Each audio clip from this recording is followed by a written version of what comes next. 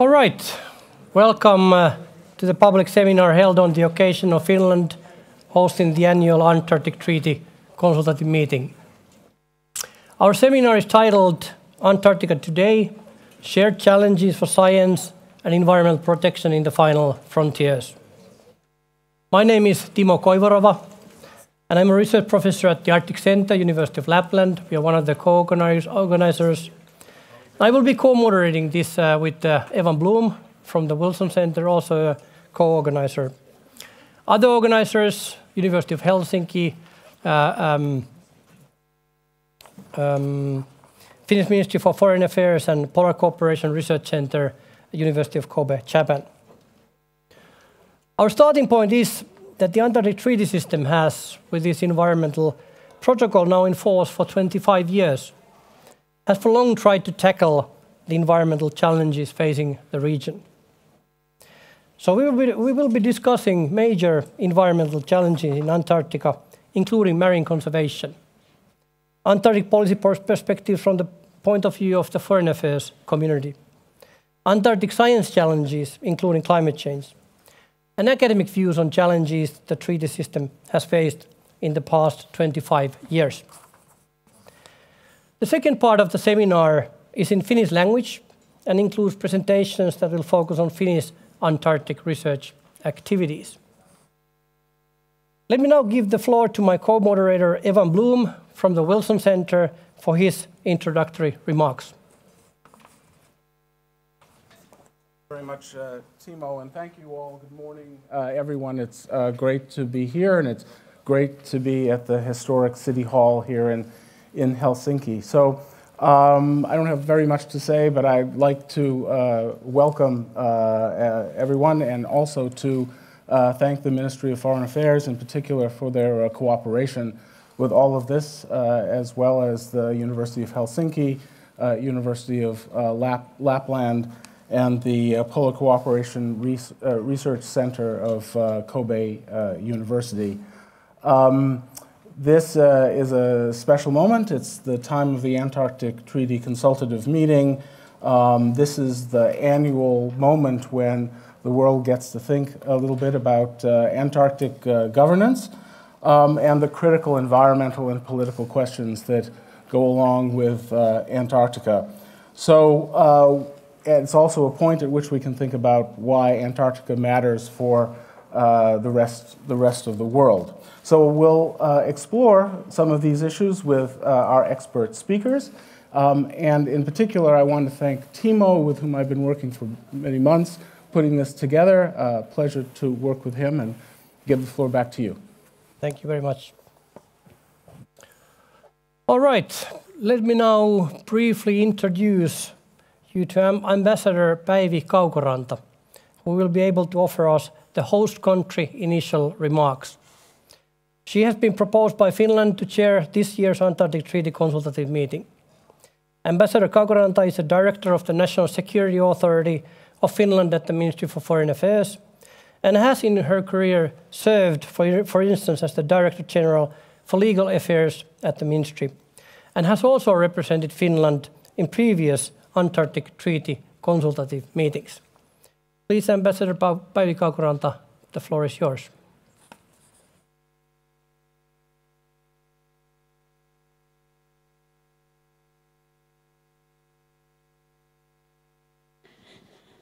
Good afternoon, distinguished speakers and participants. I wish to welcome you also on behalf of the host country and the Ministry for Foreign Affairs to this side event on the shared challenges for science and environment protection in the final frontier. The Antarctic is under increasing pressure today. One would think that the region was untouched and unreachable to the vast majority of people. However, traces of human action are clearly visible in the Antarctic. Climate change, pollution and industrial fishing have dramatically affected the environmental integrity of the last frontier. The most pressuring challenges relate to climate change and its global impacts, in particular the meeting on ice sheets. The Far-reaching impacts of environmental changes in Antarctica and the Southern Ocean caused by warming climate demand international action. The Antarctic Treaty Consultative Meeting, more familiarly the ATCM, is therefore facing major challenges. How can the Antarctic community effectively act in the face of a complicated, urgent and global threat? How do we ensure the protection of one of the last global commons in increasingly tumultuous times?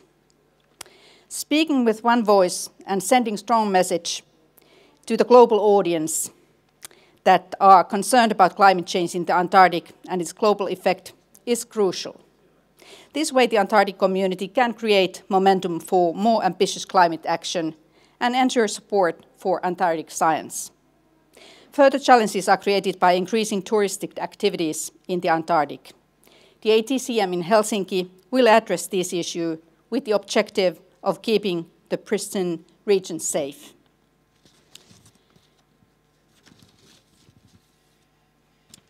The capability of the ATCM to make effective decisions is crucial not only for the Antarctic, but for protection and protecting the functioning of the rules-based international order. Finland is glad to host the 45th Antarctic Treaty Consultative Meeting in Helsinki. We aim to support the operation of the treaty as constructive an atmosphere as possible and protect the unique environment of the region. But before we start our work of the ATCM officially, that begins tomorrow, we have an opportunity today to delve deep into the environmental, scientific, and political and legal questions related to the Antarctic. In collaboration with the Antarctic Center and the organization mentioned by Timo and Evan Bloom earlier, the Ministry for Foreign Affairs has put together this seminar to encourage public discussion on the multiple challenges of the Antarctic and the treaty system that is facing. I am impressed on the eminent list of speakers, including familiar faces from years back that are present here today. And I wish you all an interesting discussion and panels around this topic today. I thank you.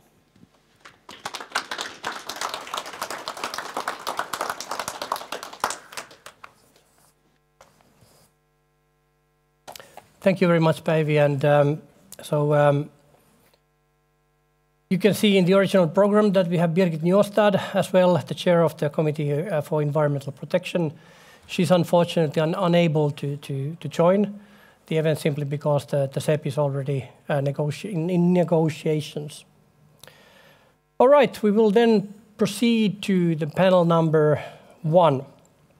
And let me invite the panelists for the first panel to join me in the podium. Perhaps you take those 3 seats. Patrick, please. Pascal and Claire.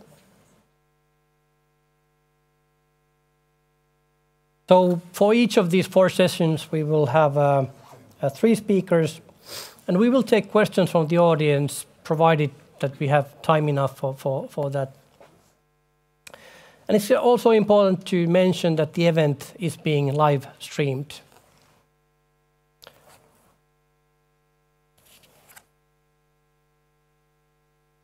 So in this first panel we will be discussing the major environmental challenges facing the Antarctic and explore some of the solutions to overcome those challenges. Let me briefly introduce our first speaker, Patrick "Pata" Degerman, who is a professional Finnish explorer and award-winning keynote speaker. Degerman has led numerous expeditions for the last 30 years to the polar areas, with 7 to Antarctica. Today he will take us on a scientific diving expedition beneath the 3.5 meter thick sea ice in Explorers Cove outside Ross Ice Shelf. Please, Pata, the floor is yours. Thank you.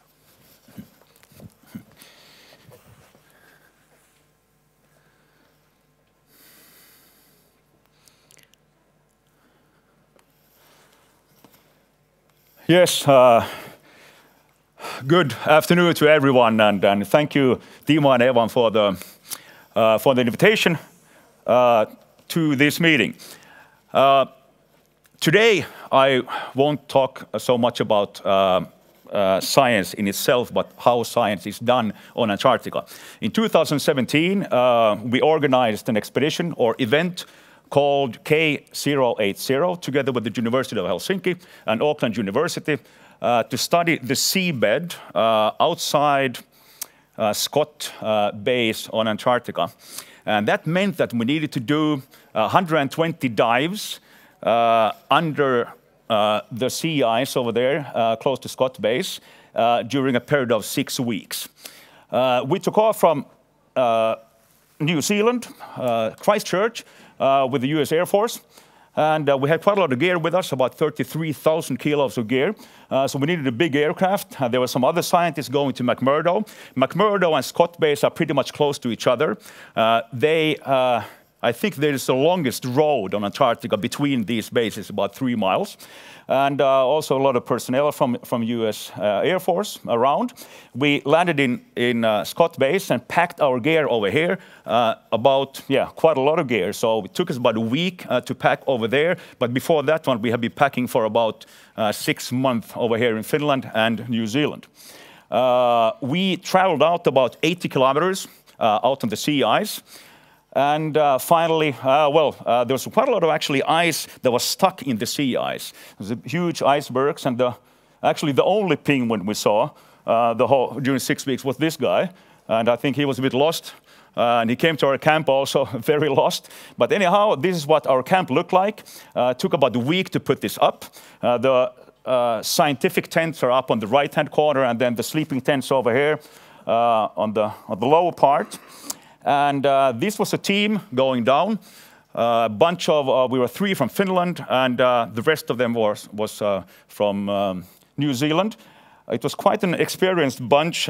We counted out that we had been on over 60 expeditions to Antarctica before this expedition. This is what the tents look like inside. This is our scientific tent with diving gear, scientific gear, and this was my gear. My task on this expedition was to do the science outreach and take photos and film and send it out. It took about a week to get ready for the first dive.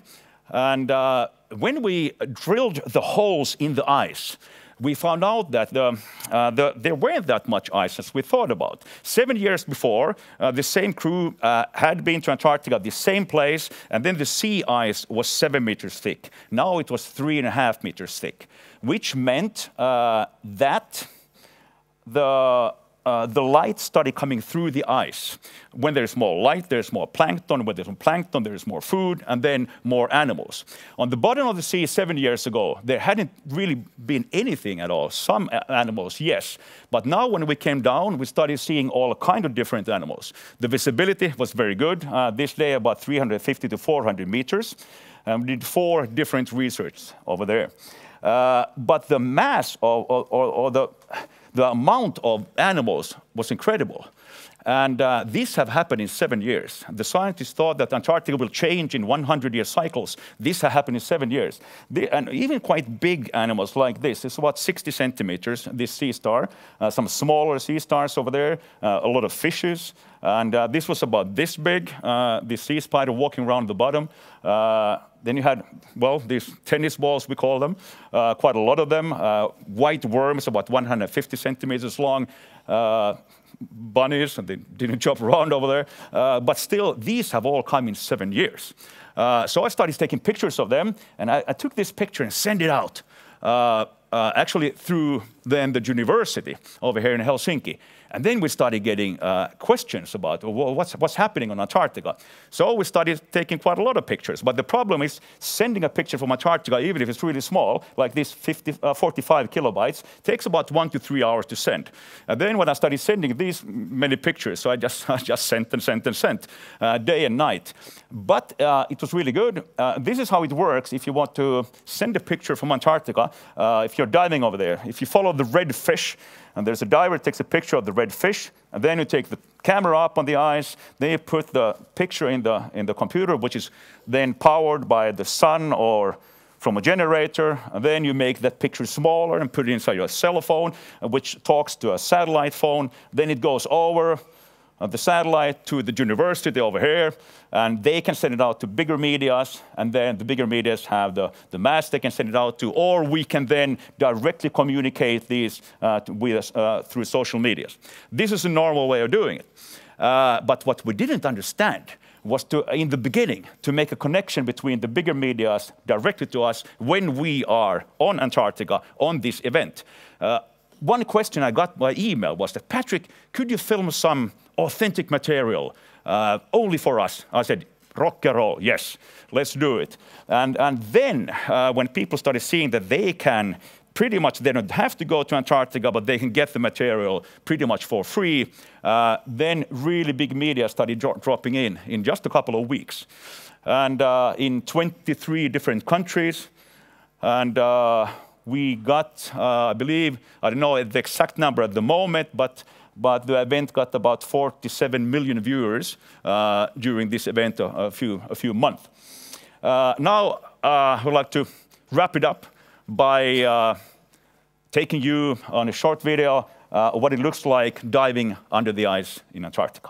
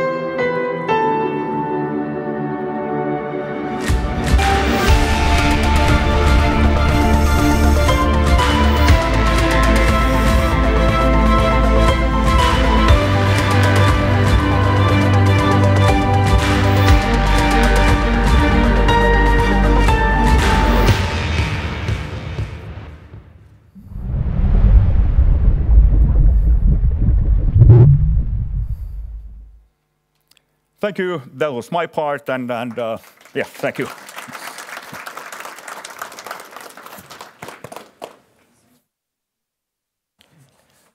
Thank you very much, Pata. That was really interesting.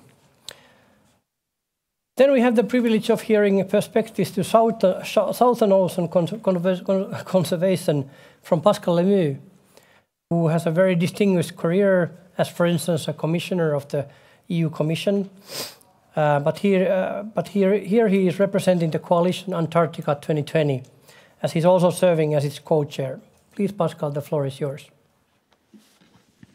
Thanks very much. Thanks, Timo. Thanks, Ivan. Thanks to the organizers.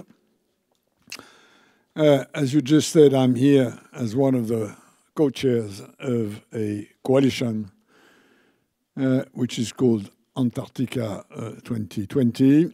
The purpose of which is to lobby for protecting the South Ocean, which is this huge piece of sea which surrounds the Antarctica continent, which for the moment is protected as far as marine resources are concerned in a very small part.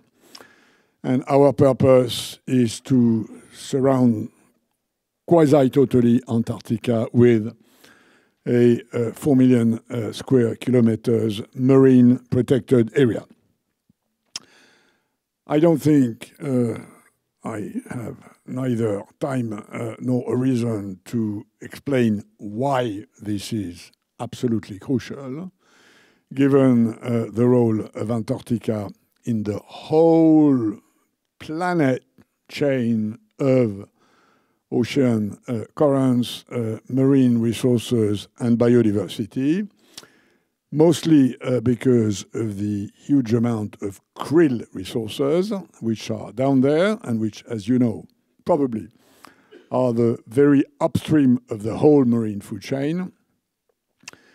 There is a body that is in charge of taking decisions about conservation in the Antarctica, which is called CAMLAR, among us. And I'm very happy that you organize this event at a very crucial moment for a possible decision this year by CAMLAR. We've been campaigning now very actively for the last 5 to 7 years. We have gathered a lot of support, EU, US, New Zealand, a lot of Southern Latin American countries, with 2 exceptions so far. Russia, which is, for a variety of reasons, not really in the game this year, and most importantly, China. These 2 countries had reasons to resist taking these very important decisions on a much harder disciplines on fishing krill around the Antarctica. And we may be at a moment where China might be considering changing its position, which of course is absolutely crucial, as these decisions have been taken by a consensus. There have been good vibes. China behaved very positively in the Montreal biodiversity negotiation. They behaved very positively during the BBNG negotiation in New York. So China seems to be willing to move on these conservation areas.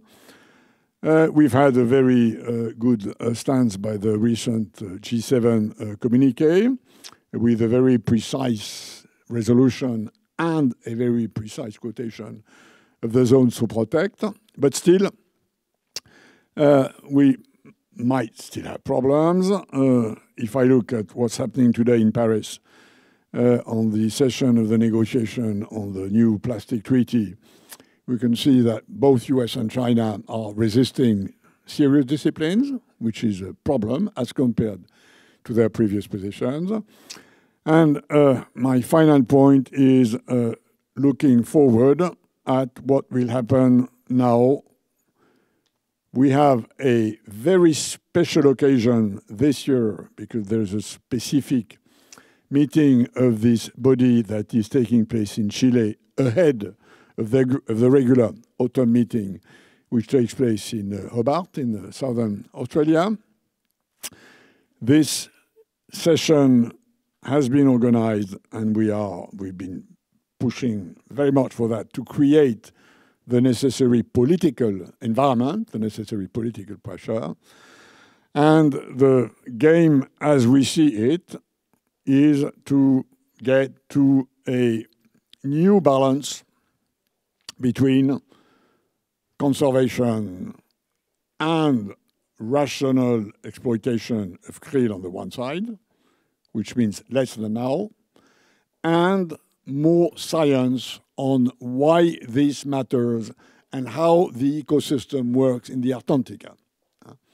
One of the main arguments of the Chinese so far has been, yeah, but we're not really keen on taking new protection decisions because we don't have the necessary science on what this means, why we have to do this, and what are the results of that. And I'm not saying they're right, but they probably have a point, which is why we, at least in the European Union, and I've been discussing this with the Americans recently, are trying to craft a sort of new balance between conservation measures and more science. And one of the ideas of more science, and of course, we need what you've been doing down there, which is, deep dive. But we also need a much larger set of data. And one of the ideas for more science is to build a digital twin of the Antarctica ocean, like we do it now for other oceanic places and resources, in order to provide for the necessary data, the necessary model that could simulate the impact of more or less conservation within the Antarctica. This, we believe this year, is the way to go. Thanks for your attention.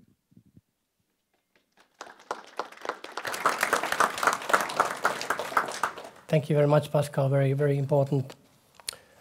Our next speaker is Claire Christian. She's an executive director of the Antarctica and Southern Ocean Coalition, ASOC, a very influential non-governmental organization working to protect the Antarctic environment. Claire will describe how the Antarctic Treaty System could better prepare for environmental challenges it faces. Please. Thank you. Yeah, so the ambassador referenced some of the challenges facing the Antarctic in her speech, but I'll start off by talking a little bit more about what those are and why they're relevant to the governance of Antarctica today. So obviously the first major challenge facing the Antarctic environment is climate change, and that's a global phenomenon that's having a very severe impact on Antarctica already. We can see it in species, we can see it in how ecosystems are functioning. There's a lot of change going on. And in fact, the Antarctic Peninsula is one of the fastest warming areas on the planet, having warmed over 3 degrees Celsius in just the last 50 years. There's also local activities that are having an impact, and these could actually also exacerbate the impacts of climate change, because we know from global studies that when species and ecosystems are already being stressed by climate change, when human activities get in the mix too, that often makes things worse. So there's increasing pressure to fish in the Southern Ocean around Antarctica, and a lot of that is being driven by a demand for krill fishing, increased krill fishing. And krill is also the food for many Antarctic species, including penguins and whales and seals. And again, most of that fishing pressure takes place in a very small area in the Antarctic Peninsula, which is also where all these climate changes are happening.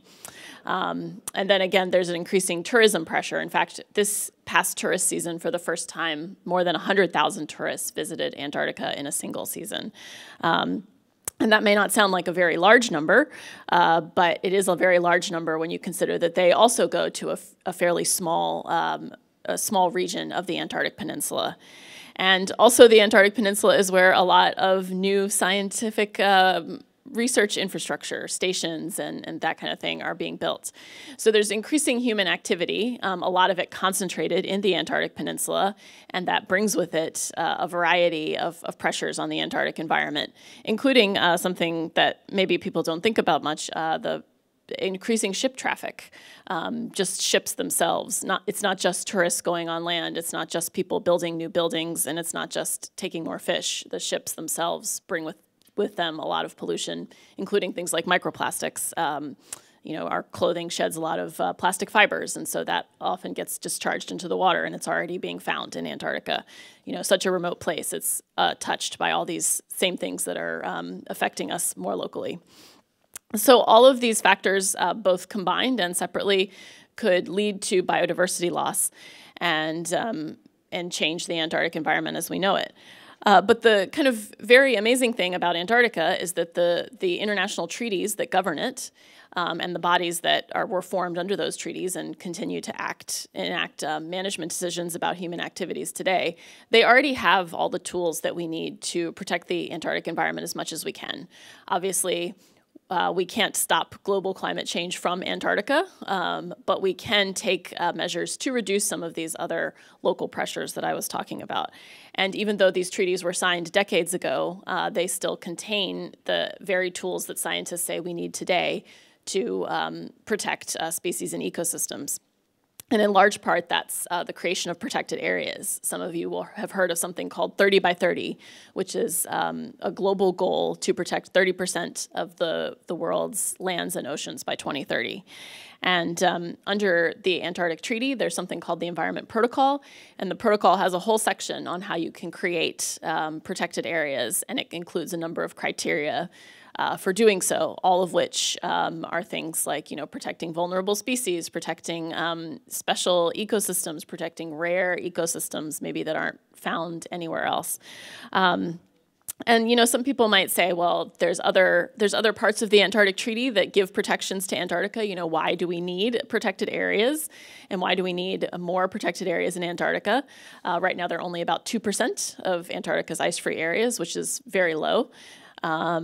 And the reason is that science is telling us that strictly protected areas where there's very limited or no human activity are the most effective at preserving biodiversity in the long term, and really important for Antarctica, increasing an ecosystem's resilience if it's being affected by climate change. So as I mentioned earlier, if a species or a region is being affected by climate change, sometimes these other human activities can just sort of exacerbate that pressure.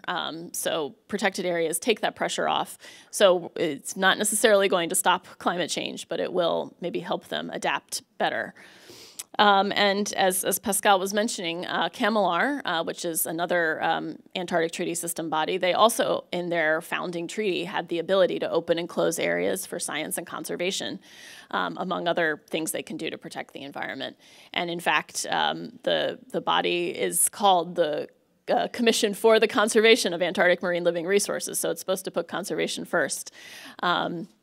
But unfortunately, even though there have been several new MPAs proposed and CAMLR has already designated 2 large MPAs in the Southern Ocean, that progress has stalled. And likewise with protected areas under the Antarctic Treaty, like I said, those areas are still very small. So I think the very amazing thing about the Antarctic Treaty System is that it has a number of precautionary measures that it can take to protect the environment, including protected areas. And it put these in place decades ago before people were really talking about these kinds of things very widely. But unfortunately, the system also requires consensus to make decisions to do these things. So these tools are not implemented as widely or effectively as they could be. So again, I guess I would say that even though the Antarctic environment is facing a number of challenges, increasing human pressure, climate change, we already have all the governance tools that we need and that science tells us will help preserve the amazing Antarctic wilderness as best we can. Thank you.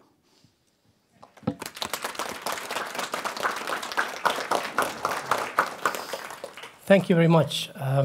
So now it's a time for questions. Is there any kind of immediate question there, please? Do we have a microphone?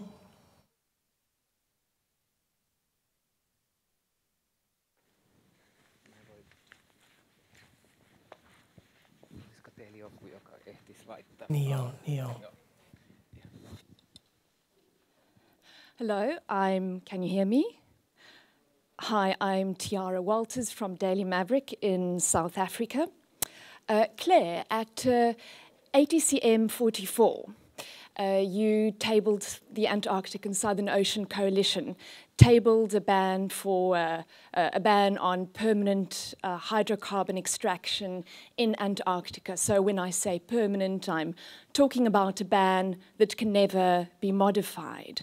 But when one looks at the meeting report, there is no record of discussion around this ban. Can you clarify what the Antarctic and Southern Ocean Coalition did to promote this ban during the actual proceedings of the meeting? Thank you. We introduced the paper and we presented it to the treaty parties. That's what we did. So. And can I ask how you presented it? We present things the way anybody presents things at the treaty meeting, which is you give an introduction to the paper and discuss it. Okay, thank you.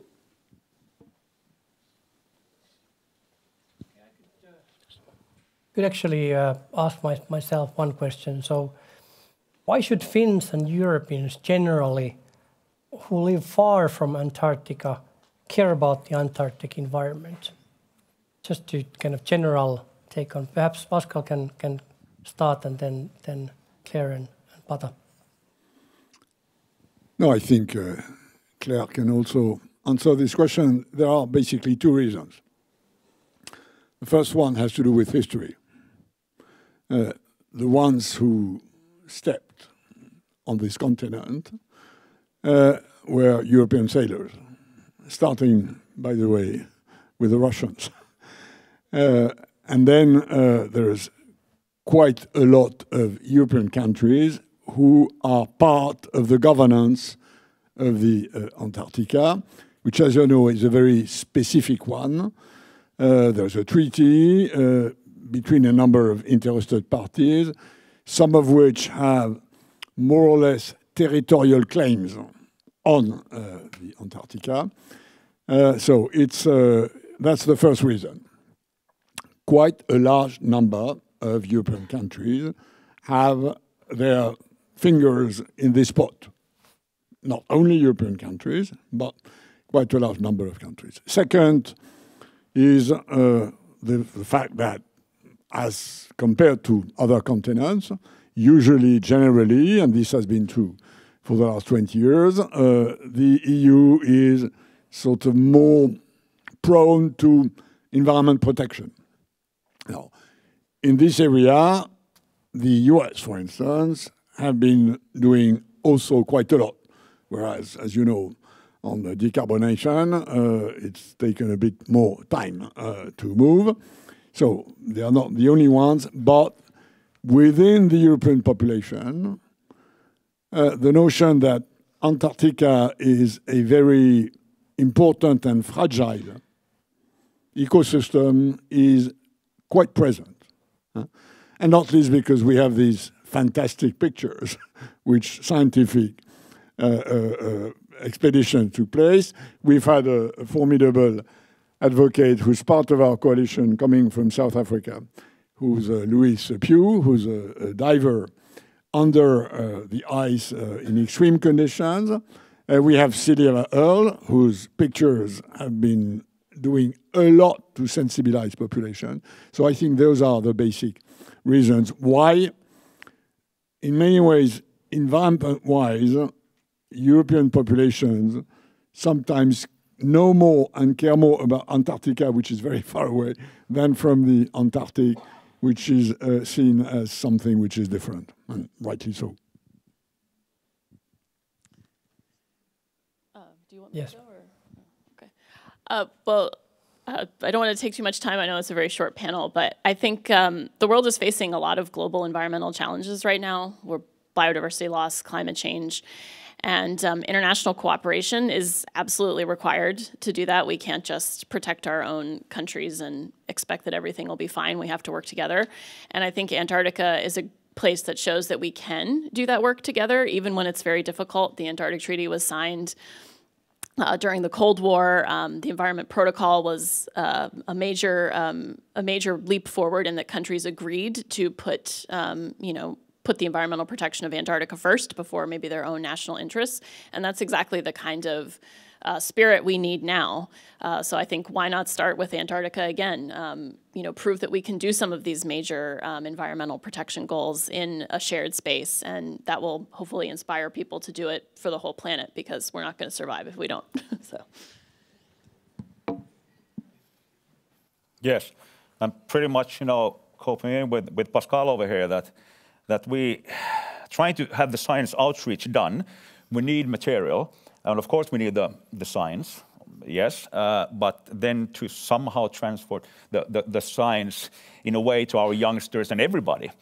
And we've seen a problem that on Antarctica, I've been on many of these science trips over there, and the text that comes out from these expeditions have been really hard to understand. And for a normal person. And so when we changed that around on our expedition, for example, the last time, a rock and roll song is made for a 12-year-old person, a boy or a girl, then it works really good. So I told the scientists, what if we could do the same? And then the scientists, or I say the journalists who are not science journalists, they started understanding what's happening. And then it bloomed up, let's say.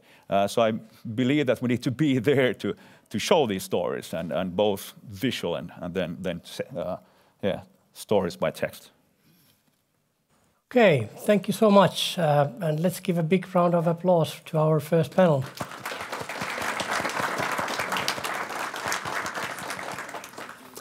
And I will now hand over to Evan to continue.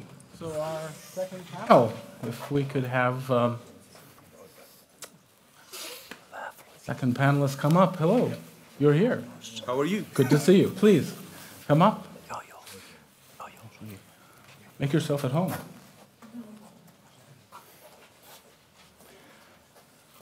So I'm very excited about this group of people.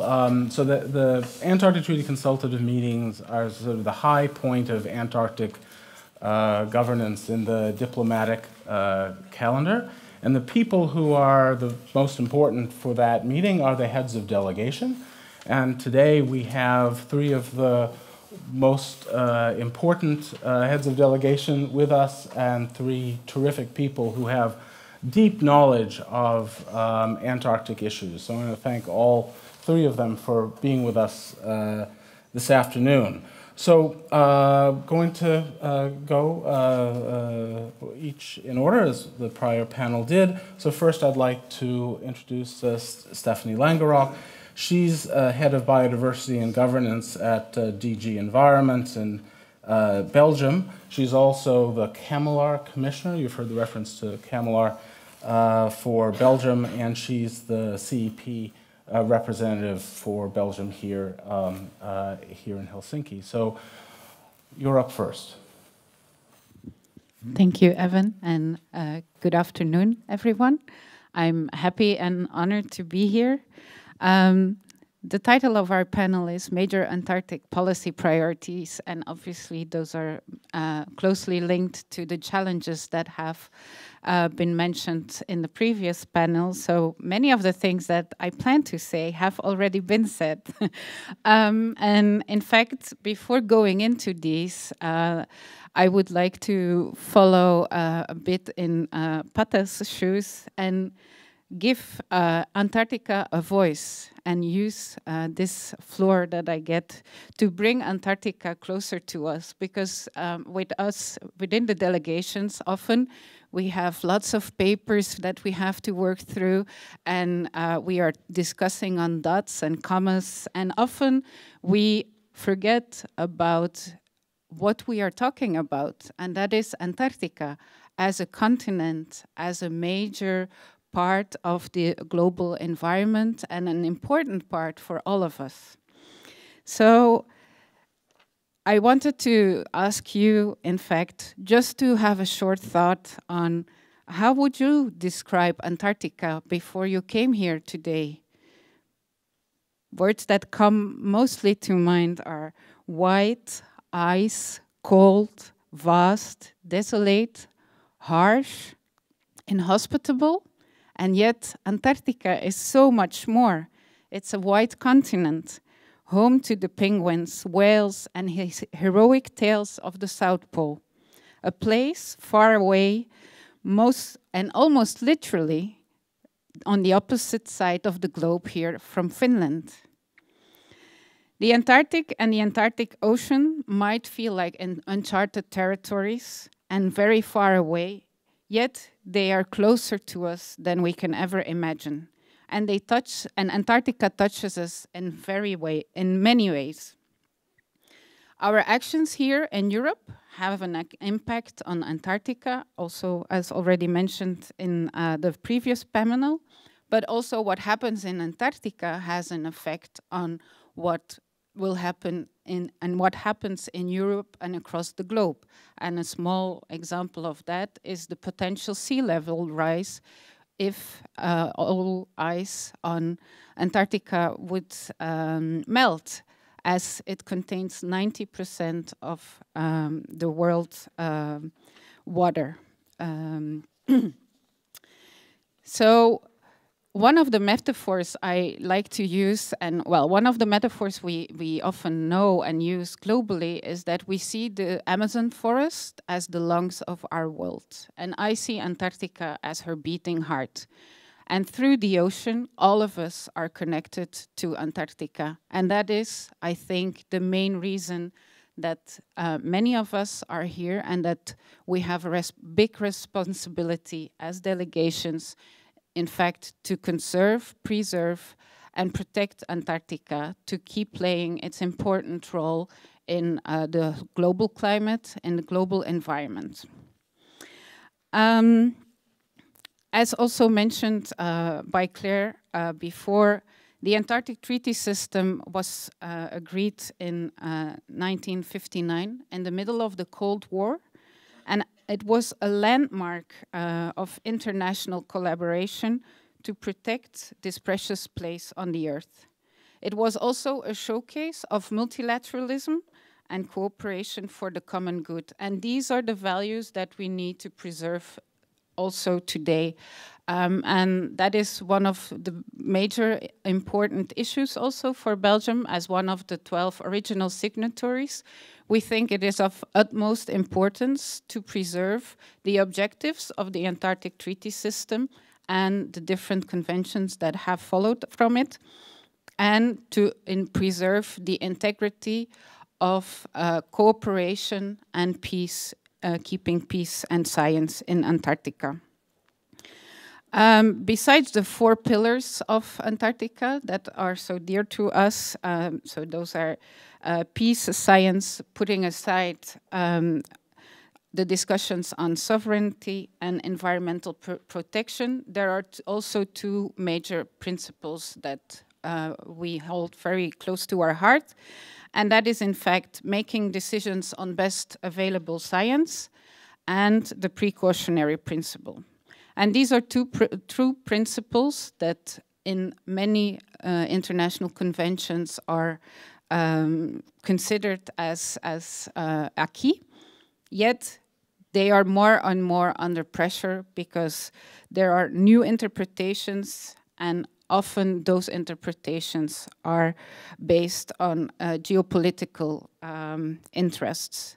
Yet, as a global community, we cannot forsake on our joint responsibility to make decisions to protect the Antarctic environment in line with the precautionary principle and based on the best available science. Then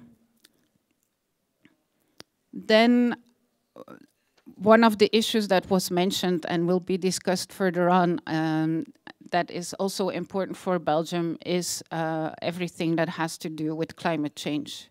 We think climate change is a global challenge, and as such also a challenge that we need to address in all parts of the Antarctic Treaty System.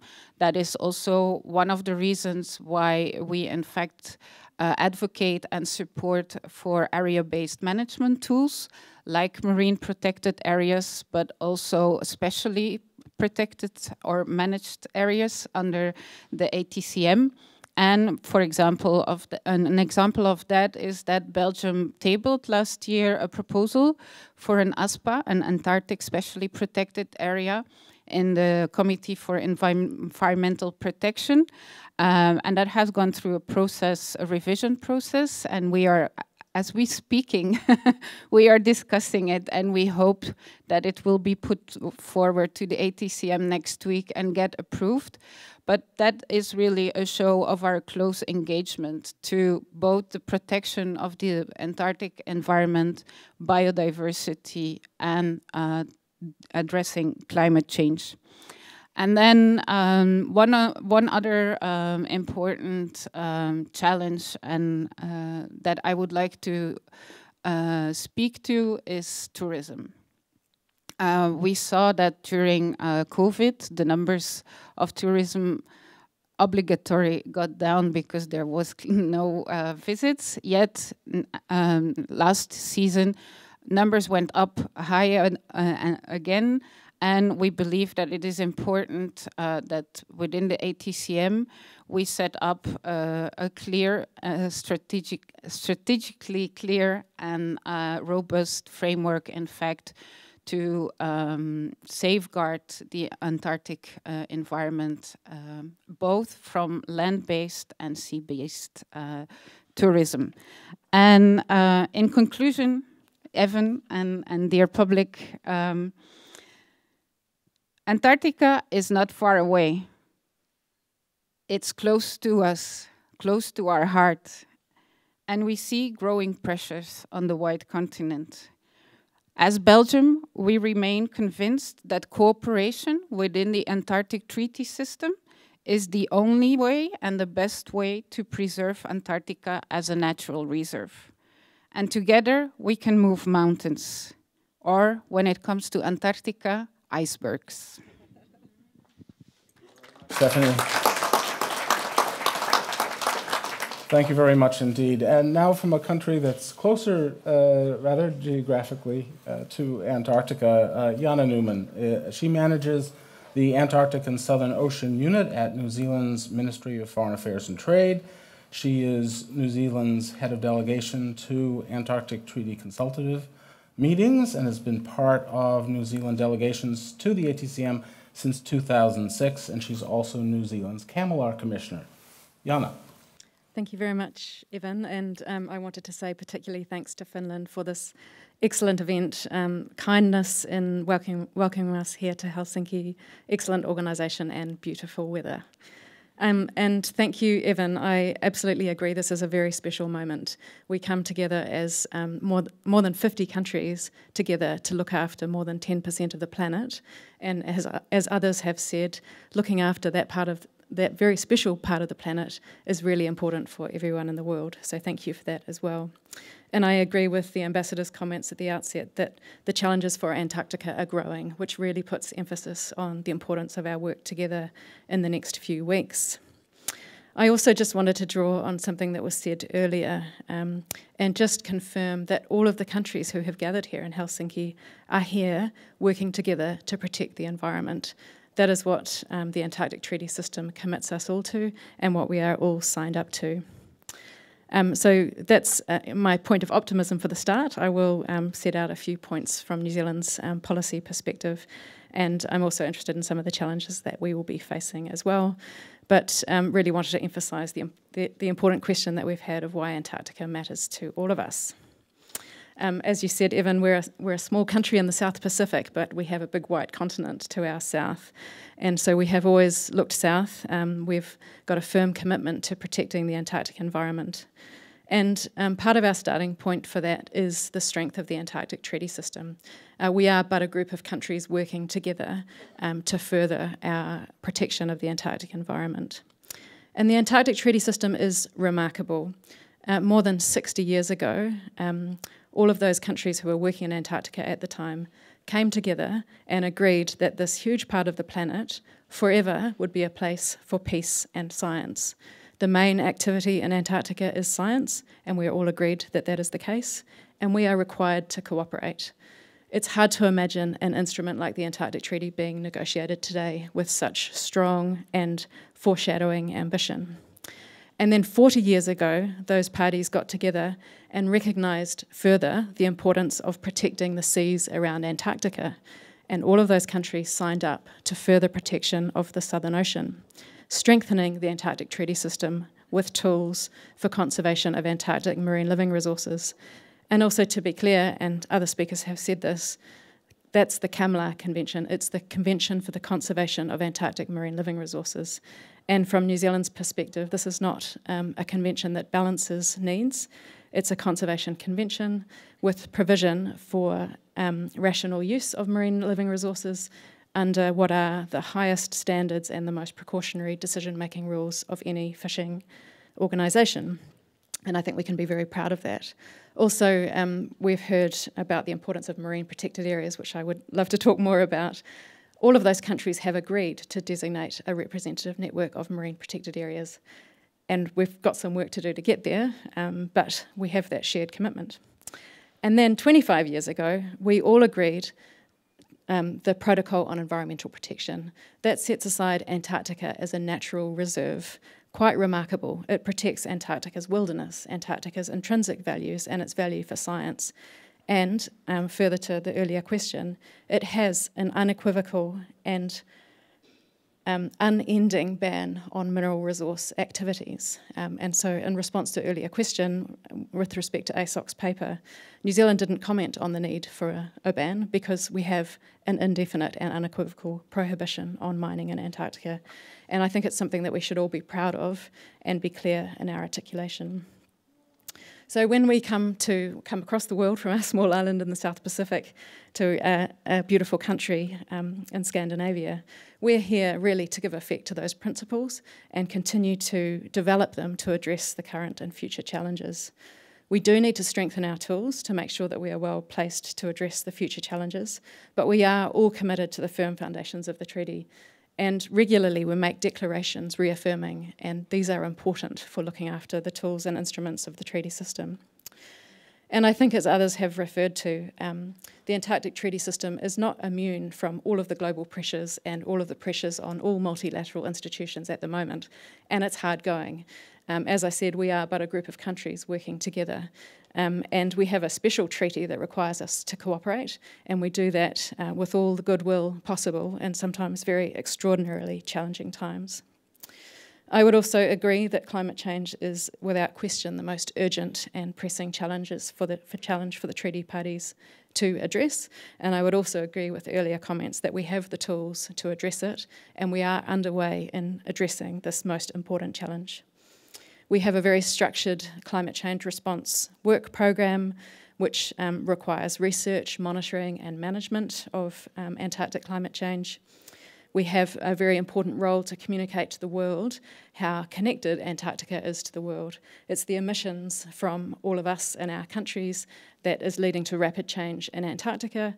In turn, Antarctica, as our scientists have told us, is coming to a postcode near you in the form of global sea level rise. So we all need to care about this most important issue, and we need to make decisions together to address these important challenges using all of the tools that we have at our disposal.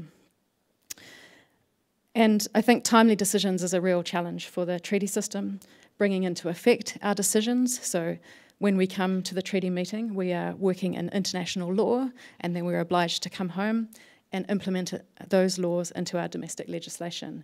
And for the treaty system to address the challenges, we need to pick up the pace of taking decisions and bringing them into effect as well. So the values of the Antarctic Treaty System are strongly aligned with New Zealand values. We really care about Antarctica, we really care about the Antarctic Treaty System. We care that we're all signed up to looking after this natural reserve for peace, science and cooperation. And we're looking forward to keeping on going this week, making some important decisions. But even the way that we come together, even in difficult times, and address some of these challenges is really important. And I think, as Claire said, we can do this. We have the tools, we have the goodwill, and we have a firm foundation of agreement to go forward on. Thank you. Thank you, Jana. Thank you very much. So coming to a postcode near you. I like that reference very much. Next we have Fausto Mariano Lopez Corze. He is National Director for Antarctic Foreign Policy at the Argentine MFA. He was Argentine ambassador to New Zealand and Samoa from 2016 to 2020. And he is Argentina's head of delegation to the Antarctic Treaty meeting here and its CAMLR commissioner. So Fausto, the floor is yours. Thank you very much, Evan. A special thank you to the organizers of this seminar for giving us the opportunity for being here today. I would like to start by highlighting that Argentina has a long-standing historical link to the Antarctic continent, and that we are deeply committed with the principles and norms of the Antarctic Treaty System. I would say, try not to repeat things that were said, but I would say that an incredible achievement of the Antarctic Treaty System is having maintained for more than 6 decades an entire continent devoted to peace science, and cooperation. This has been a significant achievement given the Cold War scenario in which the Antarctic Treaty entered into force and the potentially conflicting recognition or non-recognition of sovereignty claims in Antarctica. Over the subsequent decades, the Antarctic Treaty System successfully overcame the oil crisis by prohibiting mining. It also dealt with the overexploitation of krill and other fish stocks by adopting CAMELR, Convention for the Conservation of Antarctic Marine Living Resources, and has addressed environmental concerns through the Madrid Protocol. So Antarctic Treaty System, underlying principles of good faith, international cooperation, and decision-making by consensus have played a crucial role in preserving Antarctica free from international conflict. That is why the Antarctic Treaty is considered as one of the most successful diplomatic accomplishments of modern times. And talking about consensus, I would say that sometimes it is accused of producing some lethargic or untimely responses to the pressing issues that we face today in Antarctica.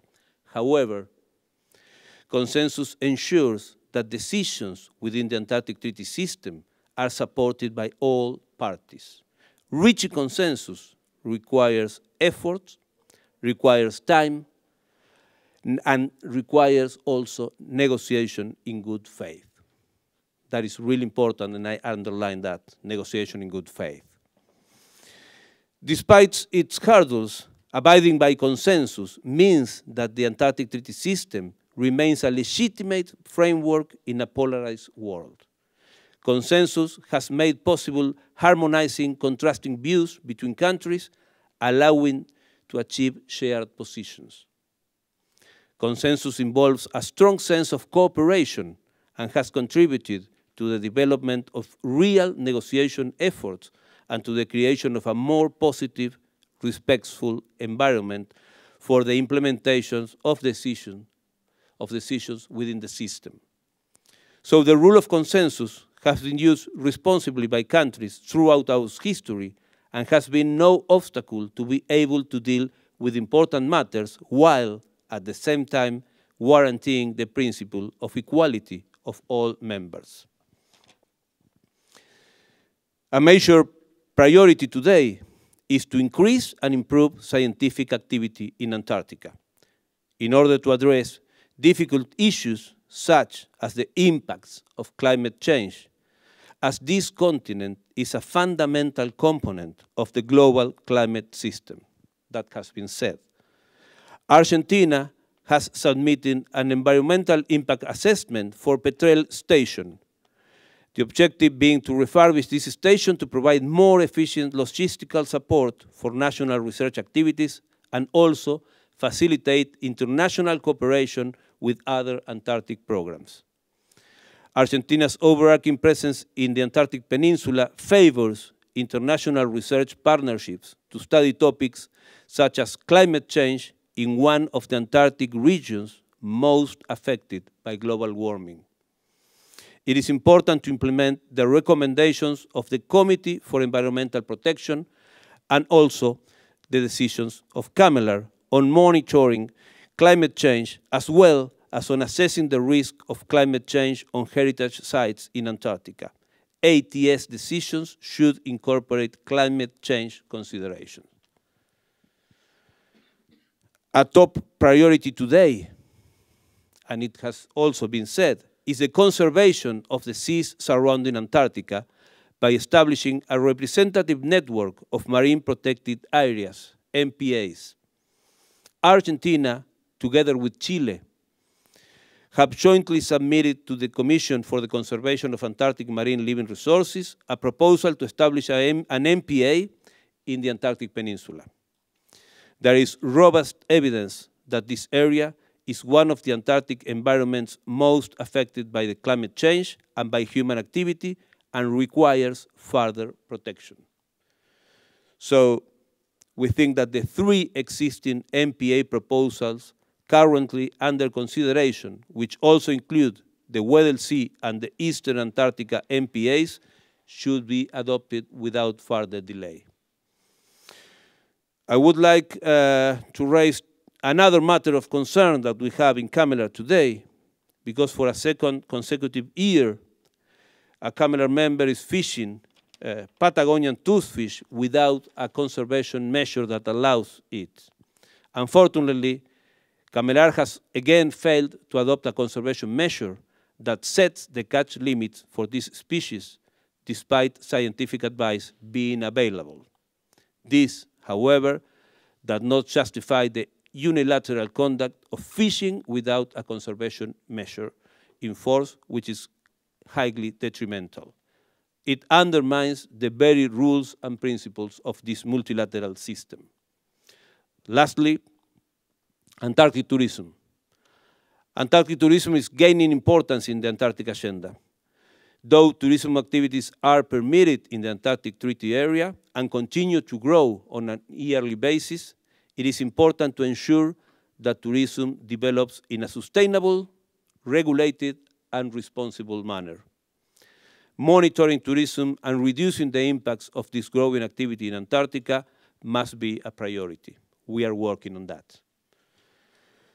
To conclude, in these difficult times marked by the ongoing conflict in Ukraine, we believe it is the Antarctic Treaty Parties' responsibility to uphold the principles of peace, cooperation, and protection of the Antarctic environment in the same way as our predecessors have done in the past, keeping this continent free from military, nuclear, and environmental threats. The Antarctic Treaty System must remain a beacon of peace, scientific research, international cooperation, and environmental protection. Thank you very much. Thank you very much, Fausto. So, from listening to these three speakers, we hear what are some of the key concerns of major delegations at this Antarctic Treaty meeting, and I really appreciate them coming here and giving us some thoughts about their national priorities. So we have a few minutes. I'll ask if there are any questions in the audience at this point. One more from the press, here.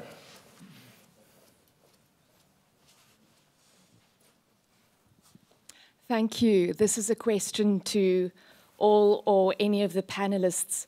I have to say, coming from a developing country, South Africa, and I look around this room, I see that developing countries, the poorest countries on earth in particular, are massively underrepresented, not only here, but within the Antarctic Treaty System itself. I understand that accession is free to anyone, but I wonder if this is a concern to the panelists, especially given that these countries are most likely to be affected by climate change in Antarctica, and if so, what can be done to bring them into the so-called family? So, who would like to start? Fausto? Oh, sorry. Yeah. Just need to speak. Okay. Well,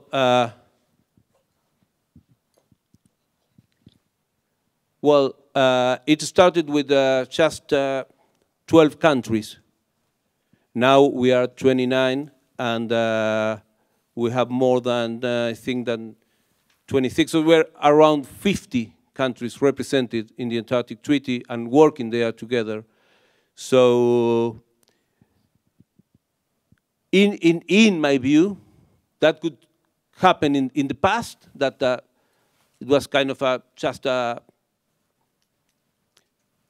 some countries working on that, but nowadays, if a country is interested in Antarctica and want to work in Antarctica, one of the main pillars of the Antarctic Treaty System is the international cooperation. We are ready to cooperate, and I think that I'm talking for all of us. We are ready to cooperate with different countries all around the world. Our Antarctic Institute has agreements, cooperation agreements with countries all around the world, not just from our region, but all around the world. And we are in Antarctica since a long time ago, and we are ready to give cooperation to any country that wants to be part of the Antarctic Treaty. And I think that that's the spirit of all of our countries. Jana? Yeah, thank you for the question. And yes, I agree with much of what Fausto has said here. Firstly, the Antarctic Treaty system is fundamentally open, and that's a really important point of principle. To become a consultative party, a voting member, requires a demonstration of long-term science. And in order to demonstrate long-term science, the best way to get involved is through science collaboration. So we take a similar approach, and we welcome, and in fact, as we said earlier, the Antarctic Treaty System requires scientific cooperation, and that's the foundation on which the Antarctic Treaty was built. So countries who are interested in scientific collaboration are ready to come in and work with those who are actively engaged in the system at the moment. Stephanie? Well, I don't know if I can add a lot more, but we share the same values, and Belgium also has different memorandi of understanding with, for example, Peru, and we also are discussing one with South Africa as we speak. So there is among, I think, the full membership of the Antarctic Treaty System and also the CAMLAR members, there is real engagement and willingness to cooperate. And I think it is important that we maintain the openness. And as I am also the chair of the Standing Committee for Administration and Finance of CAMLAR, I can also say that, for example, in CAMLAR, we have a global capacity building fund where we, in fact, try and also promote cooperation and capacity building amongst our members. So there are efforts being made, and yes, we could do better, and there could be more diversity, and we would very much welcome more diversity and also full engagement of those countries that are already members or parties to the system. So thank you very much. If we could thank the panelists for their comments. And so now we have a brief coffee break. I think we have until 2:20, but don't go away because there is more there to discuss, and so we'll pick it up in a little over 20 minutes. Thank you.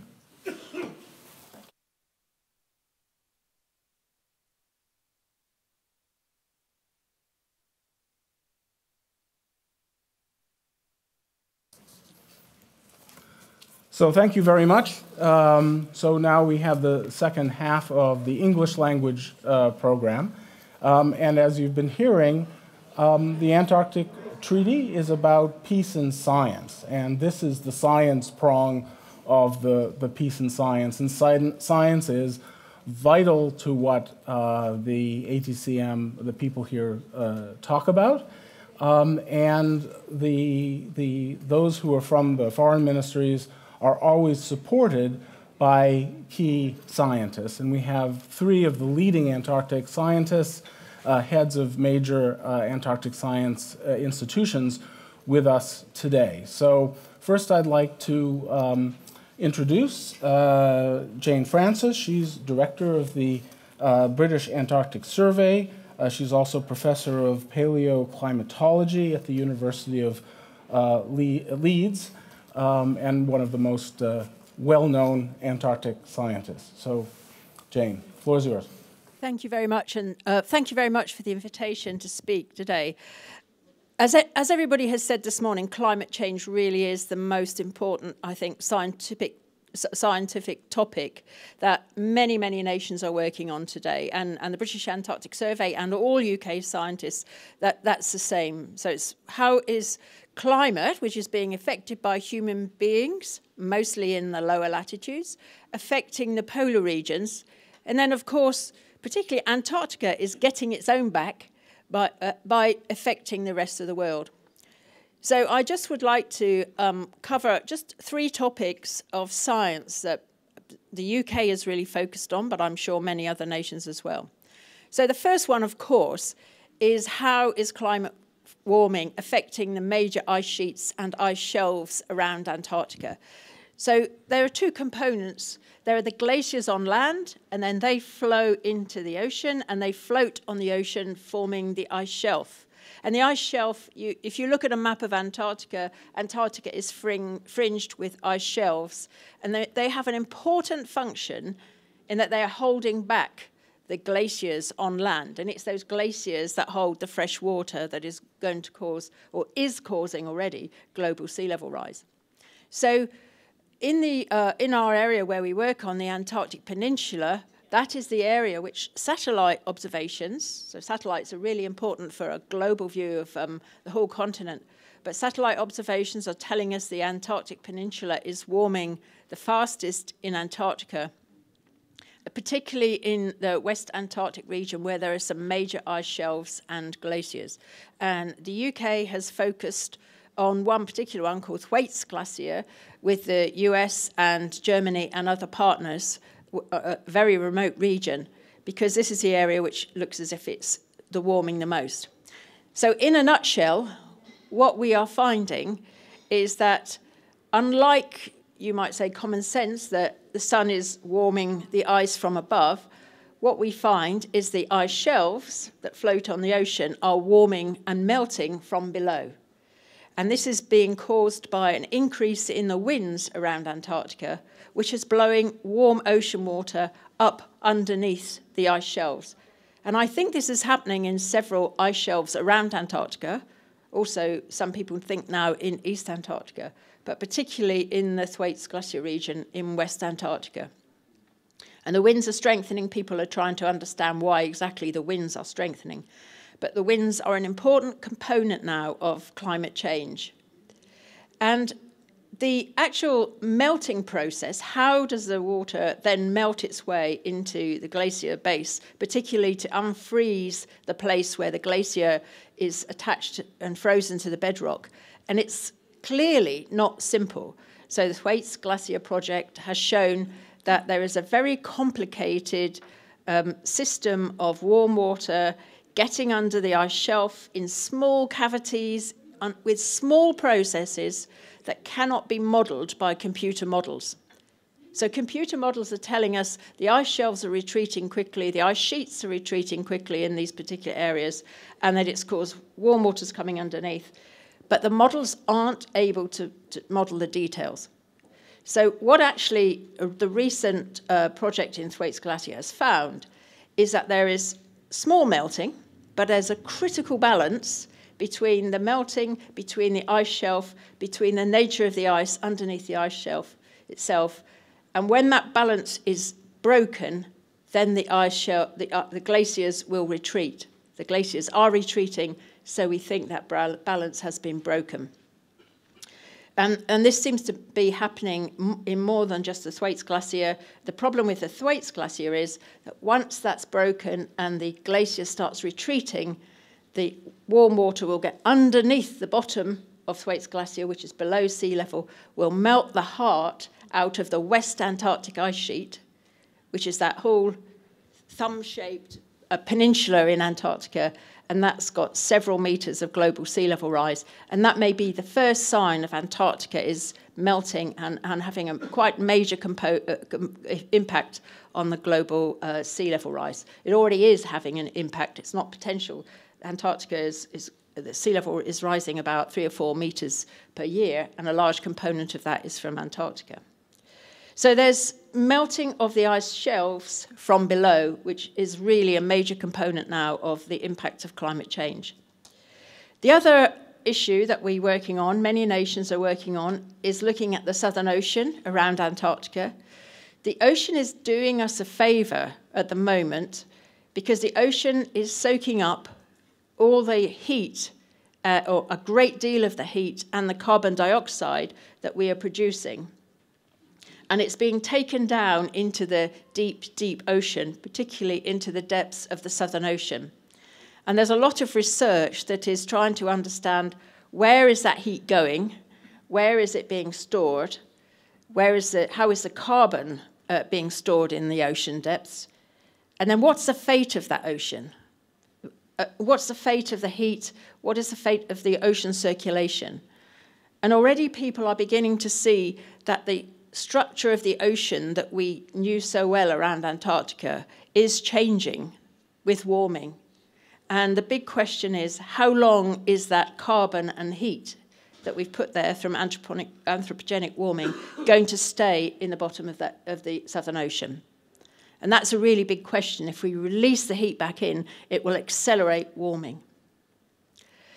The third topic, which I think is really interesting, actually, and it's a very new topic, so there's no consensus yet what the impact will be, is the changes to sea ice around Antarctica. So every year in the winter, the sea ice freezes around Antarctica, around the edge of Antarctica. It extends the continent hugely. And then in the summer, it melts back. And what has been happening in the last 2 years is that the amount of sea ice that's left in the summer is hugely decreased. Now, until about 2 years ago, we said that the rate and the state of the sea ice in the summer was very variable. If you draw a graph, it's like this. It's very variable.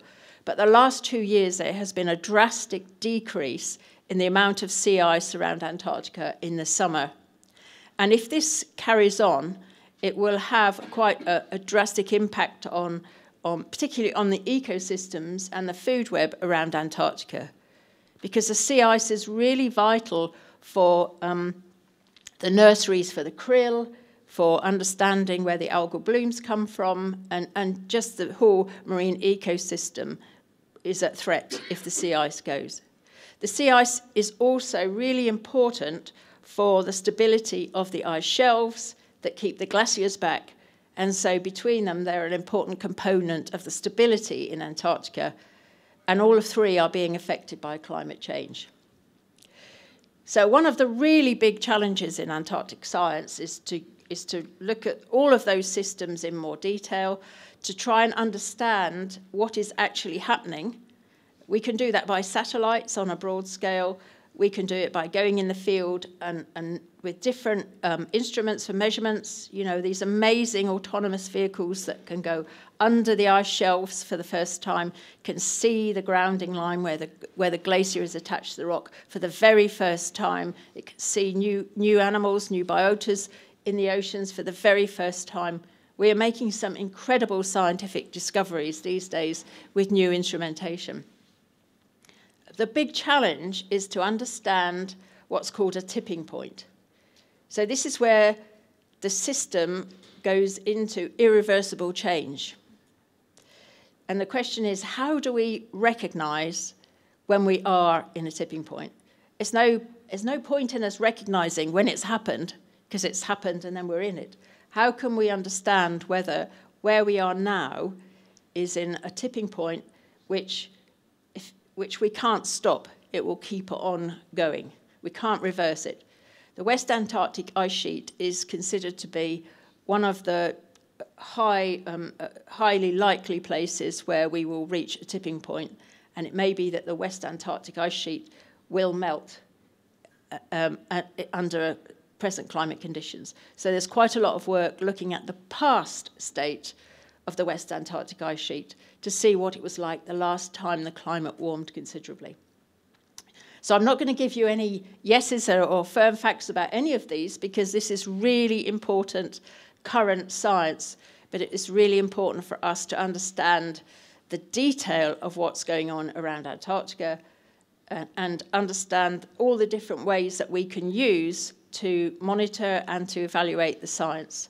So we need to go in the field, we need to use satellites, we need to use AI, machine learning as well, that is contributing to modern science, to understand the state of science and how Antarctica is responding today.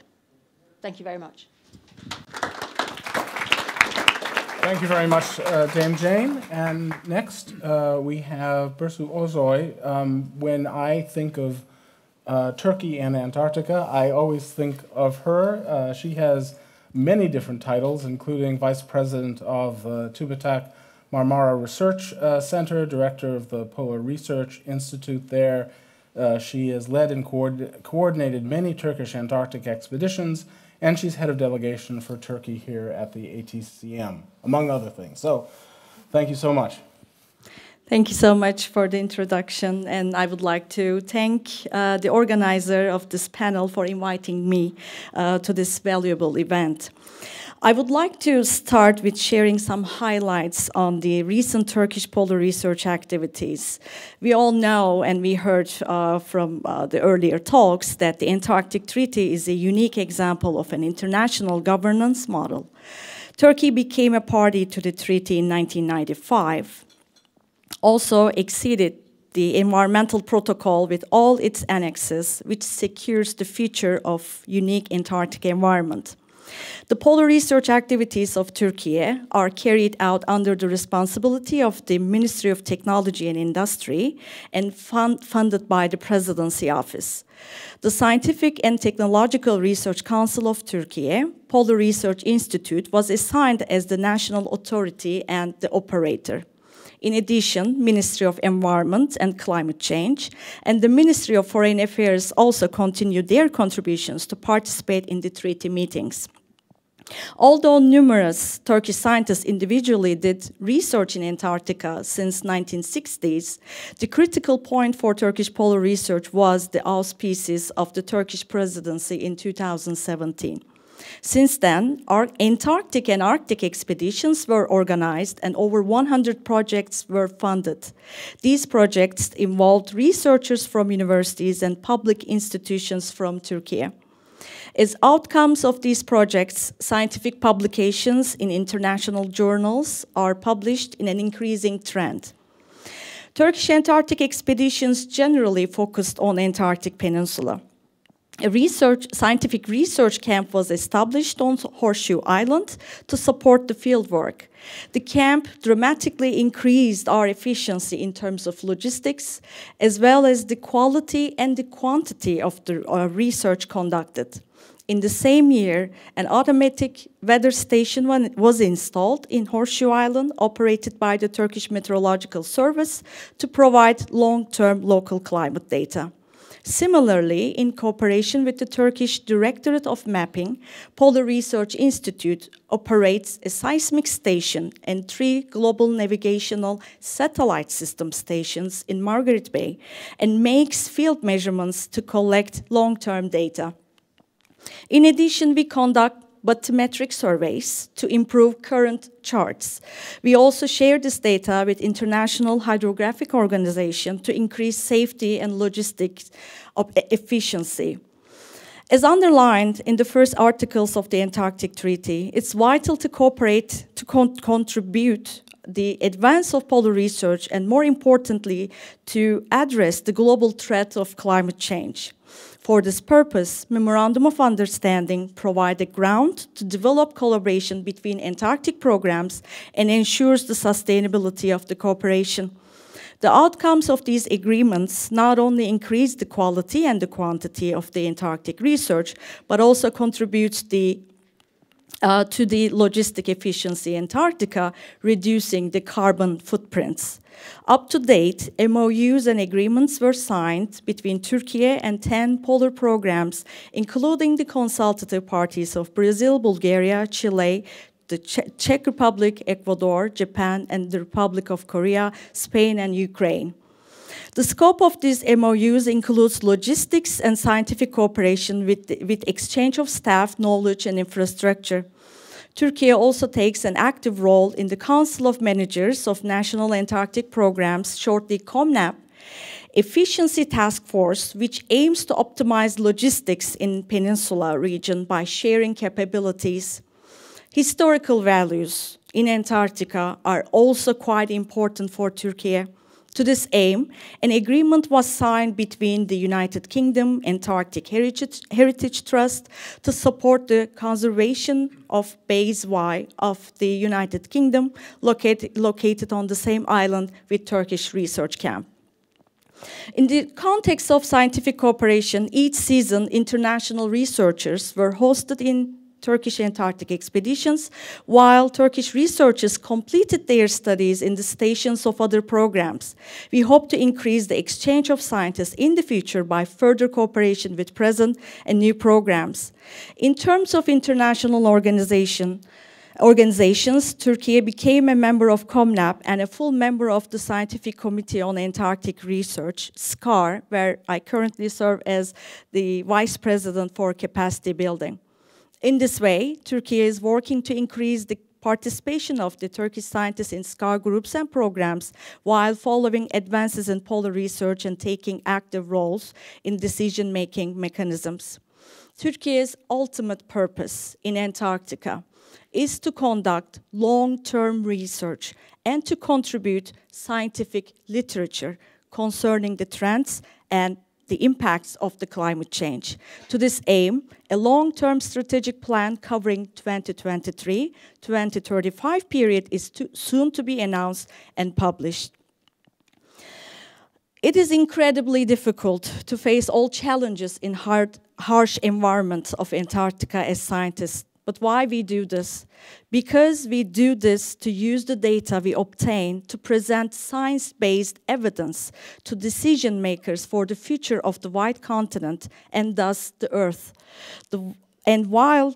While conducting research, we must respect Antarctica's unique natural environment and ecosystem and act in a way to create minimum impact.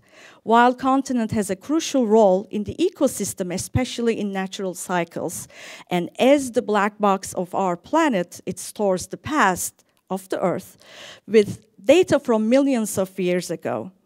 Conducting meticulous research in Antarctica should be on the agenda of all nations in order to understand the past and to shape the future together. Thank you. So much. And finally, I'd like to introduce Ole Arve Missund. He's the director of the Norwegian Polar Institute, which is one of the most important scientific institutes involved in not just Antarctic, but Arctic affairs as well. So, please.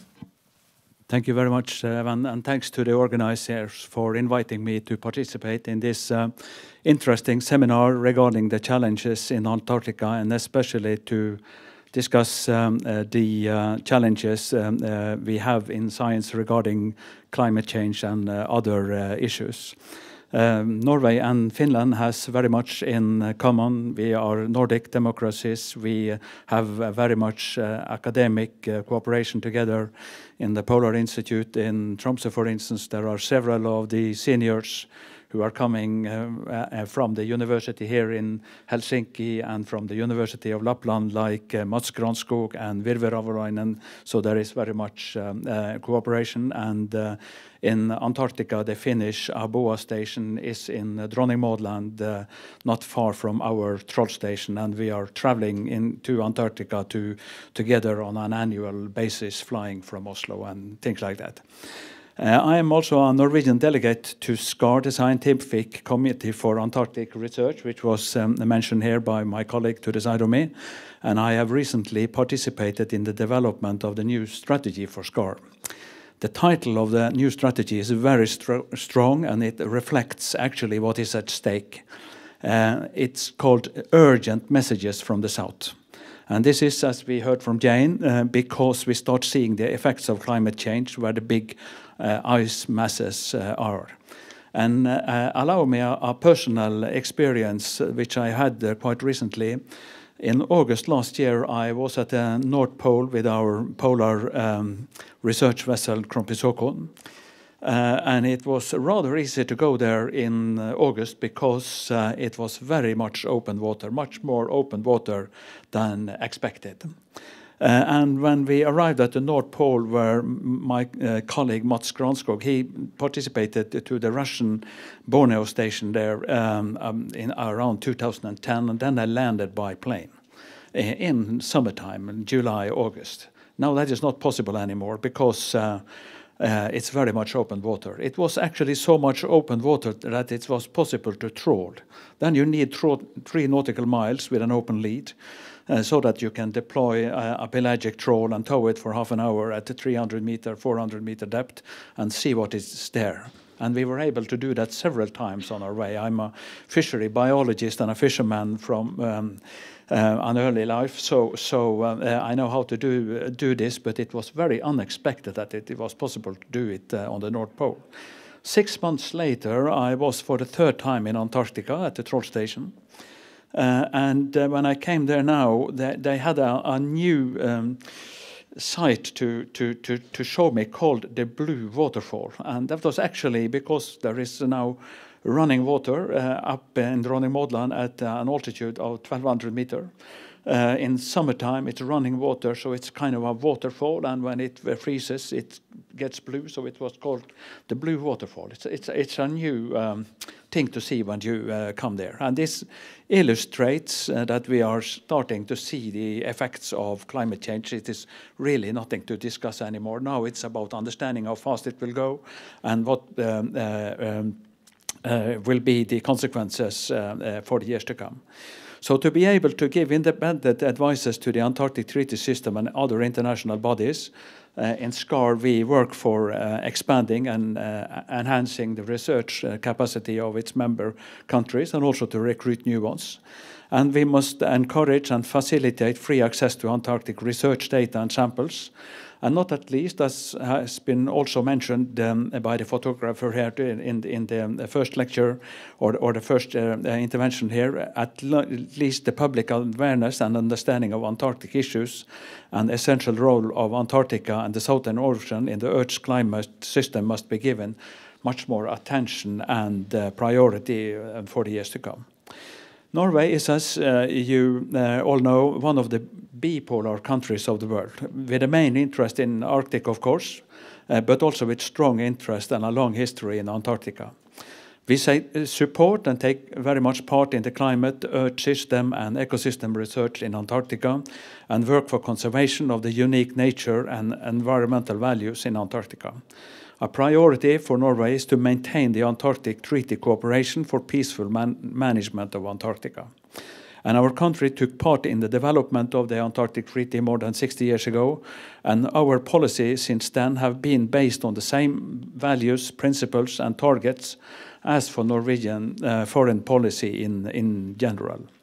And regarding research in the years to come, we argue for a solid knowledge base as a prerequisite for the parties to be able to manage the environment in Antarctica as good as possible. We see a need for increased cooperation and coordination. It's very much one country and the other countries doing what they prioritize. There is some prioritization through SCAR, but we still think that much stronger coordination and cooperation must be developed in the years to come. And we will support research areas where we see international cooperation will give an additional value. And we think it will be useful to get an overview and a judgment of the surveillance programs and the observation platforms in Antarctica, so that these can be used better and more in an integrated way, so that knowledge gaps and needs can be identified. But very important for us is also that the scientists are able to stick to the scientific priorities in an independent and science-based way. In any occasion, we will not support proposals going in the direction that the ATCM start instructing research organizations. That's a very dangerous part.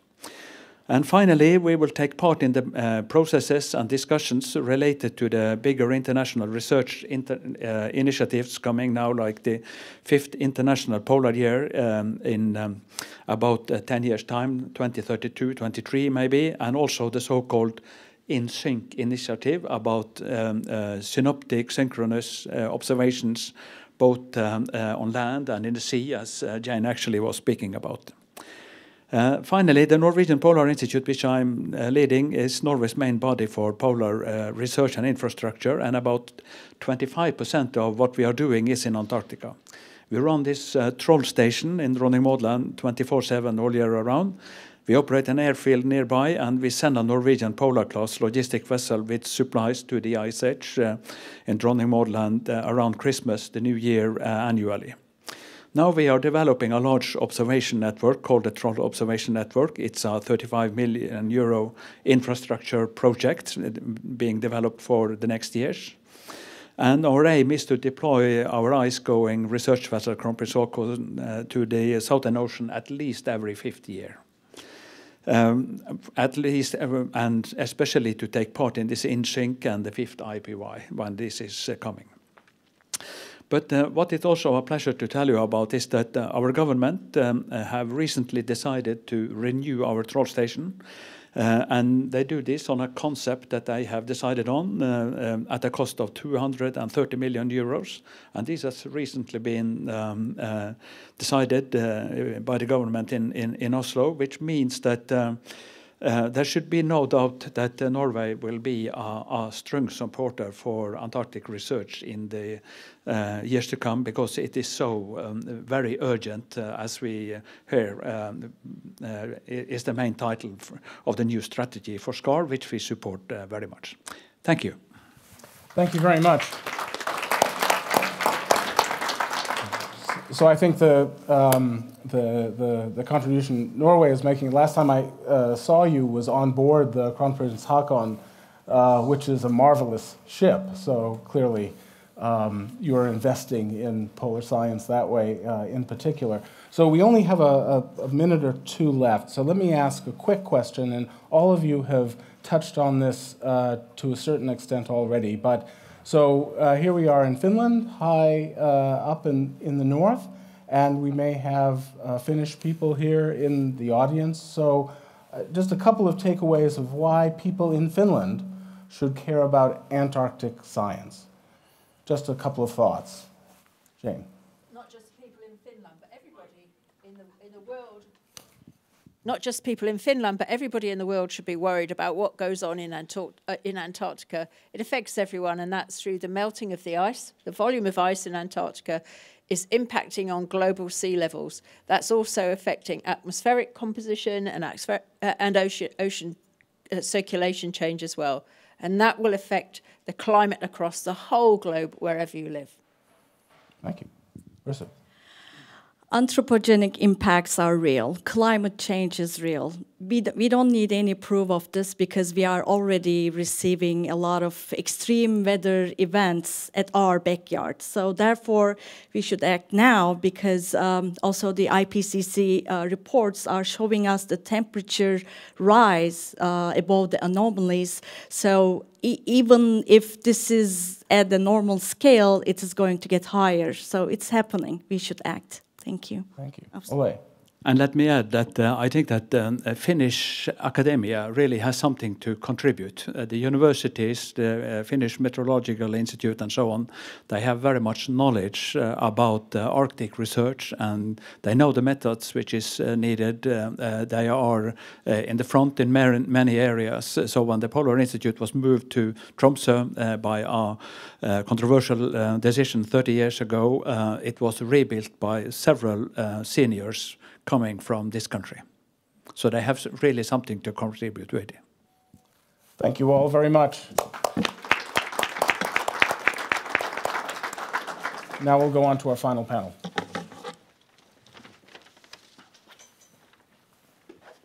Okay, thank you very much. And we will then continue with panel 4.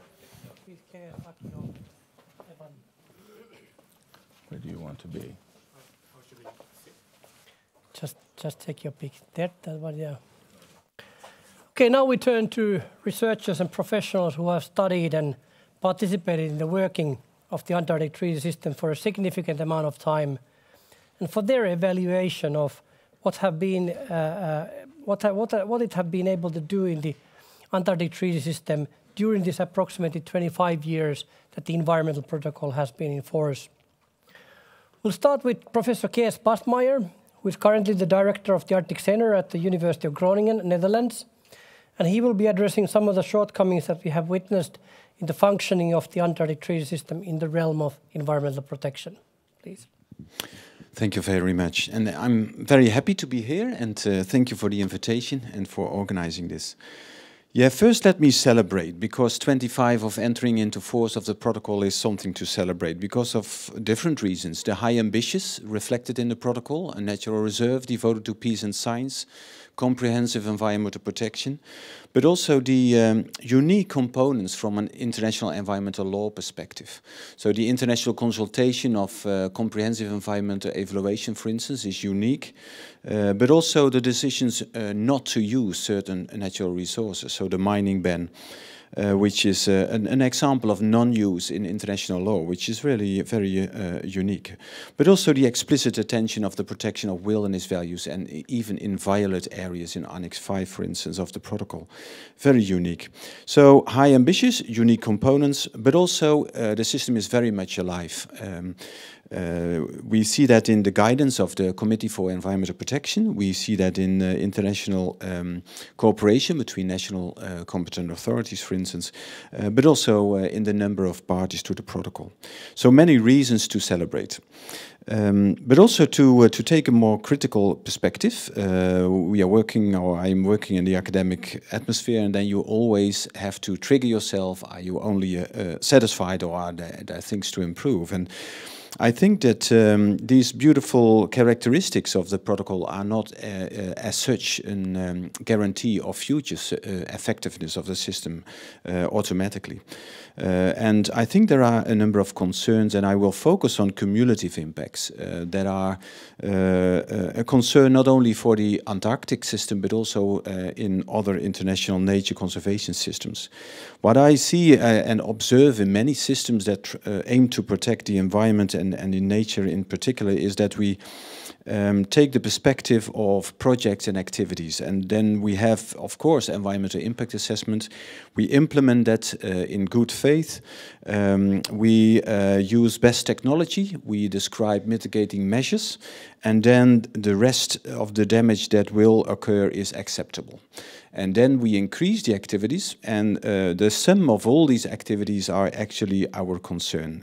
Look at climate change, the very impressive presentation just by Jane, what the effects are. Most of these are actually caused by illegal activities, because we are not able to deal with cumulative impacts in our legal systems, similar to biodiversity loss or marine litter or persistent organic pollutants that end up in the polar regions.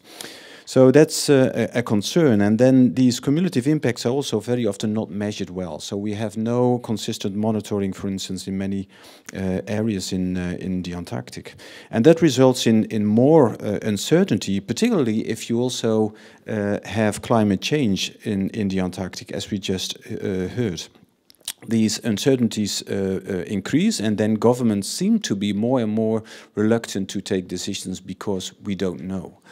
And that is probably a main reason why many of the legal systems, whether it's World Heritage Convention or the Ramsar Convention or the other conventions, for instance, applicable in the Dutch Waddenzee, are not that effective because we can't deal with the cumulative impacts. Extra complicating in the Antarctic setting is the cumulative or the consensus decision making. I fully agree that that is a cornerstone of the system, so I am not proposing to get rid of that. It's really something that is evidently crucial for the Antarctic system. But if the default situation is allowance of activities in the Antarctic, and I'm speaking about the protocol and particularly the area where the protocol applies to, then consensus might also be a sort of hurdle, because in practice very often what you see is that there has to be a sort of proof of negative impacts of activities, and then we can take actions. There is more reluctancy, it seems, to take actions on the basis of expert judgment and taking precautionary principle or approach into account. And particularly in times of uncertainties added up also by climate change, that is quite a concern in the decision-making system. And that leaves us with a system that is actually fantastic from a legal perspective and has a lot of successes to celebrate, but also in a time where there seems to be a sort of lack of proactive response. And yeah, then we see decision making by non-decision making. We actually permit things. These are becoming rights in the perception of many people, and it's very difficult to actually regulate that at a later stage. So I'm coming to a final view on that. What is the answer to this all? I think that I'm not a person that has that answer in full, but I think that what has been said by the delegation leader of Belgium is very interesting. Let's put the protection of the Antarctic to the foreground. Not only our interest or the procedures and the law, but actually the Antarctic itself. And I think that combining improving science on the one hand, particularly monitoring, etc., but also taking bold policy decisions might then be the answer. And how these policy decisions should be made, that is of course a topic of international cooperation. Thank you.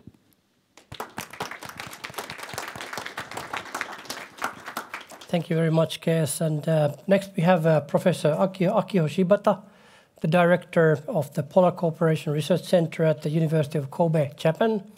And he will be addressing the role of science in the governance of Antarctica. Please. Thank you, Timo, and thank you very much for coming to this symposium. One of the co-sponsors of this seminar, the PCRC Kobe University. I appreciate your participation here. Thank you very much. I'm a lawyer, professor of international law, and I think the lawyers are here to suggest some solutions to the challenges that have been addressed in the previous speeches. And I tried to give you maybe two suggestions for possible solution to some of the challenges that the Antarctic governance is facing. The first is the role of the host government of the ATCM, and I would like to thank the Finnish government for hosting this one. And this host for the ATCM is rotating by alphabetical order. And you will see this year Finland, and then next year India is hosting the ATCM.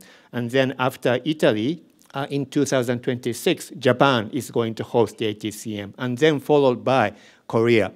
So within 4 years, we are going to have 3 Asian hosts coming up.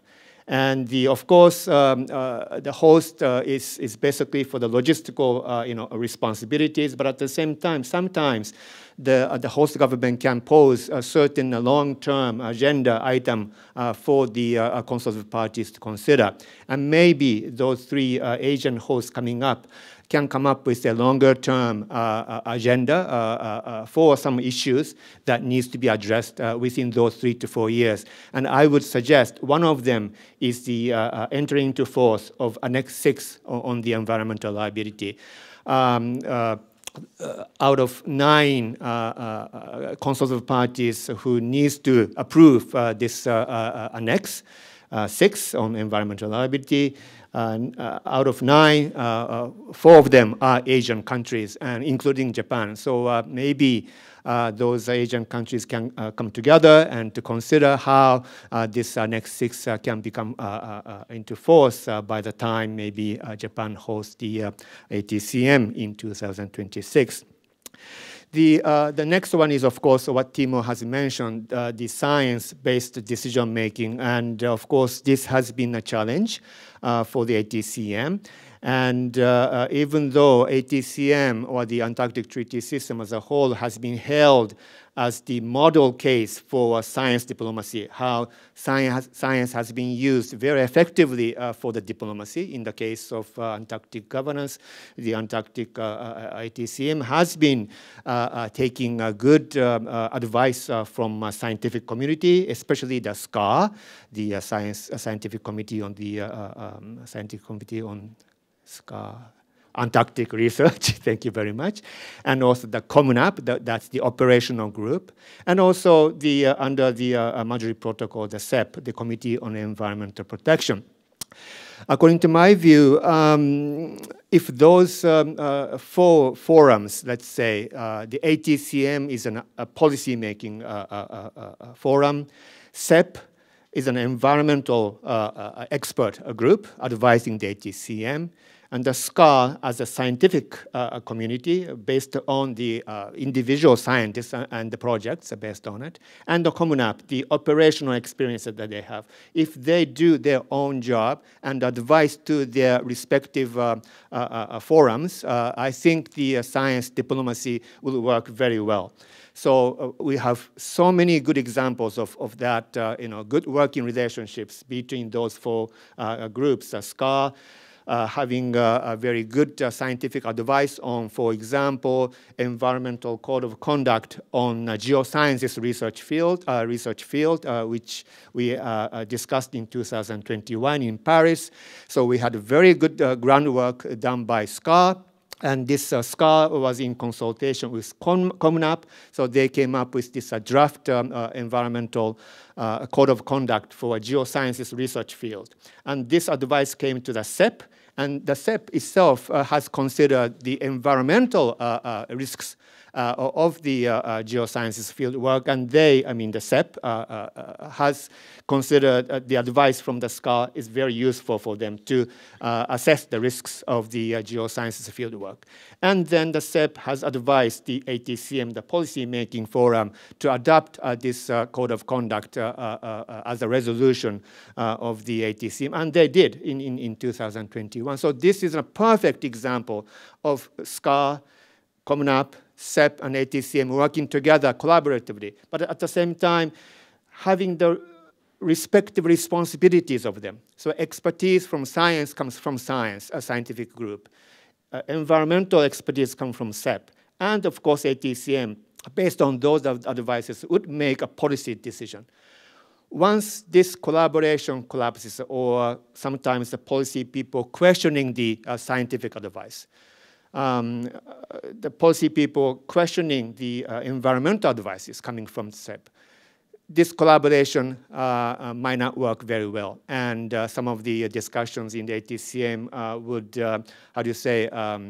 science might have been used as a weapon to obstruct the cooperation. That can happen if the science is used or abused in the policy-making forum. So again, this is a very rare case, that this kind of science being used as a weapon to disrupt the Antarctic cooperation. It's a very rare cases, but I think it is up to all of us to consider those 3 forums work together as a collaboratively, and we take the advice constructively from the scientific group and the environmental group, so that the policy people can decide on their own powers to make a decision on that, those issues. So those are my suggestions for a possible way forward for more effective Antarctic governance. Thank you.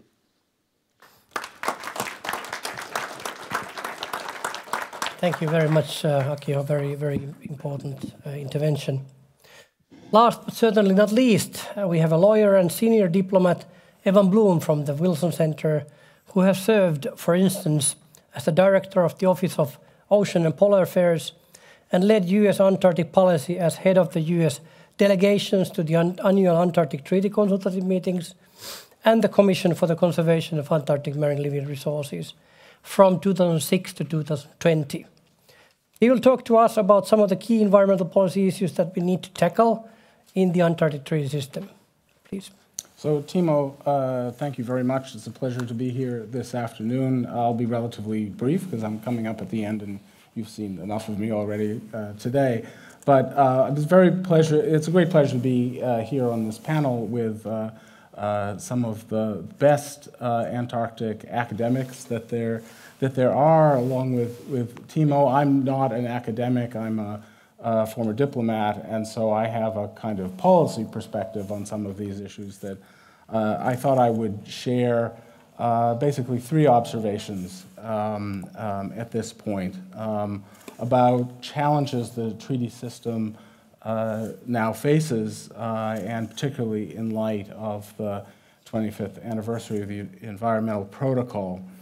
The first I'd like to mention is the importance of the mining ban for environmental protection. So many of you will be aware, and it's one of the most famous provisions in Antarctic law, is this limitation on mineral resource activities, which is in the environmental protocol. And it's one of the sort of linchpins of Antarctic policy at this time. So from my point of view, it was a very wise step. In fact, many of you will know that what had happened is there had been years of negotiation of a regulatory regime that would have allowed for mining, and instead, Australia and France in particular said they weren't willing to ratify this, even though it had been negotiated and supported by a consensus up to that point. They said, no, this is the wrong approach. We should not have any mining in Antarctica at all. And from my point of view, that's very much the right decision. And from my point of view, that provision is more important than just in relation to the protocol. More than any other basic protection, it prevents serious impacts on the environment. So without it, economic forces might have driven unpredictable and therefore major human impacts beyond what we have now. So I consider it a rather important policy that it's important to protect on into the future. As Jana said already, it is protected in law, and that law continues on. But that continues only as long as states continue to support it and they can support the Antarctic Treaty System. So it's important to continue to ask whether states support it, will refuse any efforts to cheat on it, will hold to it for the longest possible term. So a second issue I want to mention is, and it came up in the prior panel with Pascal and others, about the importance of the work being done on marine protected areas. Now, generally, in the diplomatic world and in the policy world, Antarctica is known for its inability to move ahead with this network of MPAs. And that work is not done at the ATCM, it's done within the context of CAMLR. But CAMLR and ATCM are very much linked, and you'll find that in the hallways of the ATCM, the heads of delegation and other delegates are talking about those MPAs constantly because it is so important to the future of environmental protection for marine conservation in particular, to the 30 by 30 program that's already been mentioned. And so the inability of CAMLR to act and to find a way forward has become, I think, a serious problem internationally that's worth the attention of senior diplomatic and other leaders. And hopefully the session coming up in Chile will help move things forward.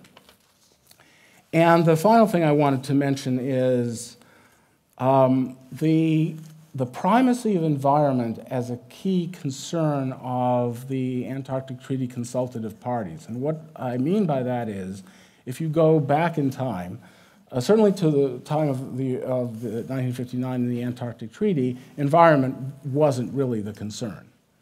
And then we get to the time of the Environmental Protocol 25 years later, and environment has become a concern, but not yet as much of concern for the international community as a whole. And now, when you look at biological diversity and the BB&J agreement, high seas agreement of areas beyond national jurisdiction, the Paris Agreement, environment has become an absolutely essential area of policy for the key countries in the world. And so that has a true impact, I think, on the Antarctic Treaty System and the kind of work that's being done here at the ATCM. And so that is driving the discussion on climate change and other environmental issues, which has become really the key focus for the Antarctic Treaty System. So I'll stop there.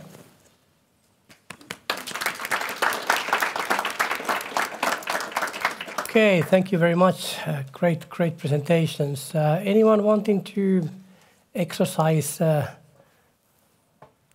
question, please?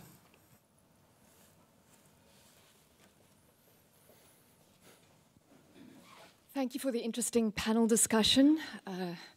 This is a question for Evan Bloom. You just spoke about Article 7 and compliance, and I have to ask you, how would you rate Russian compliance to Article 7 over the past 25 years? And then you spoke about the need for senior diplomatic participation in this kind of meeting. And it seems that we have a fairly mid-level seniority of participation in ATCMs.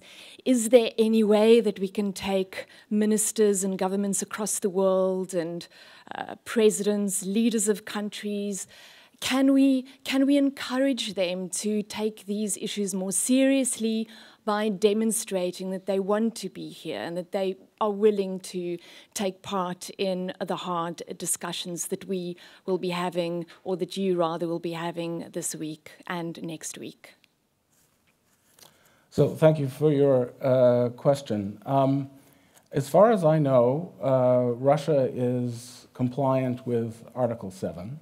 I know there's been some suggestions in the press, including relatively recently in the South African press, about concerns about possible expeditions designed to do some research related to mineral resources. And I can't really judge what is going on there, but I haven't seen evidence that the Russians have undermined Article 7, and at least so far, they have indicated that they are willing to continue with it. There are occasionally statements from Russia and other countries that talk about the importance of resources. Now, of course, resources in relation to fisheries is permitted under CAMLAR. But certainly if there was any sort of desire by Russia or any other country to undermine Article 7, that would lead to a kind of crisis, I think, in the treaty system, which I think everybody would best avoid. When it comes to participation in the ATCMs, I don't know whether you would have more robust policy discussions at ATCMs if you had ministers, that is, undersecretaries, and if Secretary Blinken were to come from the US, I don't know whether that's the necessary use of his time, because I think, as you saw earlier today, we have very strong professionals who lead the delegation here, so the delegations. So my sense, it's not so much of the leadership here at meetings like here in Helsinki, but the leadership in capitals and ensuring that the various countries are talking to each other at senior level, including when it comes to the MPAs. And we found that with respect to the Rossi MPA, it was necessary for example, President Obama to speak directly to President Xi, and that seemed to have some positive impact. So you can't have just the officials at this level, you have to have it up the chain as well. Great. I have one more question to you all. So we have, of course, over this whole seminar, we have identified many environmental challenges, and you all are long-time observers and also participants in the Antarctic Treaty System. So what are the policy developments that you would like to see in the Antarctic Treaty System in the coming years? So let's start with Kees and then Akiho and Evan, please. Yeah, very important, but also difficult questions. I think that also listening to the previous panel, that the biggest challenge is outside of the Antarctic, of course. But in the Antarctic, I think that what we can do very well is, apart from that non-use decision in relation to mining, most of the activities are actually legal, and also the area is accessible. And we are very good at agreeing on conditions. So you can go, but then you have to do this and that. We are not very good in limitations. That applies to the self-regulatory system of IATO in relation to tourism, but that also very often applies to governmental systems. So I think if activities are growing, whether it's a number of stations and research, or whether it's the number of tourists, I think we have to be aware that limitations in a spatial sense or a numeric sense or whatever are needed actually if you want to continue to protect the Antarctic as a natural reserve devoted to peace and science.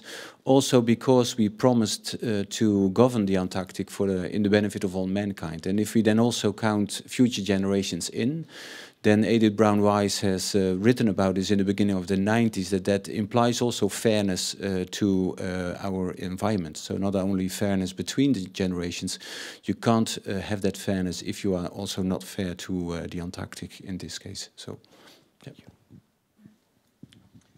Well, thank you very much for that. Yes, I think how to make the consensus decision-making more effective, I think that's very important today. And for that, from my perspective, I would say that the consultative parties would consider this consensus decision-making as a responsibility to reach a consensus rather than to obstruct the consensus. And for that, I think that dialogue is very important, and intersessional dialogue is very important. And maybe in the past 2 to 3 years, because of the COVID-19, that dialogue or the culture of dialogue amongst these CPs have been maybe lost because of the COVID-19. So rebuild this dialogue amongst the constitutive parties, even intersessionally, and they come to the meeting in order to reach a consensus. Thank you. So I'll just add that for the past several months, I've been working with these two gentlemen on a academic paper that focuses on the issues related to consensus in the Antarctic Treaty System. So that we're hoping to get that published soon. So watch your inboxes for this important analysis. I'll just add a couple of thoughts on possible developments that I would look for in the nearer term. One is, you heard references to the rising tide of tourism that creates all sorts of environmental questions, especially with respect to cumulative impacts of sensitive sites in Antarctica, the extent of perhaps new regulatory measures that would need to be taken. In a way, this relates to the question of ratification of Annex 6, which was already mentioned and has kind of fallen behind, and that requires a lot of attention. There are issues related to species management. The failure of the last ATCM to make progress on emperor penguins is a problem. And finally, beyond the ATCM, there are all the marine conservation issues that are going on at Kamilar, which are front and center for policy concerns these days. Thank you so much. And let's give a big hand to our panelists.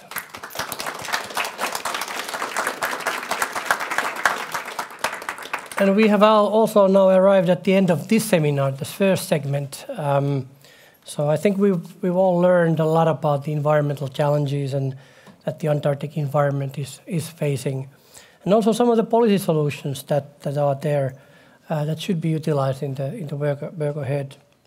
So thanks on behalf of all the organizers of the English seminar session, and also very much thanks to all the panelists, very great presentations, and to all of you for joining the seminar. So we really appreciate this. The next segment that introduces Finnish Antarctic science will be starting very soon, 3 p.m. So let's continue there, at least those who have Finnish capability. Thank you very much. Tervetuloa kaikki tänne. Nyt meillä jatkuu seminaari suomen kielellä. Meillä on täällä meneillään yhteinen Etelämanner Antarctica Today, tiedettä ja luonnonsuojelua viimeisellä rajamaalla. Ja nyt alkaa suomenkielinen sessio, joka keskittyy Suomen tekemään Etelämanner-tutkimukseen. Muistutetaan vielä meitä kaikkia, tervetuloa kaikki sieltä streaminkin välityksellä tänne kuuntelemaan, niin Etelämanner on nyt ainoa manner, joka on todella löydetty historiallisen ajan aikana. Eli se on löydetty niin, että siellä ei ole asunut ketään, ja se on tapahtunut kohtalaisen hiljattain. 1820 on Etelämanner nähty ensimmäisen kerran, niin Etelämanner on todella ainoa manner, jossa ihmisen kädenjälki ei ole tuhansia ja tuhansia vuosia niin päässyt kertymään sinne, ja se on erinomaisen hieno paikka niin tutkia asioita ja maapallon nykytilaa. Meillä on nyt tulossa hyvin laaja kattaus tieteellisiä esitelmiä ja sitten myös katsaus Suomen rooliin Etelämantereella. Ja tämä seminaari on järjestetty yhteistyössä Helsingin yliopiston, ulkoministeriön, Wilson Centerin ja Kopen yliopiston kesken. Ja meillä on tulossa nyt ulkoministeriön edustajana kansainvälisen sopimuslain asiantuntija Elina Tölö antamaan ulkoministeriön avaussanat. Tervetuloa, Elina Tölö.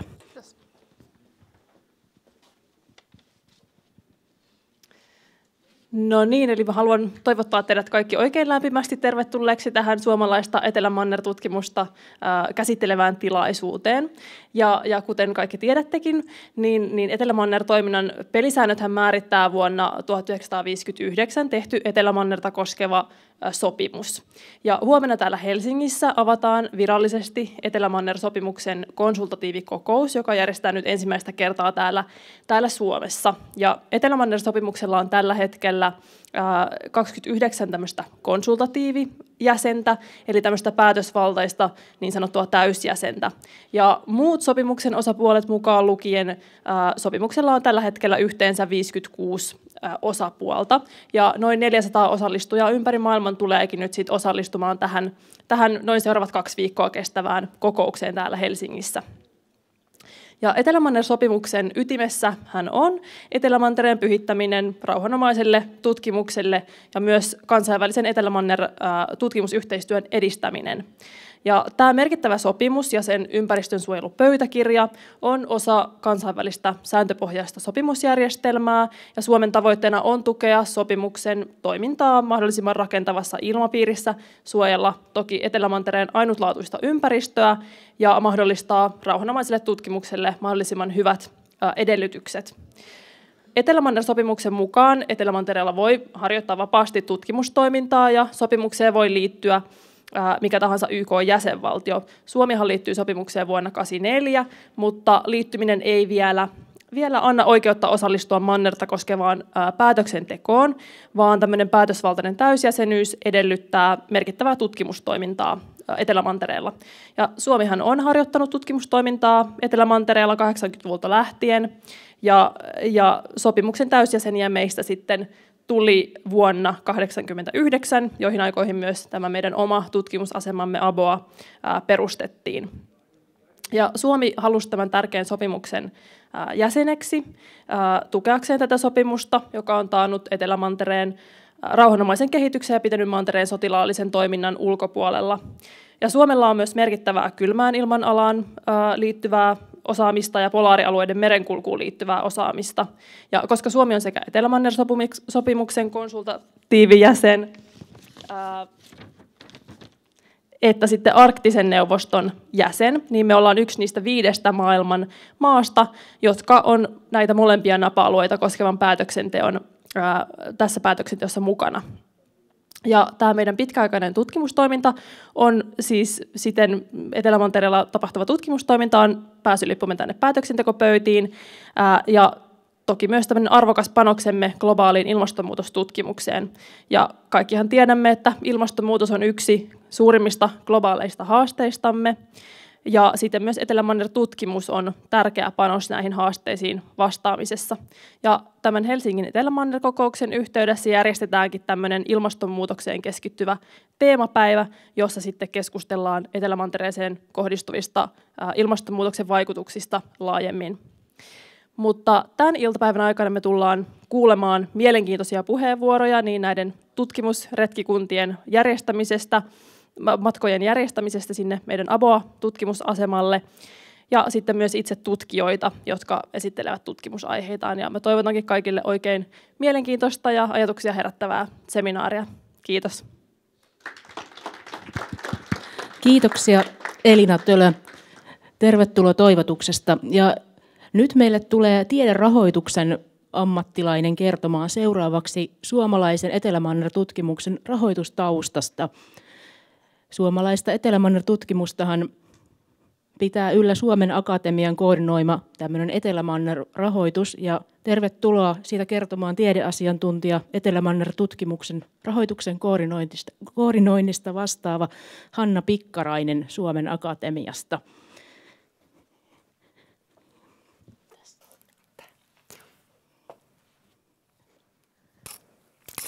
Kiitos. On ilo olla täällä. On hienoa, että tähän tilaisuuteen on ollut mahdollisuus myös tutkimusrahoittajan tulla antamaan tervehdyksensä ennen kuin päästämme toimijat kertomaan suomalaisesta Etelämanner-toiminnasta. Ja tosiaan, niin kuin Elina jo kertoi, niin kaikkihan tämä perustuu tässä tämä Etelämanner-toimiminen tähän meidän Etelämanner-valtiosopimukseen, jossa Suomi on täysjäsenenä.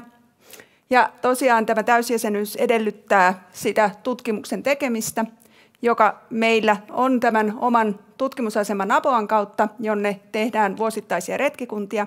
Mutta tämä vaatii tietysti rahoitusta, tällaisen toiminnan tekeminen. Ja tosiaan tässä on ABOAsta, josta Mika Kalakoski tulee teille varmasti kertomaan seuraavana enemmän. Mutta tästä Etelämanner-tutkimukseen käytettävän rahoituksen, niin tästä rahoitusvastuu on opetus- ja kulttuuriministeriöllä ja sen käytännön järjestämisestä vastaa Suomen Akatemia. Ja tosiaan tämmöistä erillistä Etelämanner-tutkimukseen liittyvää rahoitustoimintaa on Suomen Akatemialla ollut vuodesta 1998 lähtien. Ja tällä hetkellä tämmöistä kohdennettua Etelämanner-tutkimuksen rahoitusta järjestetään, tämmöisiä hakuja järjestetään joka 4. vuosi. Viimeinen haku oli vuonna 2020 ja seuraava haku on ensi vuonna, eli se järjestetään ensi keväänä. Ja yleensä näistä hauista rahoitettavat hankkeet on 4-vuotisia, ja tämä tarkoittaakin sitä, että meillä on koko ajan käynnissä suomalaista Etelämanner-tutkimusta, ja tämä joka 4. vuosi järjestettävä haku on taannut sen, että Suomessa on koko ajan käynnissä Etelämanner-tutkimusta, eikä meille tule sellaisia katkoksia siihen. Ja tämän erityishaun lisäksi Suomen Akatemia voi rahoittaa Etelämanner-tutkimusta näiltä tutkijalähtöisellä rahoituksellaan, eli akatemiahankkeina ja akatemiatutkijan tehtävien kautta, mutta Suomen Akatemialla on tämä erityishaku sitä varten, että me nähdään tämä Etelämanner-tutkimuksen rahoittaminen tärkeänä, ja koska halutaan, tämä konsultatiivijäsenyys vaatii sitä tutkimustoimintaa, niin tällä rahoituksella pidetään huoli siitä, että tämmöiset rahoitusmahdollisuudet ovat olemassa, ja Suomi voi täyttää nämä täysjäsenyyden vaativaa tutkimustoiminnan tai edellyttämää tutkimustoimintaa. No minkälaista tämä erityinen Etelämanner-rahoitus on, minkälaisia tavoitteita ja erityisehtoja tällä rahoituksella on, niin tämän rahoituksen tavoitteena on tuottaa kansainvälisesti merkittäviä uusia avauksia Etelämanner-tutkimukseen. Ja tämä tavoite tulee Suomen Etelämanner-tutkimuksen strategiasta vuodelta 2014, jossa tämä on nähty suomalaisen Etelämanner-tutkimuksen tavoitteeksi. Ja nämä tutkimusten aihealueita ei ole rajattu, eli tähän hakuun voi osallistua kaikenlaisilla perustelluilla hakemuksilla, joissa tämä joka on Etelämanner-tutkimuksen kannalta perusteltua. Ja tämä tutkimus voi olla globaalia tai se voi koskea molempia napa-alueita, mutta sen toteuttaminen ilman tätä Etelämanner-aineistoa ei olisi mahdollista. Olemme nyt 3 edellisessä haussa pitäneet kansainvälistä yhteistyötä edellytyksenä rahoituksen saamiselle. Ja tämä on lähtenyt siitä perusteesta, että kun viimeisin Etelämanner-tutkimuksen arviointi on tehty, niin siellä todettiin, että kansainvälistymisen korostaminen nostaisi suomalaisen Etelämanner-tutkimuksen tasoa, ja tämä on myös nostettu esiin siinä strategiassa. Ja tätä rahoitusta voidaan myöntää yksittäisille tutkimusryhmille tai 2 tai useamman tutkimusryhmän muodostamille konsortioille. No, viimeisimmässä haussa vuonna 2020 Suomen Akatemia myönsi rahoitusta 2,5 miljoonaa euroa 4 erilliseen tutkimushankkeeseen. Mutta täytyy huomioida se, että Suomen Akatemian myöntämä rahoitus on aina yhteisrahoitteista. Se tarkoittaa sitä, että Suomen Akatemia rahoittaa näistä hankkeiden kokonaiskustannuksista vain 70%.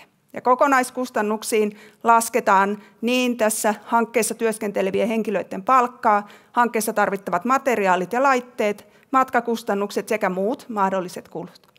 Ja tämä tarkoittaa sitä, että 30% näistä kokonaiskustannuksista on näiden tutkijoiden työskentelypaikan vastuulla.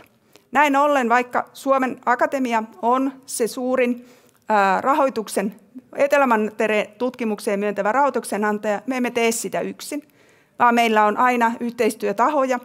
Ja tällä hetkellä näissä viimeisimmässä haussa rahoitettujen hankkeiden suorituspaikkoja ovat Aalto-yliopisto, Helsingin yliopisto, Ilmatieteen laitos, Paikkatietokeskus ja Suomen ympäristökeskus. Eli tämä on usean eri organisaation yhdessä rahoittamaa toimintaa. Ja lisäksi näitä hankkeita ei pystyttäisi toteuttamaan ilman logistisista apua, ja näinpä Suomen Etelämanner Logistiikka Finnarp hoitaa näiden rahoitettujen hankkeiden kenttätutkimusta. No, tässä on lueteltuna nämä viimeisimmässä haussa rahoitetut hankkeet. Sieltä nähdään, että siellä yksi näistä on yhden tutkimusryhmän hanke ja nämä 3 muuta ovat tämmöisiä konsortiomuotoisia hankkeita.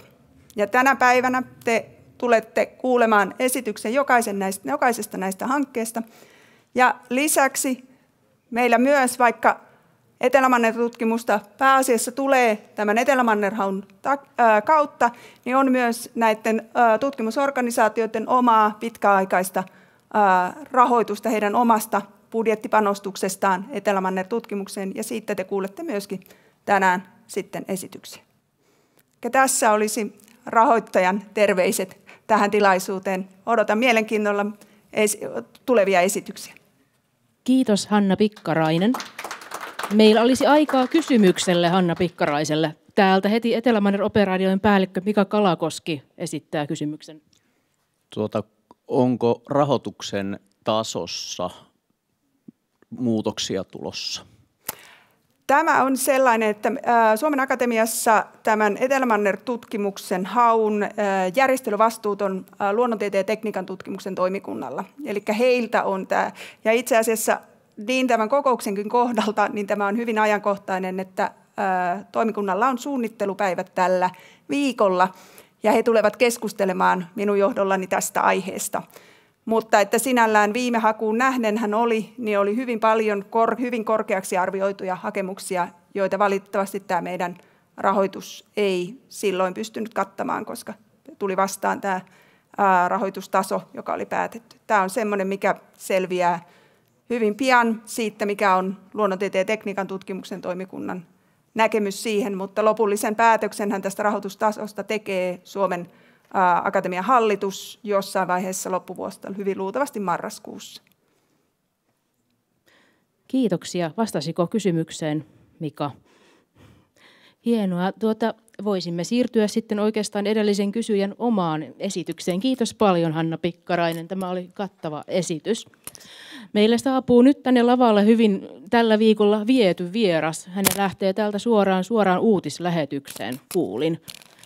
Ja hän on henkilö, joka on varmasti ollut Etelämantereella useammin kuin kukaan tässä huoneessa. Oletko ollut 17 vai montako kertaa? Mika Kalakoski, Finnarpin ja Suomen Etelämanner-operaatioiden päällikkö, niin siellä. Annetaan sulle vaikka tämä sieltä tulee sulle mikrofoni.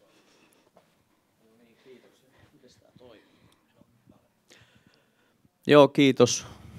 Sanni mut jo esittelikin ja saadaan tuosta esitys käyntiin. Ja tosiaan olen toiminut tässä Finnarp Etelämanner-operaatiot ryhmässä vuodesta 1999 alkaen ja päällikkönä tuossa. Taitaa tulla kohta 14 vuotta vai kuinka nopeasti tämä aika on juossutkaan. Siinä näette Aboan ja meidän tunnus on, että sinne ja takaisin, että me ei järjestetä vain Etelämantereelle matkoja, vaan tarkoitus olisi, että tutkijat ja tukihenkilöstö tulisi terveenä ja työkykyisinä takaisin Suomeen ja useimmiten tutkijoilla alkaakin se tärkein työ sitten, kun palataan Etelämantereelta, kun on data kerätty ja näytteet kolkuteltu kivistä. Ja tosiaan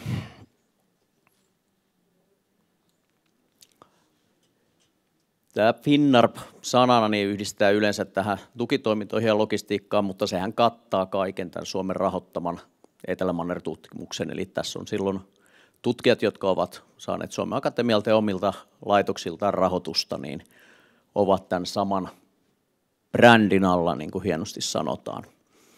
Ja tosiaan Ilmatieteen laitos tällä hetkellä vastaa Etelämanner-operaatioista, eli ollaan vastuuviranomainen ja meitä on työntekijöinäkin ollaan virkamiehiä ihan sitten. Ja tutkimusmatkojen järjestäminen, niin se on erikseen mainittu tuossa, koska myös paljon tutkijoita käy muuallakin kuin Aboalla, joilla on tätä samaa rahoitusta ja me avustetaan sitten siinä varusteissa ja yhteyksien luomisessa. Tarvittaessa on koulutuksia koordinoitu tai järjestetty, vähän riippuen koulutuksesta ja se on niin kuin oleellinen osa meidän työtä, eli se Aboan ylläpito, mutta myös sitten muiden tutkimusprojektien avustaminen, että he pääsevät gateway-kaupunkeihin ja olisi sitten asianmukaiset varusteet ja myös huomioitu sitten tämä Suomen laki Etelämantereen ympäristösuojelusta, niin tämmöisiin asioihin kiinnitetään huomiota. Meillä on 3 vakituista työntekijää, ne ei ole nämä tässä kuvassa olevat, ja me palkataan sitten tutkimusmatkoille lisää henkilökuntaa. Yleensä kokki on palkattu, joka päivä on mukava syödä, ja sitten lääkäri jäsen on siellä, sille löytyy kaikkea hanttihommaa yleensä, ja toivotaan aina, että vähemmän löytyisi lääkärin töitä. Ja sitten on konemestaria välillä plus sähkömiestä, vähän riippuu millaisia erityisiä tarpeita on sitten tutkimuksen tukemiseksi ja sitten tämän infran kehittämiseksi. Ja suuri osahan meidän työstä tehdään täällä Suomen päässä. Tässä edellinen retkikunta pakkaa henkilökohtaisia varusteita, eli tutkijat saa varustesäkkeihin laittaa itse kaikki tavarat, samalla näkevät, vähän tutustuvat mitä heillä on, mutta ennen kaikkea sit, jos jotain ei löydy siellä Etelämantereella, niin tietävät kuka on pakannut reppunsa, että ei ole niin sanottu äidin pakkaama reppu mukana, vaan ihan itse pakattu. Ja sitten tuolla itse Etelämanner tutkimusmatkalla nyt, kun rupesin katsoa, millaisia ne operaatiot on, niin vähän riippuen tästä tutkimusrahoituksen 4-vuotisjakson vaiheesta, niin siellä paikan päällä ollaan 5 viikosta lyhyimmillään 12 viikkoa, että viime talvena meillä oli tämmöinen 3 kuukauden tutkimusmatka, mutta sitten on myös tämmöisiä lyhyempiä, ja nytten toi viimeisen 20 vuoden aikana, kun lentoliikenne on lisääntynyt ja yhteydet parantunut, niin myös kesken kauden tai eri aikoihin voi saapua paikalle tekemään lyhyempiä operaatioita, ja sitten siellä ei tarvitse olla tyhjänpäiten pitempiä aikoja. Eli on myös mahdollista tehdä semmoisia kampanjoimaisia tutkimuksia tai jotain tiettyjä hyvin spesifejä huoltotöitä, että ei turhaa pidetä ihmisiä siellä sitten paikan päällä. Ja mehän toimitaan Etelämantereen kesän aikana, eli silloin marraskuussa voidaan lähteä, mutta sitten helmikuussa pyritään helmikuun loppupuolella viimeistään takaisin ennen kuin lentoliikenne sinne Aboalle tulee mahdottomaksi. Siellä ollaan jossain mukavassa kelissä ihmettelemässä, että lähdetäänkö Kalliolle töihin vai ei. niin kuin sanot, että vetää kuin verkkokassissa. No tältä se meidän työ niin kuin näyttää. Mä rupesin miettimään, että miten monta kuvaa mä tarvitsen ja mitä me siellä mitä me niin kuin tehdään tuolla Finnair-operaatiossa, millaisia työtehtäviä meillä on. Niin tosiaan toi 4-vuotissuunnitelma on semmoinen keskeinen, mikä määrittää sen, mitä me tehdään. Ja silloin kun tutkimusprojektit, jotka saa sen akatemian rahoituksen, niin niissähän on semmoinen perussuunnitelma. Ja siitä lähdetään sitten miettimään, että milloin kukakin ryhmä pääsee paikalle. Yleensähän se on 1-2 kenttäkautta tällä 4-vuotisjaksolla, kun siihen liittyy sitten se tutkimuksen teko kanssa. Ja sitten lisäksi on sitten ihan tämmöinen tutkimussuunnitelma, joka koskee jokaista retkikuntaa siellä, kun ollaan. Ja sitten meillä on tämmöisiä jatkuvia mittauksia, eli tämmöistä monitorointityyppistä, mikä on ympärivuotista, eli asema on ympärivuotinen, vaikka siellä ei ympäri vuoden olla. Ja siellä on sitten niiden huolto, niiden energiansaanti varmistetaan kesäaikana, että ne pyörisi sitten ympäri vuoden. Ja kesällä, niin kuin nämä voisi sanoa, että on myös mittauskampanjoita, että lisäksi, että on näitä kenttätyömatkoja, niin on sitten tämmöisiä, saatetaan asentaa enemmän mittaavia laitteita. Että kaikissa ei ole tutkimusryhmät paikalla, että sitten meidän henkilöstö tekee ne asennustyöt ja purkutyöt ja sitten kerää sen data, mutta ei tehdä sitä varsinaista tutkimustyötä. Et meillä on semmoinen koulutetun apinan homma siinä, mutta Etelä-Manner-sopimushan kieltää vieraslajien viennin sinne paitsi ihmisen, niin me voidaan hoitaa sitten sitä, että ne ei ole kovin monimutkaisia. Ja sitten ihan tämmöinen operaation toteuttaminen siellä paikan päällä, lennot, yhteydenpito muihin asemiin, muihin operaattoreihin ja käytännön juttujen tekeminen. No, tutkimusaseman ylläpitoon liittyy erilaiset varaosat, muonitukset, polttoaineet. Ja ne on semmoisia, että niitä mietitään ihan 5-6 vuoden skaalassa. Eli siinä on äärettömän hankala viedä raskasta rahtia. Ja meillä on koko ajan sitten tämmöinen 5-vuotissuunnitelma, jota päivitetään vuosittain. Lupamenettely on meidän alla, että me valmistellaan luvat ja sitten Lapin elystä ne haetaan. Ja myös sitten toi aseman ympäristösuojelu ja sitten tiedottaa tutkimusmatkailijoita siitä näistä erilaisista säännöksistä. Muun muassa vieraslajien leviäminen on nyt tämmöinen, kun samoja varusteita arktisessa toimivat tutkijat käyttää, niin sitten ne pitäisi olla aika puhtaita tai eri varusteet, kun viedään sinne Etelämantereelle. Ja lääkintähuollosta puhuttiinkin ja Juho puhuu varmaan enemmän siitä ja sitten terveystarkastuksista. Vaatteita, varusteita pyörii tuolla toimiston rekit täynnä ja sitten tietenkin jonkinlaista koulutusta pitää organisoida, että siellä pärjätään. Me ei varsinaista tieteellistä koulutusta tehdä, mutta sitten ihan tämmöisiä laivoille menijöille on vaatimuksena STCV-standardin mukaisia joskus ja sitten ihan tämmöistä, että saat teltan pystyyn ja keittimen päälle, jos olet kenttämatkoilla, niin nämä pitää opettaa. Ja yleensä tutkijat on semmoisia retkeilyhenkisiä, että ne osaakin nämä hommat, mutta sitten näkee millaisia välineitä meillä on. Ja sitten meille kuuluu tämä tiedotus. Tuossa oli silloin, kun tämä piti järjestää, mutta korona siirsi sitä kokousta, niin meillä oli 2 vuotta sitten viimeksi tämmöinen isompi näyttely tuossa luonnontieteellisessä museossa. Ja sitten on erilaisia avustavia asiantuntijatehtäviä ministeriöille ja tutkimuslaitoksille ja muille viranomaisille. Ja tietenkin viimeisenä toi matkajärjestelyt ja rahti, mikä ehkä näkyy tutkijoille parhaiten sitten, että no tässähän on sitten se Etelämanner, että kun nyt tuosta lukee millaista siellä on, että jos on 98% mantereesta lunta ja jäätä ja 2% kiveä ja kylmä on ja railoja on ja vuoristoja, hirmumyrskyjä, älyttömän iso jäämeren ympäröivä. Kapkaupungista on matkaa sinne saman verran kuin Nordkapista Roomaan, niin toihan on suhteellisen ankea paikka. Kuvissa on tietenkin, niitä otetaan aurinkoisena päivänä, niin ne on kivoja. No tuossa muutamia, näitä käytiinkin tuossa jo läpi, että Suomessa tämä Etelämanner-toiminta, hallinto on hajautettua, että ulkoministeri johtaa politiikkaa ja sitten on ympäristöministeriö, Lapin ely hoitaa lupa-asioita. Ja sitten tosiaan opetus- ja kulttuuriministeri Suomen Akatemia tieteellistä rahoitusta. Sitten meillä on tämä tutkijoiden tämmöinen vapaa-valtioista ja politiikasta vapaa ryhmä, tämä Polaritutkimuksen kansallinen komitea, joka on sitten jossa on Suomen edustajat täällä Scientific Committee on Antarctic Research porukoissa. Ja sitten kaikki tutkimuslaitokset ja yliopistot, heidän kanssa pidetään jatkuvaa yhteyttä.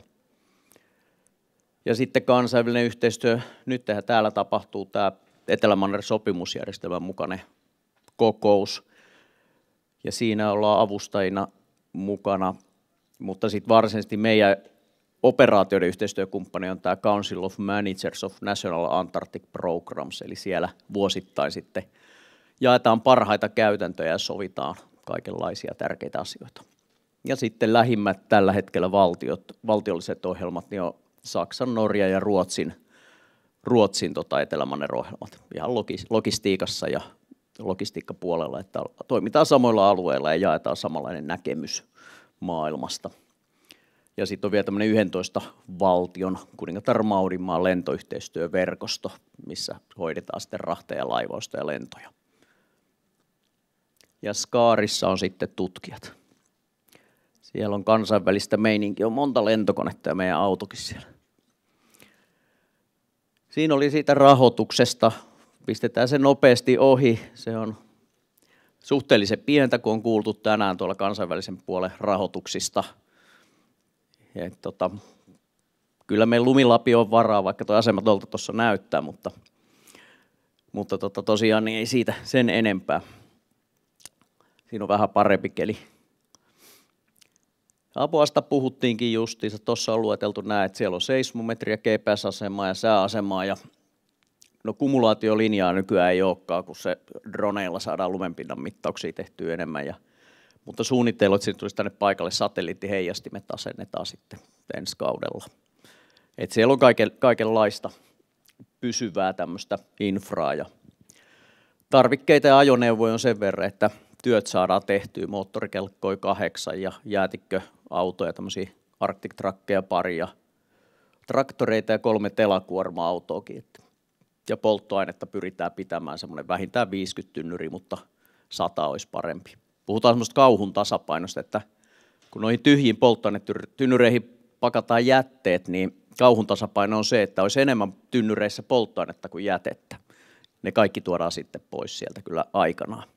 Mutta tämmöisiä vaihtoehtoja tehdään. Tässä on meidän kotivuori eli Baasen ja Apo on tuossa ensimmäisellä tasanteella. Siinä näkyy suuria reunarailoja ja se on ihan hieno paikka. Ja sijainti on tuolla 73 leveyspiirillä eteläistä. Pohjoisessa vastaisi jotain Karhusaarten tasaa, eli mennään vielä 3 kaariminuuttia pohjoiseen sitten tuolta Nuorkamista. Ja isohan se manner on, niin kuin monesti mainittu. Eipä minulla muuta. Kiitoksia tuolta www.antarctica.fi-sivulta. Löydätte lisää tietoja ja kuvauksia retkikunnista ja muuta, mikä saattaisi kiinnostaa. Onko yleisöllä kysymyksiä? Ehditään esittää vielä yksi kysymys ainakin. Onko kellä mielen päällä? Sieltä löytyy kysymys haastattelutyyliin tästä.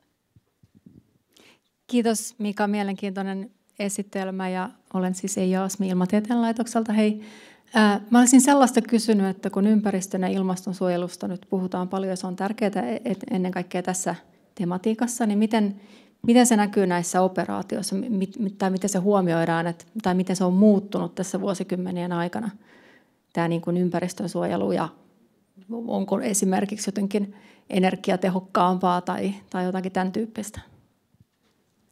No meillä on tällä hetkellä käynnissä, tai ollut jo pidempään tämmöinen Toward Zero Emission, eli tämmöistä pyritään vähentämään päästöjä huomattavasti näissä operaatioissa. Ja kesäaikahan siellä paistaa aurinko joka päivä koko ajan. Ja me ollaan sitä aloitettu kehittämään, ja se alkaa sillä, että me vanhat dieselkoneet vaihdetaan uudempiin, joissa on vähän parempi hyötysuhde. Ja sitten siinä on tarkoitus saada siihen järjestelmään yhdistettyä sitten tämmöiset aurinkovoimalat, jotka kattaisi suurimman osan sähköstä. Tällä hetkellä me voidaan päästä niin kuin noin 5% niin kuin säästöstä vuorokaudessa. Pääasiassa säästö tapahtuu yöaikaa, että silloin suljetaan koneet, kun silloin on vähemmän käyttöä. Mutta tulevaisuudessa varmaan saadaan sitä parannettua. Että näitä suunnitelmia on aika paljon ja se tulee myös sitten taloudellisesti olemaan edukkaampaa meille, kun ei tarvi niin paljon polttoainetta viedä sinne paikan päälle. Eli meidän pitäisi käyttää pikkasen rahaa tässä vaiheessa, että saataisiin tulevaisuudessa ne varat riittämään paremmin. Mutta sitä koko ajan huomioidaan ja pyritään kehittämään, koska monesti niin kuin, ei pelkästään Etelä-Vantareella, vaan muutenkin semmoiset ympäristötehokkaat ratkaisut saattaa olla niin kuin hyväksi ympäristölle, mutta ne on myös taloudellisesti edullisia ratkaisuja. Kiitoksia. Hyvin mielenkiintoista. Aboa on oma pieni ekosysteemi, joka kehittyy koko ajan niin kuin maailmakin. Kiitos Mika puheenvuorosta. Kiitos. Ja menestystä tulevaan. Kiitos. Mika on aina päivettynyt. Ei koskaan talvea. Jatkamme nyt puheenvuoroja täällä Etelämanner-logistiikan parissa. Meille tulee tämmöinen moniosaaja Juho Vehviläinen, joka on lääkäri ja tutkija, joka on ollut tässä roolissa, jota aina toivotaan, että retkikunnassa ei tarvittaisi. Olitko peräti tässä viimeisessä retkikunnassa lääkärinä mukana? Ihan viimeisimmässä en ollut, mutta sitä edellisessä. Sitä edellisissä, niin aika tuoreita lääkärikokemuksia. Lava on sinun, minä laitan tältä esityksen vielä pyörimään. Noin. No niin. Ei vaan kaikki. Tosiaan Juho Vehviläinen ja muutaman kertaa mukana tuolla retkikunnissa ollut ja järjestellyt näitä lääkintäasioita myös. Ja tosiaan lääkärihomma aboalla. Puhun siis tosiaan tässä lähinnä nyt vaan retkikunnista tuonne Suomen asemalle, koska niissä on ollut mukana muunkinlaista lääkäritoimintaa. Etelämantereelta tietenkin löytyy, koska asemia onko niitä peräti 60 tai muuta vähän erilaisia, eri kokoisia. Mutta tietenkin kaikki tähtää siihen, että sitä lääkäriä nyt ei ihan kauheasti tarvittaisi tämän retkikunnan aikana, mikä olisi tietenkin toivottavaa. Ja katsotaan vähän, että miten siihen on varauduttu ja mitkä on niitä keinoja. Eli tosiaan haasteet nyt on se, että niin kuin Mikakin tuossa jo aikaisemmassa puheenvuorossa puhui, että Etelämanner on aika kaukana. Ja tuossa aloituskuvassakin, mikä mulla oli nopeasti meni tuossa noin, niin siinä näkyy Suomen asema semmoisen 20 kilometrin päästä toiselta vuorelta. Aika tyhjää siellä on. Ja jos me nyt, kun ollaan tässä Helsingin kaupungintalolla, niin tästä on tuonne Meilahden päivystykseen, joka on yliopistosairaala, ja sieltä löytyy ainakin dosentti, jos ei professori jokaiseen toimenpiteeseen, mikä nyt voidaan kuvitella suurin piirtein, niin sinne on noin 4 kilometriä matkaa, että jos jotain sattuu, niin pääsee aika nopeasti. Mutta sitten taas tuolta aboalta, niin tuonne kaupunkiin tuossa kuvassa näkyy, niin semmoinen 1000-kertainen matka, vähän yli yliopistosairaalaan. Ja eihän sen tolleen suoraan mene se matka tietenkään, koska täytyy ensin päästä sieltä aboalta jonnekin muualle ja sitten sieltä vielä toisella koneella sinne Etelä-Afrikkaan. Tämä on niinku tämä suurin haaste. Etelämanner on kaukana ja se on iso paikka. Ja tietenkin se, että kaikkea lentotoimintaa muuta, jos ajatellaan, että jonkun pitää sieltä pois päästä, niin se on säästä riippuvaista. Ja lääkintäresurssit on, retkikunnat ei ole kovin suuria, ne asemat ei ole mikään asema mahdottoman isoja, niin ne on pieniä verrattuna mihin tahansa tämmöiseen asuttuun paikkaan, puhumattakaan nyt sitten isoista kaupungeista länsimaissa. Ja mikä nyt sitten on se, että miten tämä saadaan tehtyä jotenkin järkevästi, turvallisesti, niin se, että tiedetään oikeasti, että mihin ollaan menossa, ja siinä nyt on ratkaisevan tärkeää on esimerkiksi se, että on semmoista henkilökuntaa, niin kuin vaikka just meidän päällikkö Mika, joka tuossa äsken piti esityksen, että tämän ympäristön ja on niin kuin useita kertoja siellä käynyt. Tämä on niin kuin se oleellinen asia tässä, että tiedetään mihin ollaan menossa. Sitten osataan toimia niissä ympäristössä, on oikeanlaiset varusteet. Kaikki tämä niin kuin on se, mihin tämä perustuu. Ja sitten, että tämä valmistellaan etukäteen. Käytännössä tämä lääkintäpuolenkin valmistelu, niin se on vähintään vuoden verran suurin piirtein tässä menee, kun tätä retkikuntaa valmistellaan. Tuossa näkyy vasemmalla noin 2 kuvaa, niin että mikä niin kuin auttaa tässä turvallisessa toiminnassa se retkikunnan aikana, niin saadaan sääennusteita sille alueelle, vaikka tämmöisiä ison mittakaavan, mutta kuitenkin. Ja sitten on niin kuin sääasemia, pystytään vähän katsoa, että minkälainen se keli on, joka sitten taas auttaa eteenpäin näitä sääennusteita, kun lähetetään tietoja sieltä asemalta. Ja sitten taas itse tähän lääkintään, joka kuuluu siihen turvallisuuteen, niin kaikkihan perustuu tässä nyt siihen ennaltaehkäisyyn ja riskien minimointiin ihan vaan sen takia, että resurssit, jos jotain sattuu, ei ole kovin suuret, niin pitää pyrkiä kaikella toiminnalla siihen, että ei sitten tapahtuisi mitään vakavampaa. Ja ensisijaisen tärkeää tietysti se, että tämä henkilöstö sinne lähetetään on riittävän tervettä. Eli meillä pitää olla niin kuin terveystarkastukset, jonkinlainen tämmöinen seulonta siinä, niin, koska se, jos mikä on vaarallista, jos ei ole riittävän tervettä porukkaa, joka tulee retkikuntaan mukaan tälle lääkinnän kannalta ja tietysti sen koko operaationkin kannalta. No, pitää olla riittävä fyysinen suorituskyky. Tuossa kuvassa niin ollaan moottorikelkkaa laittamassa lentokoneeseen. Ei sitä nyt onneksi tarvi sinne käsin nostaa, mutta kuitenkin, että siinä niin kuin aika paljon tämmöistä fyysistä toimintaa, fyysistä suorituskykyä vaativaa toimintaa, mutta sitten myös tässäkin itse toiminnassa tarvii osata se tehdä jotenkin turvallisesti, että se niin kuin kaikki tämä näitä ei sitä kelkkaa nyt sitä olla käsivoimin olla nostamassa, vaan se pitää jotenkin saada järkevästi ja siitä pitää olla kokemusta, niin kuin näillä piloteilla esimerkiksi, jotka tuossa oli, niin he oli aikaisemminkin Kanadassa tehneet tällaista näin. No, mitkä sitten, tämä on se, mitä usein kysytään, että mitä ne on ne asiat, mitä siellä retkikunnissa sitten sattuu tai muuta. No, lääketieteessä on tämmöinen yleisesti hyväksytty totuus, että tämmöiset tavalliset asiat tai vaivat on tavallisia. Et kun tehdään diagnostiikkaa, niin siitä on aina hyvä lähteä. No, tämä toimii myös Etelämantereella, eli tämmöiset tavalliset asiat on sielläkin ihan tavallisia. Eli onneksi pienet vaivat on yleisimpiä. Ihan tämmöistä auringon polttamaa ihoa, sitten perus tämmöistä tuki- ja liikuntaelimistön vaivaa, rasitusvammaa, sen tyyppistä, mitä nyt ihan missä tahansa tämmöisessä fyysisessä toiminnassa nyt voi jo tulla. No, pienet haavat, tämän tyyppistä. No, nämä nyt ei ehkä tuossa seuraavassa kohdassa, mitä on tuo yleisen hygienia ja se on ylläpito, niin se nyt ei ole mikään riski, vaan se on, millä pyritään niitä riskejä välttämään. Eli toimitaan silleen, niin kuin mikä onneksi Suomen asemalla on varsin helppoa, mutta siihen täytyy vähän niin kuin panostaa ja keskittyä.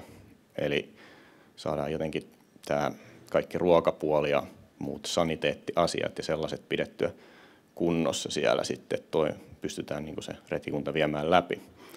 No, riittävä lepo on sinänsä aika oleellista näiden riskien välttämiseen, että toimitaan alueella, jossa ei tosiaan kovin helposti päästä mihinkään hoitoon, pyritään välttämään niitä vammoja ja kaikkea tällaista. On painavia asioita, joita joudutaan liikuttamaan paikasta toiseen, on myös ajoneuvoja, joita pitää käyttää liikkua paikasta toiseen, niin kaikki tällainen näin, että se tehdään riittävän hyvin levänneenä ja muuta, niin se on aika oleellista.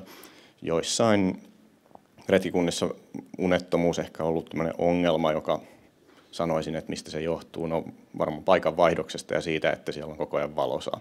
Nämä voi olla ne syyt. No, tietenkin sitten on vielä, että tuossa oikealla, niin ei voida pelkästään lähteä siitä olettamuksesta, että joo, kaikki menee hyvin ja sattuu, vaan joku pieni haava tulee, vaikka näin onneksi se yleensä on.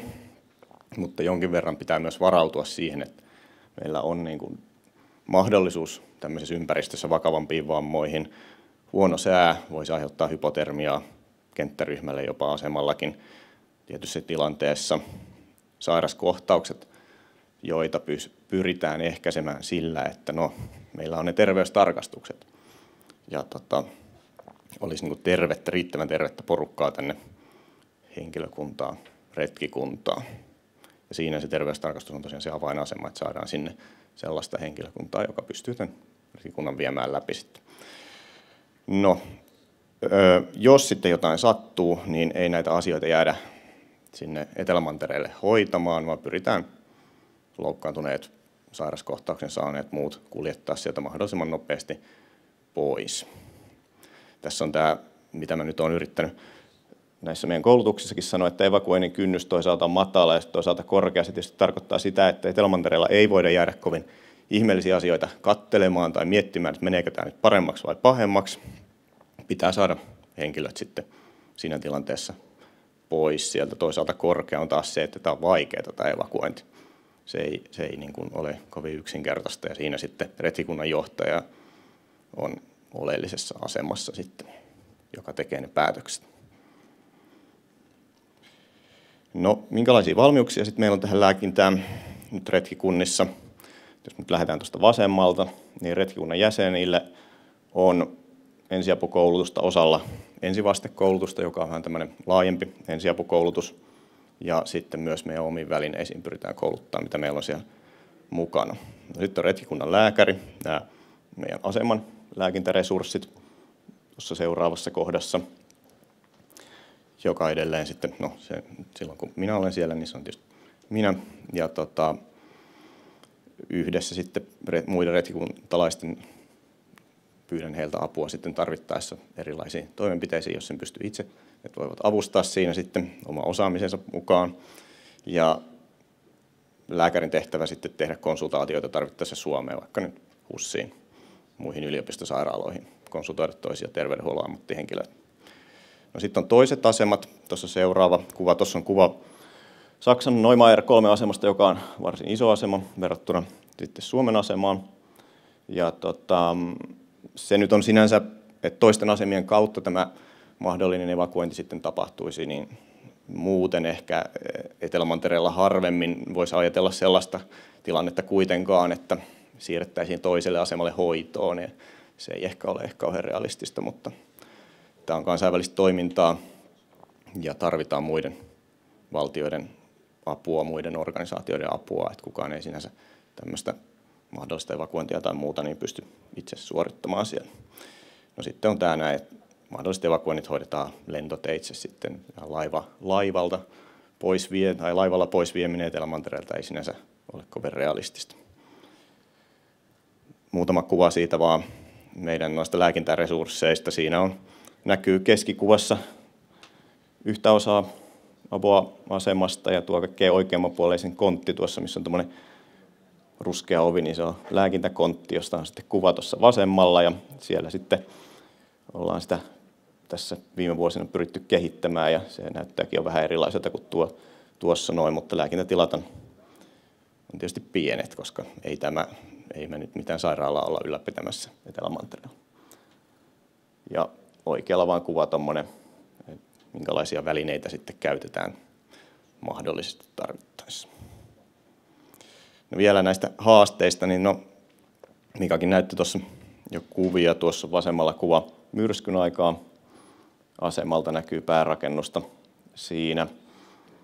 Oikealla näkyy sitten nuovat tuollaista suonen sisäistä nestettä, mutta ongelma on siinä, että ne on jäätynyt, että ne on ollut väärässä paikassa rahdin aikana, että sekin tämä ympäristö aiheuttaa tällaisia niin kuin haasteita tässä. No eipä se nyt ollut ongelma, me saatiin sulatettua.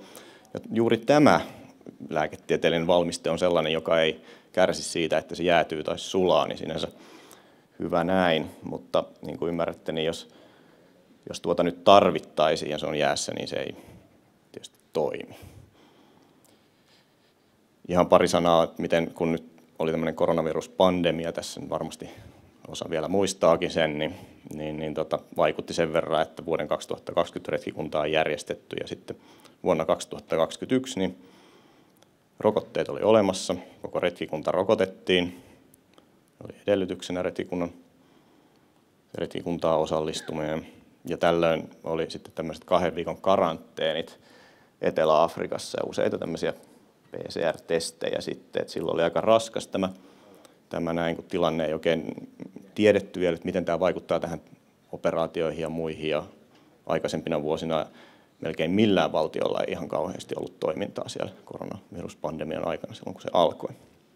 No sitten edellisellä kaudella on jo vähän normaalimpi tilanne, mutta kyllä tämä edelleen vaikuttaa tähän näin. Nyt sanoisin, että koronavirus on ehkä myös tässä retkitoiminnassa vähän niin kuin yksi tämmöinen huomioitava asia muiden joukossa.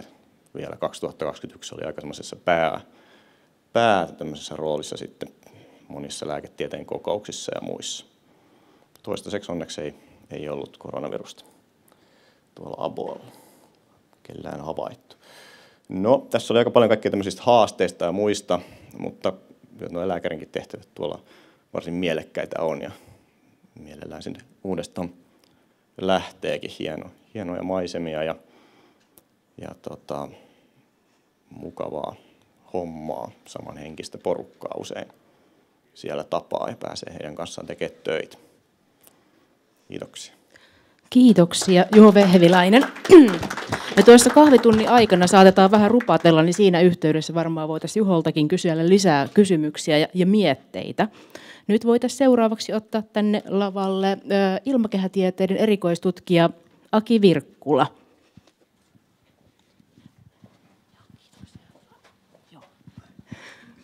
Hänellä on tuo headset.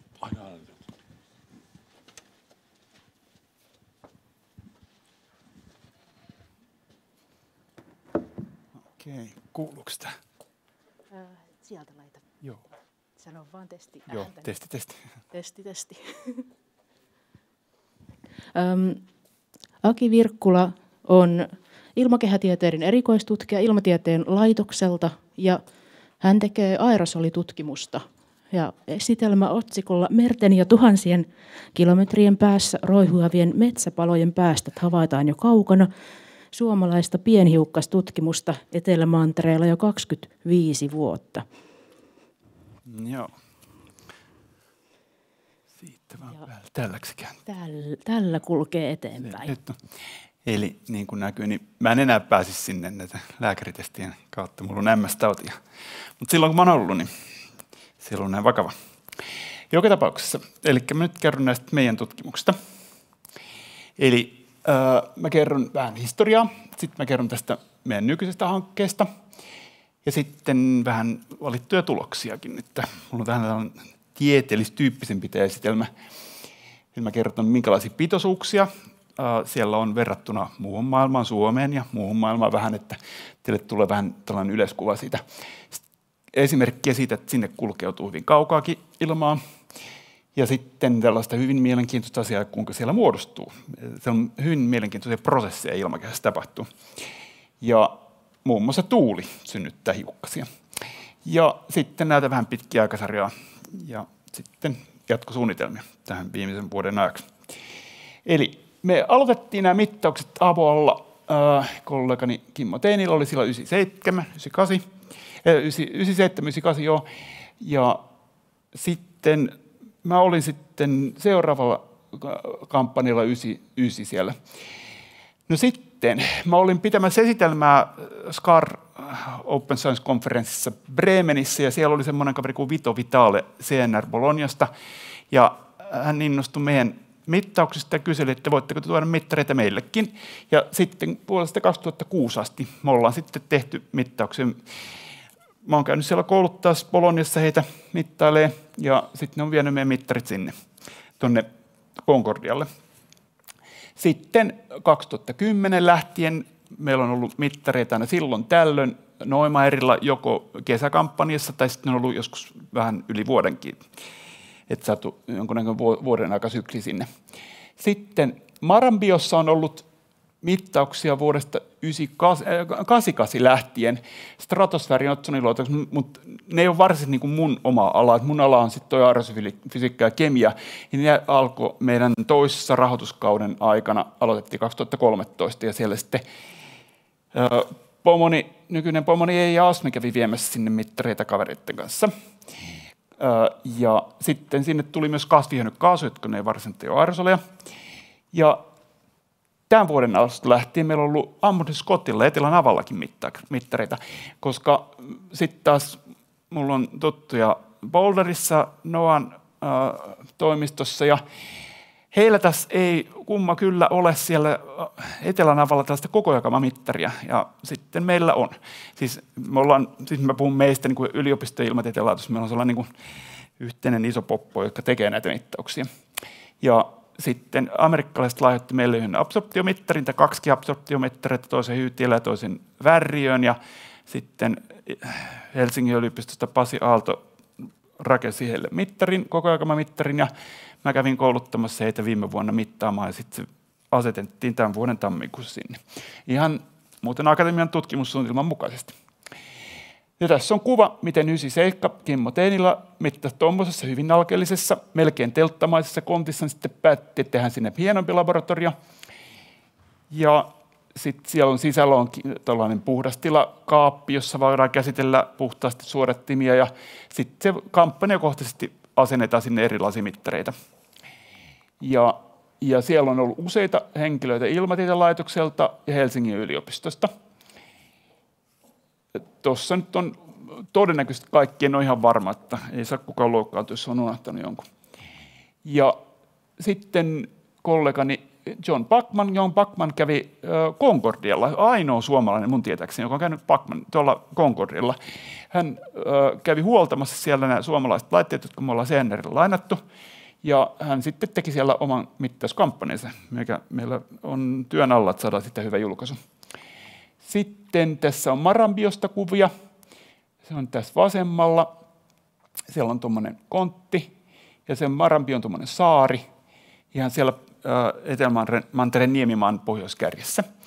Ja sitten tuossa on Etelänavan observatorio, ja sitten siellä on se mittari, joka on Helsingin yliopistossa rakennettu, mutta kollegani Elizabeth Andrews siellä NOAlla kirjoitti sen FMI DMPS, vaikka se pitäisi olla University Helsinki DMPS, mutta ei se mitään, että on ikuisesti siellä, että se on ilmatieteellisen DMPS, vaikka se on Helsingin yliopisto, mutta ei se mitään, me ollaan yhtä poppuota.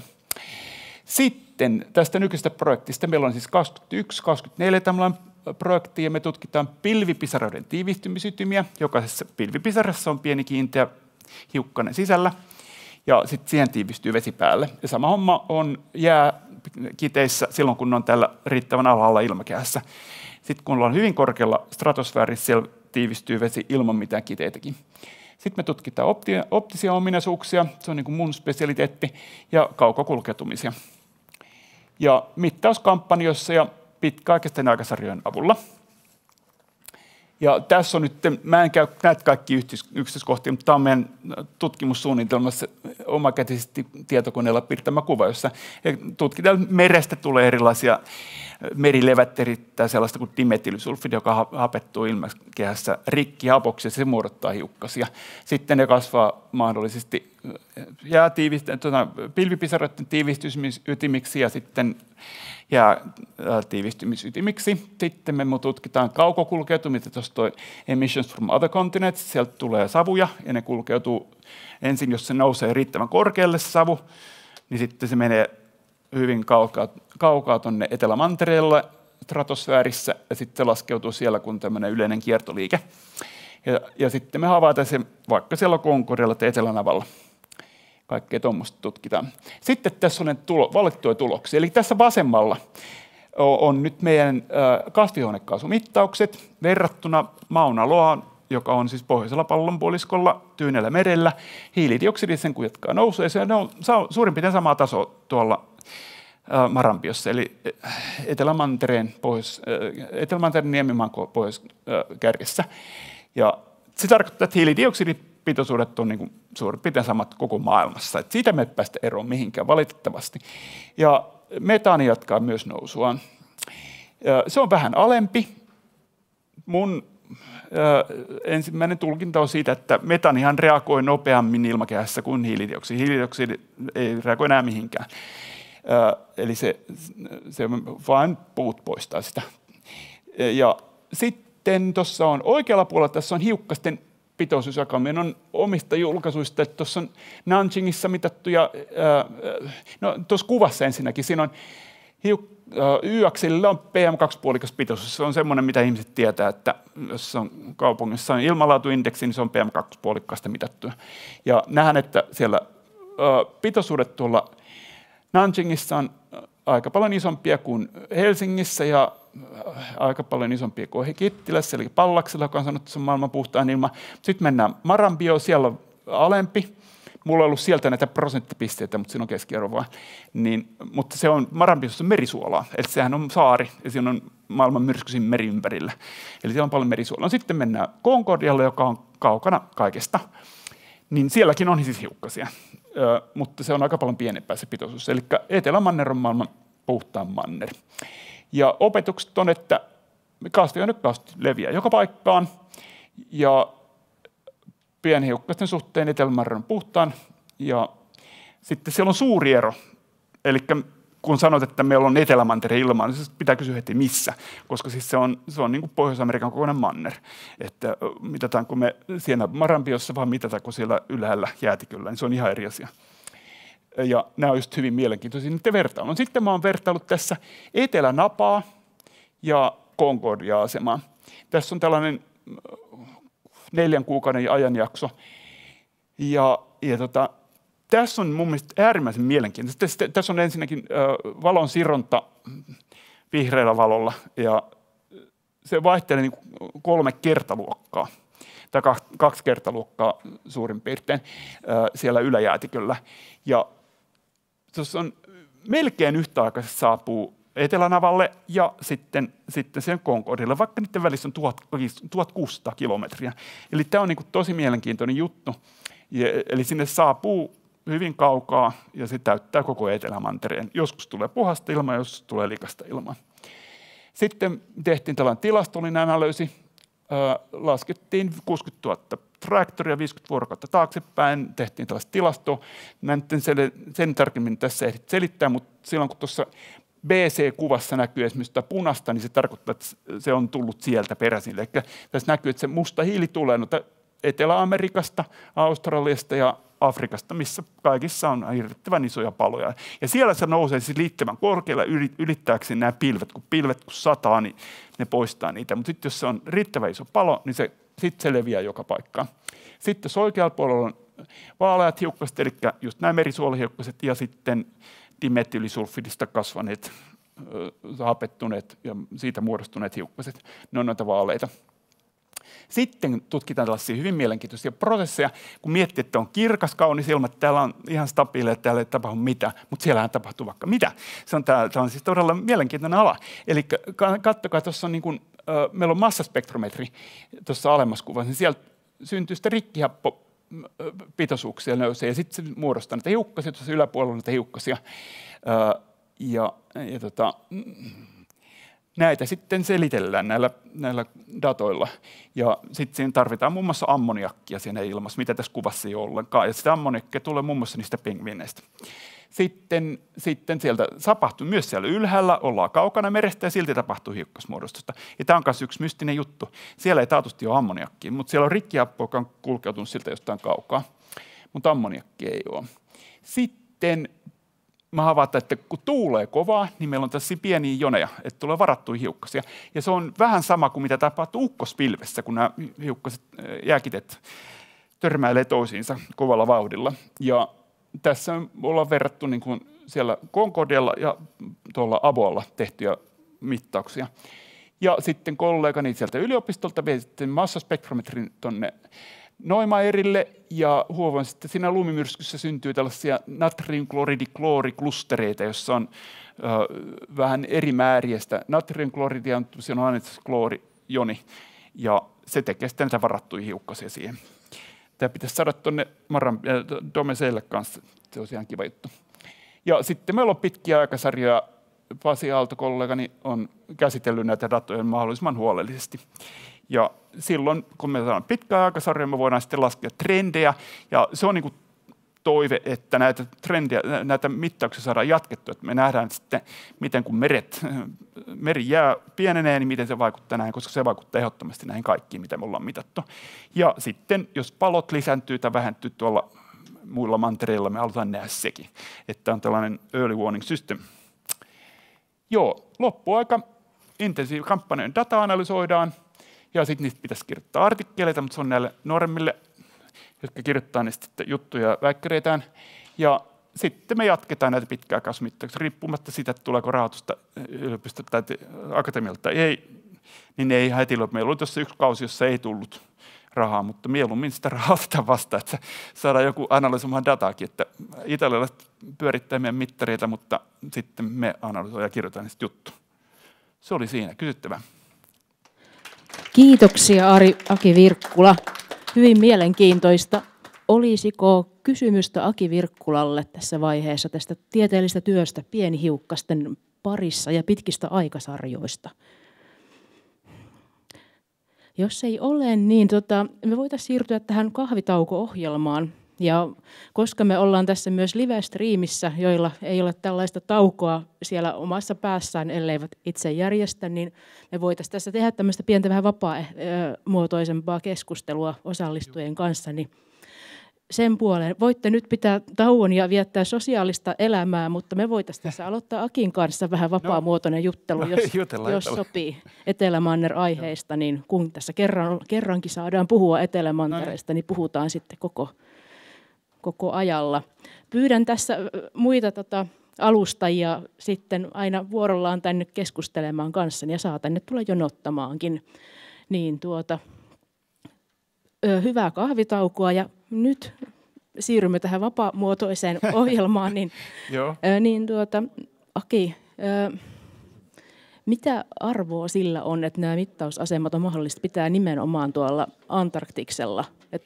No siis niin kuin mä just sanoin, että se leviää siis tuolta, jos nyt mietitään näitä saasteita esimerkiksi, ne leviää yläilmakehän kautta joku paikka. Että jos me avataan, niin siellä yläjäätiköllä ne on ollut sitten matkan varrella joka paikassa.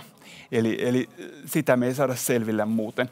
Ja sitten se, että jos me toisaalta tehdään tällaisia prosessitutkimuksia, niin kuin meillä on nyt ollut avoalla vaikka yksi kesä ja hyvin tarkkoja mittauksia, niin siellä taas, vaikka sinne siis tulee näitä ilmansaasteita ympäri maailmaa, mutta siellä on kuitenkin pitoisuudet, niin kuin mä näytin, puhtaammat kuin missään muualla. Ja silloin nämä prosessit on niin kuin selkeimpänä kuin missään muualla. Ei tule näitä sekoittavia asioita, niin saadaan tulkinta tulee helpommaksi. Voisiko sanoa, että Etelämanner on ainoa paikka, josta voi saada tämmöisiä pitkän kantauman laskelmia aika suurella todennäköisyydellä, että siellä ei ole mitään lähialueelta? Joo, kyllä nimenomaan. Miten merialueet, eikö ne toimi sitten just tämän suolan takia vai miten? No sitten taas kun me ollaan lähellä merta, niin sitten sitä merisuolaa on paljon siinä. Sitten näiden pienempien hiukkasten signaali niin kuin voi hukkua siihen pikkasen. Ja sitten toisaalta tämä yleinen kiertoliike, se ilma tulee sieltä ylhäältä. Sitten puhutaan tällaista katapaattisesta tuulesta. Elikkä se on, aivan jäätiköltä tuleva kylmä. Se on hyvin kylmää se ilma, se on tiheämpää ilmaa ja silloin se virtaa sieltä yläjäätiköltä tuonne alaspäin. Ja silloin sinne ylös tulee tavallaan ensimmäisenä ne ilmansaasteet, jotka on sieltä Afrikasta tullut tai Etelä-Amerikasta tai Australiasta. Niin periaatteessa ei aina. Aivan. Ja tämä tapa mitata näitä aerosoleja, joita käytätte, tällainen kontti, joka siellä voi olla vuoden ympäri, niin koetko, että tämä on sellainen niin kuin, tavallaan tehokas tapa tehdä sitä mittausta tälleen niin kuin Etelämantereen koskemattomuuden kautta siitä saatavan mittaushyödyn kannalta, koska tämä on sellainen asia, mitä monet tutkijat tietysti varmasti pohtii, että se tavallaan Etelämantereelle meneminen ja tavallaan sieltä saatavan datan arvokkuus suhteessa, niin toi kuulostaa aika sellaiselta hyvältä. Siis, niin se tarkoittaa sitä, että kun me mennään, niin saastutetaan ilmaa. Saastutetaan ilmaa ja paikallista. Niin. Kyllä, sehän pohdituttaa joka kerta. Ja kun tuossa Mika sanoi, että avoalle esimerkiksi tehdään nyt enemmän aurinkopaneeleilla tuotetaan sähköä, se on hyvä asia ja se on ehdottomasti kannattava asia. Ja meidän mittarit vaan monta kertaa vielä sitten tarvitsee sähköä silloin talvella. Siis jos nämä ympärivuotisilla asemilla, niin siellä on vähän ollut pakko nämä dieselgeneraattorit tai jotkut vastaavat. Mutta tulevaisuudessa mahdollisesti vety voisi toimia, siis se olisi niin kuin toiveena, koska nuo päästöt, mitä sieltä dieselgeneraattorista tulee, niin ne ei ole ihan pieniä kuitenkaan. Aivan joo. Ja sitä mä mietin, että esimerkiksi tämän avoalle mä ehdotan se, että sinne laitetaan suodattimet myös, jotka suodattaa ne kaikki hiukkaset pois, kun sekin on täysin mahdollista. Esimerkiksi täällähän on joku Hanasaaren voimalaitos, siellä on ollut piipussa suodatin, josta ei paljon tule ulos enää mitään. Niin aivan. Tämäkin on semmoinen asia, että kun siellä on henkilö, joka tekee sen alan tutkimusta, niin se tulee mieleen, että näin voisi toimia. Kyllä, ja varmasti se tulee sitten semmoiseksi standardiksi ajan myötä. Aivan. Kiitoksia. Erittäin mielenkiintoista Kiitos, ja kiitos. Nämä pitkät aikasarjat on sitä semmoista arvokasta perustyötä nimenomaan, mitä Etelämantereella on tehty ja voidaan tehdä. Voisiko joku toinen alustaja tulla tänne seurakseni? Minäpä huupelen Juho Vehvilä, niin näyttää siellä siltä, että voisi tulla tänne minun kanssani juttelemaan. No, mikkipä joo, minäpäs sieltä varmaan löytyy. Mikki. Hei, nyt kun täällä tuli lääkäri. Tuli lääkäri täältä. Heti huomiota tähän mehän ollaan yhdellä kaudella, missä sinä et ollut mukana, niin meillä helikopterilentäjältä katkesi jalka ja hänet vietiin sinne Etelä-Afrikan mittausasemalle leikattavaksi. Sanaille. Sanaille, kyllä. Sanaille vietiin leikkaukseen. Sä oot varmaan kuullut tästä. Joo, kyllä mä oon kuullut tämän. Eikö se ole vielä mahdollista nykypäivänäkin? No, kyllä mä luulisin, että se oli etelä-afrikkalainen lentäjä, että se voi vaikuttaa tähän jotenkin. Joo, se on totta, mä luulen, että Suomen, jos on meidän retikunnan jäsen, Suomen valtion rahoittama, niin mä luulen, että se vaaditaan sen verran, että jos se nyt aivan niin kuin hätä, että on ihan pakko ja tämä on ainut vaihtoehto, niin mä luulen, että sitten halutaan, että se on ihan oikeassa sairaalassa tehdään tämä näin. Että tässä lääkintäpuolessakin haaste on se, että tämmöinen yleinen, ihan kaikissa terveyspalveluissa tämä taso on koko ajan noussut. Joo. Ja se ihmisten odotus ja niin kuin järjestelmän odotus sille, että mikä on se, niin kuin se taso, niin se on koko ajan kasvanut. Mikä niin, no tietysti kun lääketiedekin, niin kuin mikä tahansa tiede kehittyy siinä, niin se taso nousee.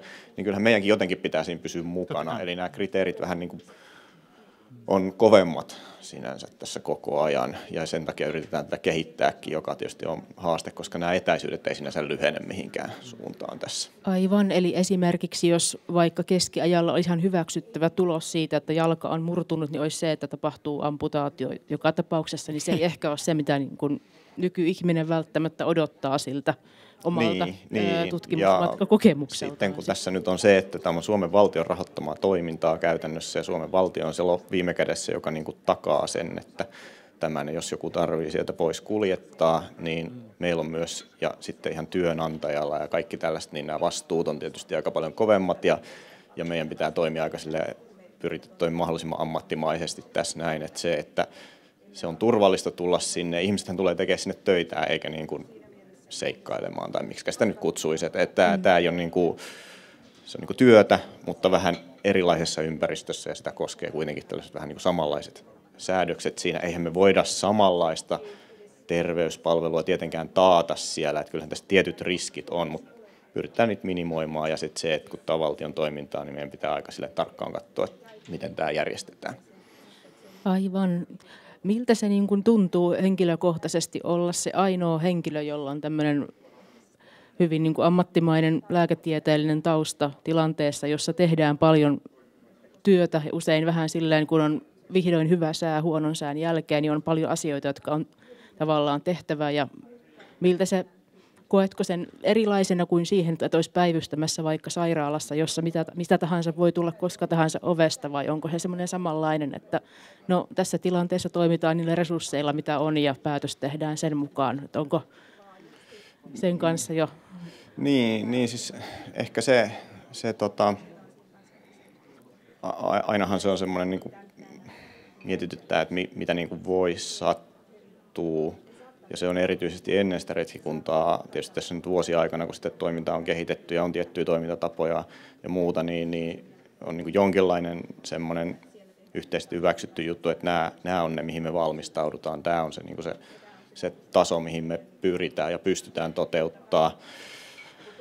Mutta kyllähän se niin kuin joka kerta on, että sanoisin, että ehkä se ei siellä niinku paikan päällä enää sit ihan niin paljon stressaa, koska sit se tilanne on mikä on. Nämä on ne resurssit, mitä meillä on etukäteen sitä, että kun kaikkeahan lääkkeitä voisi ostaa vaikka kuinka, mutta mikä on se järkevä taso?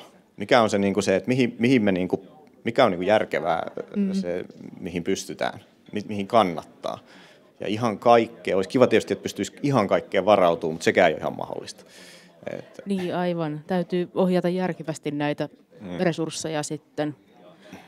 Tiedän, että ainakin 50-luvulla brittiläis-, tanskalais-, ruotsalaisessa retkikunnassa tapahtui tämmöinen geologin silmään meni kivensiru ja tilanne vähän meni pahaksi ja heillä oli siellä mukana vain yksi, jolla oli lääkäriopintoja, mutta hän ei mielestäni ollut niin kuin täyslääkäri ja sitten muita henkilöitä ei ollutkaan, niin siinä meteorologit sitten avustivat tässä silmänpoistoleikkauksessa, joka tehtiin radio-ohjeitse.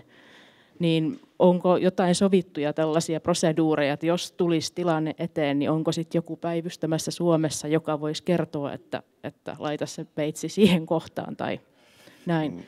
Niin siis tämä on tosiaan mäkin olen lukenut tämän kirjan ja se on silleen, että ne joutuu myös tehdä ne instrumentit sitä varten ja ne on saanut ne ohjeet niin kuin HF-radion kautta, joka nykyään tuntuu silleen, että kun se yhteyden laatukaan nyt se HF-radion kautta ei ole mikään kovin välttämättä hyvä, niin on se aika uskomatonta, että tämä sitten vielä onnistui tämä koko homma, mutta tässä on ehkä just se, että tietysti heillä ei ollut mitään muuta vaihtoehtoa sinänsä. Kyse oli tämmöisestä sympaattisesta oftalmiasta, jossa toisen silmä, jos vaurioituu, niin jostain kumman syystä, mitä ei tarkalleen oikeasti tiedetä, niin se toinenkin sokeutuu sitten myöhemmin. Niin se oli niin kuin vaihtoehto, että tämä henkilö menettää näkönsä kokonaan tai sitten silmä pitää poistaa. No sitten onnistuneesti poisti sen silmän, mikä on aika hämmästyttävää, ottaa huomioon nämä resurssit, mitkä niillä oli. Mutta nykyään tämä käytännössä olisi meidän toiminnassa evakuointi, eli siihen, että sitä pyrittäisiin järjestämään sitten mahdollisimman nopeasti pois. Se on ihan eri tilanne sitten näillä ympärivuotisilla asemilla, mistä ei voida evakuoida. Se muuttaa ihan täysin sitten tämän koko logistiikan ja tämän lääkintäpuolen. Aivan, niin tuolla sitten taas Venäjän Novolasarevskaja-asemallahan vuonna 1968 niin oli tilanne, että retkikunnan lääkärillä itsellään tuli umpilisäkkeen tulehdus. Ja onko tämä sellainen asia, mitä mietit itse Etelämantereelle mennessä, että mitä jos minä sairastun vakavasti ja nämä muut ei sitten ole siinä kyvykkäitä? Joo, tämähän on semmoinen aika iso, sinänsä voi olla aika isokin riski tai muu. Se on ihan kaikkea, pyritään näissä välineissä ja muissakin vähän niin kuin kahdentaa tätä näin, mutta ihan niin kuin kaikkea ei pysty. Osalla on sitten just enemmän sitä lääkekoulutusta siinä. Ja sitten on tiettyjä tilanteita, semmoinen hyvä tuuri, kun Ruotsin retkikunta, joka on siinä samalla mäellä Ruotsin asema, niin heillä on ollut terveydenhuollon ammattihenkilöitä siellä mukana, mutta se on ehkä enemmän poikkeus kuin sääntö sitten. Kyllä. Mutta tämä on tämmöistä, miten sitä nyt sanoisi? Optimointia. Niin. Kyllä, hyvin mielenkiintoista optimointia, kyllä. Mutta totta kai niin onhan muissakin ammateissa ihmisiä, jotka ovat välillä niin hyvinkin kaukana toisista ihmisistä, niin kuin rahtilaivojen henkilökunta voi olla. Niin, että jos vertaa niin kuin rahtilaivoihin tai tämän tyyppiseen, niin kyllähän meillä nyt sinänsä jossain määrin paremmat edellytykset tähän on, koska on terveydenhuollon ammattihenkilöt mukana siinä. Sitten on ehkä paljon enemmän sitä valmiuttakin sit niin kuin ihan välineidenkin puolesta. Kyllä, ja sitten tietysti on tämä, että siellä liikkuu muita retkikuntia, joilla saattaa tulla sitten se oma tarve jonkinlaiselle avulle, niin yllättäenkin, niin varmaan täytyy olla vähän niin kuin valmistautunut kaikkeen aina päivän alussa. Niin, siis meidän lääkintäresurssi tietysti mitataan sen oman retkikunnan mukaan, mutta siis jos jollain on, niin kuin tässä tiettyjä, on jollain lentäjillä ja muilla, jotka on käynyt, siinä on ollut terveydellisiä huolia, niin olen itsekin niitä sitten hoitanut siinä, ja siinä aina sitten tulee tämmöisiä mielenkiintoisia, mitä ei Suomessa niin tarvitse miettiä, mutta on tämmöisiä liability issues, aivan, kun on kyllä. tietystä Pohjois-Amerikan maista tulee ihmisiä, niin sitten, että miten tämä sitten niin kuin oikeasti menee, mutta itse olen ajatellut, että hoidetaan nämä lääketieteelliset asiat ja sitten joku muu voi hoitaa ne muut, jos jotain tulee sitten jatkossa. Aivan. Eli niin kuin autetaan tietysti kaikkea ja oletus on se, että sitten itsekin saadaan apua sitten muilta tarvittaessa. Se on kyllä kiehtova toi Etelämanner silleen miljoona, että raha ei siellä vaihda omistajaa tässä arkipäivässä toiminnassa laisinkaan. Kumotaan vielä yksi urbaani legenda. Sitähän sanotaan aina, että Etelämantereelle menijöiltä poistetaan umpisuoli etukäteen. Niin, itseltäni ei ainakaan ole poistettu. Viisauden hampaita minulta otettiin, mutta... Joo, siinä on ehkä just tämä, että mikä on se riski se umpilisäkkeen tulehtumiselle juuri siellä, ja sitten me voidaan hoitaa sitä kuitenkin antibiooteilla. Mä uskoisin, että myöskään jotka sinne talvehtii, niin sitä ei poisteta. Eli siinä on varmaan tämä riski- ja hyötysuhde on sitten katsottu, että ylipäätänsä kaikessa lääketieteellisessä toiminnassa pitää aina laskelmoida se, että onko tästä suurempi, niin kuin, että tästä on enemmän haittaa, tästä varsinkin leikkaukset ja muut niin toimenpiteet, niin onko tästä enemmän haittaa, odotettavissa olevat hyödyt ylittää odotettavat haitat, ja tässä ehkä nyt on katsottu, että ei ehkä ei ole näin. hyöty niin valtava sitten. Mutta... Aivan. Otetaanko tänne myös Arto Luttinen tuolta? Sieltä tulee geologi yliintendentti luonnontieteellisestä keskusmuseosta. Siellä vaihtuu. Kiitoksia Juho kommenteista.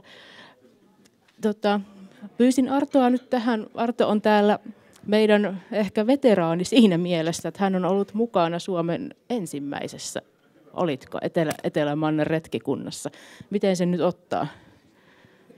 No en ihan, että tänne Aboan suuntaan sitten niin se rakennusretkikunta meni vuonna 1988 ja se sitten 89 puolella valmistui asema sitten seuraavana talvena sitten sinne suuntaisi Aranda-alus.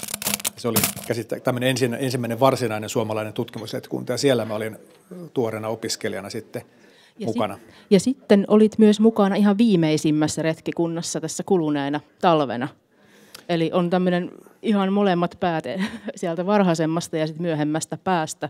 Niin haluaisinkin kysyä, että miten koet, että Suomen Etelämanner-toiminta on muuttunut tänä aikana, kun olet siinä ollut mukana ja aika aitiopaikalla näkemässä, kun se on rakentunut? Ehkä lyhyesti voisi ajatella, että on tullut paljon ammattimaisemmaksi sillä, että se alkuaikana kaikki suunnittelu ja toteutus tehtiin vähän sille oman työn ohella. Ja yksi konkreettinen asia, mikä on muuttunut, on matkan teko. Ne ensimmäiset 90-luvulla ja 80-luvulla tehdyt matkat, niin tapahtui laivalla, jolloin yhteen suuntaan saattoi mennä pahimmillaan 1 kuukausi matkaa, ja se on se kenttätyö jäi paljon vähemmälle. Niin, Suomen Arandahan on käynyt myöskin siellä Etelämantereen vesillä. Oliko se ihan näillä ensimmäisillä retkikunnilla mukana? Joo, se ensimmäinen tämmöinen tieteellinen retkikunta varsinainen tapahtui just Aranda-aluksella tuolta Montevideon kautta Uruguaysta. Joo, merentutkimusalus Aranda. Kyllä joo. Ja sitten sen myöhemmin se on kyllä myös siellä päin muistaakseni kertaalleen ehkä operoinut, mutta ei sen jälkeen. Sitten ne on ollut sitten eri maalaisilla, venäläisillä, eteläafrikkalaisilla, norjalaisilla aluksilla sitten nämä matkat tehty. Ja nykyään sitten tosiaan, kun mennään lentoteitse, niin tämä kaikki on paljon sujuvampaa ja nopeampaa. Entäs tämä ihan niin kuin päivittäinen toiminta retkikunnassa ja siellä kenttäolosuhteissa, niin onko siinä tapahtunut jonkinlaista muutosta sieltä alkupäivistä tähän päivään? Et onko se aseman arki ikään kuin muuttunut jollain tavalla? Siinä on taas sama tämmöinen ammattimaisuus tullut, eli nykyään kun tämä logistiikka järjestyy ammattilaisten taholta ja sitten myös sen aseman tekninen toiminta, lääkäri, lääkäri tosin oli aikaisemminkin mukana, mutta siellä on erilaisia teknikkoja ja kokkia nykypäivänä ja kaikki on ammattimaisempaa. Tutkijan rooli on sitten hyvinkin puhtaasti tutkiminen nykypäivänä. Niin, roolit on enemmän sovittu sitten henkilöiden kesken, että kuka hoitaa mitäkin ja ehkä sitten semmoinen pysyvyys varmaan tullut sitä kautta. Että kyllä ja asemahan on kasvanut koko merkittävästi tässä aikana ja kaikki toiminnat on järkiperäistetty ja energiaa säästetään ja tämmöinen sujuvuus ja kaikki on huomattavasti kehittynyt juuri tämän takia varmasti, kun siinä on osaavia ammattilaisia pyörittämässä tätä sirkusta. Miten koet, että Etelämantereella työskenteleminen on muuttanut omaa maailmankatsomustasi tässä vuosien varrella? Vähän iso kysymys selkeästi vastattavaksi, mutta kysyn kuitenkin. No mä olin parikymppinen, kun mä olin ekan kerran, niin se on koko tämän aikuisajan ollut mukana jollain tavalla. Tämä niin varmasti on vaikuttanut tavoilla, mitä vaikka edes ehkä äkkisiltään hahmottaa. Mutta tämmöisiä isoja, jos ehkä mä sen tieteellisen puolen jätän siitä sivuun, mutta ehkä nyt nimenomaan tämä tämmöinen ryhmänä toimiminen ja näiden operaatioiden mukana oleminen, järjestäminen ja tämmöinen kokemus sitten olla osana tällaista retkikuntaa, niin on varmasti tälleen, ainakin oli hirveän antoisia ollut kokemuksia. Miten ne sitten muuttanut, niin vaikea sanoa. Ehkä pikkasen voisi ajatella näin, että kun siellä asiat ei hoidu niin helposti kuin täällä kotona, niin sitten ehkä yleensäkin aavistuksen helpommin tai enemmän arvostaa asioita sitten, pieniäkin asioita, kun ne hoituu sitten taas helposti. Etelämannerhan on pitkään ollut ainoita sellaisia paikkoja tutkijoille, jossa sähköposti ei jatkuvasti niin kuin kilise ja ei ole tavallaan sitä vaatimusta olla monessa paikassa yhtä aikaa tai jollain tapaa se, että ollaan aika eristyksissä muusta maailmasta. Niin sehän on muuttunut jonkin verran nyt, kun on saatu parempia satelliitteja, uusia satelliitteja taivaalle ja internet on tullut, niin onko se muuttanut sitä niin kuin retkikunnan toimintaa, että enää ei olla täysin niin kuin erossa siitä esimerkiksi kotiväestä, vaan on ihan mahdollista niin lähettää joku viesti joka päiväkin ehkä? Joo, kyllä. Että silloin 80-90-luvulla niin nämä yhteydenpito oli kyllä hyvin alkeellista, että satelliittipuhelimia tuskin oli olemassa ja niiden yhteydet olivat epäluettavia. Että se oli hyvinkin totaalista eristymistä. Sitten ehkä kauden aikana 1 tai 2 puhelinsoittoa pikaisesti sitten kotiin päin. Nykyään nyt viimeisimmämälläkin matkalla niin meillä oli mahdollista päivittäin WhatsAppin yhteydellä pitää kotiin. Niin kyllä se maailma on tavallaan hivuttautunut sinne lähemmäksi, mikä on monella tavalla tietysti hieno asia. Mutta toki myös sitten itse koen, että näissä matkoissa niin yksi niitä hienoja asioita on olla vähän kaukana ja päästä vähän eroon ehkä arjen hyörinästä ja keskittyä siihen työhön siellä ja sitten niihin ihmisiin siellä. Ja, niin tämä on vähän kaksiteräinen miekka, näiden kommunikaatioyhteyksien paraneminen. Niin, toi on hyvin erilaista, kun ajattelee sitä niin kuin ensimmäisten tutkimusmatkojen aikaa, että sitä lähdettiin laivalla jonnekin päin, eikä ollut varmuutta, mitä sieltä löytyy, eikä ollut minkäänlaista varmuutta, että koska tai tullaanko takaisin laisinkaan, niin nyt on mahdollista päivittää kotiväelle, että mitä on tänään tehty ja mitä huomenna aiotaan tehdä. Niin mahtaa olla vähän erilaista. Niin joo, mulla ei sentään ole kokemuksia niistä ajoista, niistä 1800-luvun retkistä. Tai sankariajan, kulta-ajan matkoista. Ei, mutta tänäkin aikana kyllä se on niin kuin hivuttautunut tämä moderni maailma sinnekin sitten jo, mikä pääasiassa on varmasti hyvä asia, mutta siinä vähän häviää jotain tällaista tiettyä niin kuin lintukotomaailmaa. Tässä vähän sivuttiin näitä sankariaikoja, niin tuo on ehkä varmaan sellainen asia, että silloin kun tehtiin näitä suuria löytöretkiä ja pyrittiin vaikka kilpaa Etelänavalle, niin näkisitkö, että nämä tavallaan sen tieteellisen tutkimuksen tavoitteet on muuttuneet niistä ajoista? No tietystihän Etelämanner-sopimushan määrittelee tietysti ja nämä paneelit siellä sisäisesti sitä, että mitä niitä tavoitteita nykyaikana on, mutta yritän tässä vähän fokusoida sitä, että... No, kun kaikki tämä logistinen toiminta on kehittynyt ja liikkuminen on kehittynyt, siellä on niin kuin paremmat edellytykset lentää ja mennä moottorikelkoilla ja autoilla. Ja mä sanoisin, että yhä laajempi tämmöinen tieteellinen toiminta, yhä monimuotoisempi tieteen tekeminen on mahdollista. Että menneisyydessä niin ehkä se tutkimustoimintaa paljon enemmän rajoitti just sääolosuhteet ja tämmöiset monet muut reunaehdot. Ja nyt sitten yhä laajemmin voi, niin kuin kokonaisvaltaisemmin voi sitten siellä tiedettä tehdä, kun nämä fasiliteetit ja yhteydenpito. Nykyään kaikki mittauslaitteetkin vaatii sähköä ja tämmöistä internetyhteyksiä suorastaan, niin se avaa tosiaan tutkimukselle, nyt voi tehdä melkein kaikkea, mitä voi tehdä muuallakin, niin voi tehdä Etelämantereella. Ja silloin ehkä löytöretkien aikaan oli varmaan sellainen tavoite vähän niin kuin ottaa haltuun ja jättää jälkimaailmaan, niin näkisitkö, että se semmoinen tavoite olisi ehkä muuttunut vähän enemmän siihen, että kumpa emme jättäisi jälkeä sinne tai sellaiseen niin kuin säästävään lähestymiseen? Varmaankin näin, että nykyään ennen kuin matkaa lähdetään, niin tehdään tämmöinen ympäristövaikutusarvio ja sitten haetaan lupaa toimintaessa. Pitää analysoida sitä, että minkälaisia jälkiä oma toiminta, tutkimustoiminta jättää ja niiden jälkien on syytä olla niin kuin tämmöisiä hyväksyttäviä ja suhteellisen pieniä. On se tullut jopa tämän mun uran aikana niin korostunut selvästi tämä ympäristön ajattelu siinä. Itse geologina niin suhteellisen vähän kuitenkin törmää. Siellä ehkä keskeisimpänä on tämmöisiä lintuyhdyskuntien sit lopulta olemassaolo, että ihan kaikkialle ei voi sitten välttämättä mennä vasaran kanssa heilumaan. Mutta kyllä tämä varmasti, uskon, että siis ihan jos katsotaan oikein pitkälläkin jänteellä, niin varmasti on niin kuin koko ajan. Samalla tavalla kuin yleisessä keskustelussa ympäristö on tullut esille, niin se näkyy myös siellä.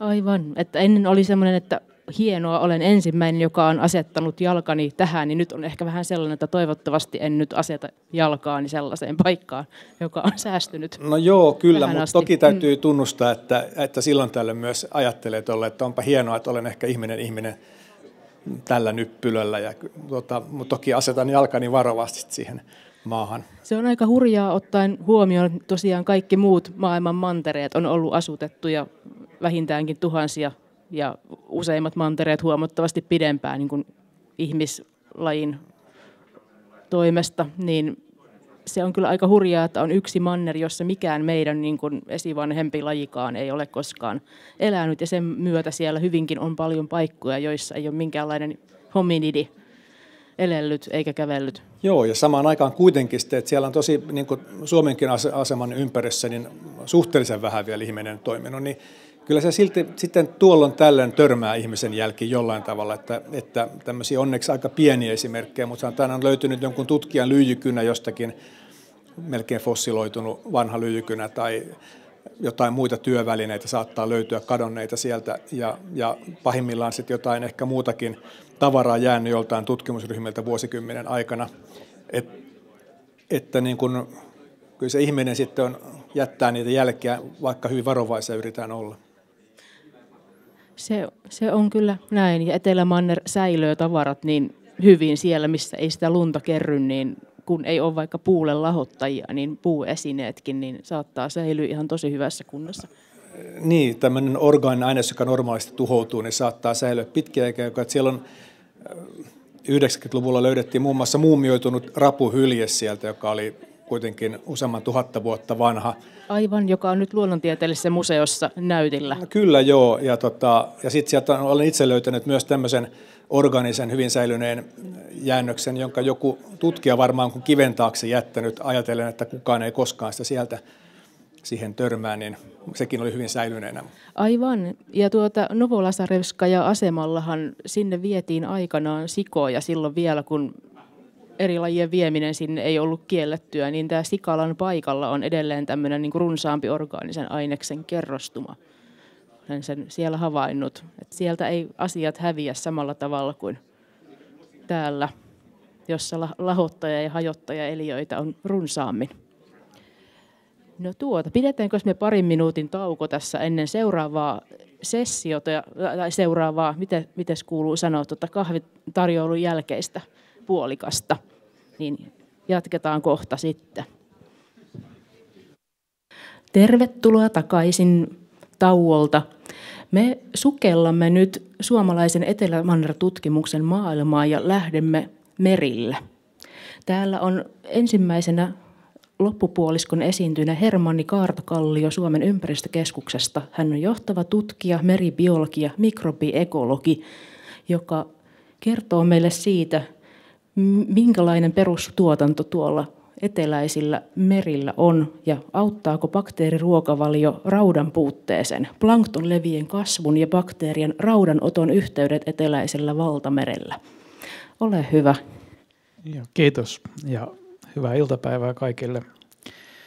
Ja tosiaan otsikkona niin tänään, että auttaako bakteeriruokavalio raudan puutteeseen, ja sitä me selvitämme, emme vielä tiedä. Ja nyt puhun, tämä on myös vähän tämmöinen tieteellispainotteinen esitys, mä puhun aika lailla pelkästään nyt tästä meidän käynnissä olevasta tutkimushankkeesta, joka on myös rahoitettu nyt meneillään olevalla akatemian rahoituskaudella. Ja tämä on erilainen, niin kuin nähtiin aiemmin, niin tässä meillä on vaan Suomen ympäristökeskus on ainoana toteuttajana. Ja meillä on yhteistyökumppaneita aika laajasti Belgiassa, Etelä-Afrikassa, Australiassa muun muassa. Ja se, mikä meitä kiinnostaa, niin on se, että miten bakteerit eteläisellä valtamerellä auttaa tai hidastaa tai vaikuttaa levien kasvuun ja sitä kautta meren tuottavuuteen.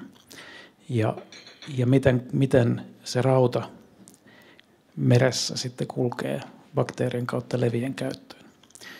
Ja nythän me tosiaan toimitaan laivoilta käsin. Tämä on siis puhtaasti merentutkimusta ja silloin hyödynnetään yhteistyökumppanien tutkimusaluksia. Ja miksi sitten eteläistä valtamerta pitää tutkia tai kannattaa?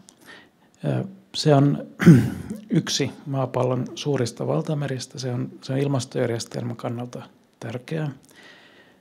Iso hiilinielu, osittain planktonlevien hiilensidonnan vuoksi ja osittain siksi, että siellä muodostuu syvävettä, eli vettä, kylmää hiilidioksidipitoista vettä, joka vie valtameren sisäosiin hiilidioksidia ilmakehästä. No sitten tietysti koko ekosysteemi, koko valtavan valtameren ekosysteemi eläinplanktonista grilliin ja grillistä hylkeisiin, lintuihin, valaisiin, niin se pyörii näiden pikkuruisten planktonlevien tuotannon päällä. Eli puhutaan levistä, jotka ei ole silmille näkyviä muuta kuin vihreänä värinä, jos niikseen. Ja nyt ilmastonmuutos etenee, ennakoidaan, että eteläisen valtameren perustuotannon määrä ja ajoitus ja sijoittuminen tulee muuttumaan, ja sitä säätelee hyvin monimutkaiset tekijät. Ja kun se muuttuu ja jos se muuttuu, niin sillä on vaikutuksia hiilitaseisiin ja ekosysteemin toimintaan. Ja näitä tekijöitä, jotka rajoittaa tuotantoa ja säätelee sitä, niin ei vielä tunneta riittävästi. No, meillä on Sykessä aika pitkät perinteet ekologisesta eteläisen valtameren tutkimuksesta, erityisesti mikrobiravintoverkon tutkimuksesta. Ja tämä on nyt alkanut 1989 Arandan ensimmäiseltä Etelämannermatkalta. Siinä on kuvassaan Aranda Ushuaiassa Argentiinassa 1989. Ja siitä lähtien meillä on ollut koko ajan säännöllisesti menossa tutkimusta. Yleensä yhteistyökumppanien tutkimusristeilyillä ja yleensä ei rahoitettuina hankkeina, mutta nyt tällä kertaa meillä on tämä akatemian rahoitus, eli verrattuna moniin muihin toimijoihin tässä samassa rahoitusympäristössä, niin meillä on pitkät perinteet, mutta niin kuin rahoitusta ei ole ollut säännöllisesti tähän aiheeseen. Ja tietysti toivotaan, että tämä hyvä tutkimusaihe ja meidän osaaminen niin kuin jatkuu seuraavissakin hauissa. No ihan lyhyesti sitten, niin kuin sanottu, niin planktonlevät ylläpitää koko ekosysteemiä ja ne on tuolla keskellä vihreällä. Ja toisin kuin vaikka Itämerellä, jos ravinteet, niin kuin typpi ja fosfori, rajoittaa tuotantoa, niin eteläisellä valtamerellä rajoittava tekijä on rauta, joka on hivenravinne. Ja muita ravinteita on runsaasti, rautaa on liian vähän. Ja se, että missä levät kasvaa ja missä kaikki muut eliöt sitten niin kuin niiden perässä kasvaa ja viihtyy, niin riippuu siitä, että missä on rautaa. Ja nämä pitoisuudet on sitten hyvin matalia.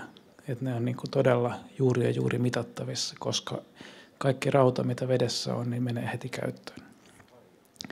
No, rautaa tulee mantereilta, pölyn mukana, aavikoilta, etenkin Australiasta ja Afrikasta ja Etelä-Amerikasta, pohjan sedimenteistä, jota erityisesti jäävuoret kuljettelee. Ja myös merijää kerää rautaa itseensä talven aikana ja vapauttaa sen keväällä. Ja se näkyy sitten siinä, että niin kuin tämä tuotanto, niin kuin tuossa alemmassa kuvassa, niin tuotanto on suurimmillaan siellä jääreunassa. Ja näiden fysikaalisten tekijöiden lisäksi tiedetään, että rauta myös sitoutuu helposti eliöihin ja on sitten pois muiden eliöiden käytöstä. Ja se juuri, tämä biologinen säätely, on se, mitä me tässä hankkeessa tutkitaan. No, vedessä rauta on monessa eri muodossa, eri pelkistysmuodossa ja ne on eri lailla eliöiden saatavilla, mutta suurin osa, jopa 99% sitoutuneena erilaisiin ligandeihin tai kelaatteihin, eli yhdisteisiin, joita levät ja bakteerit erittää voidakseen kaapata rautaa itselleen.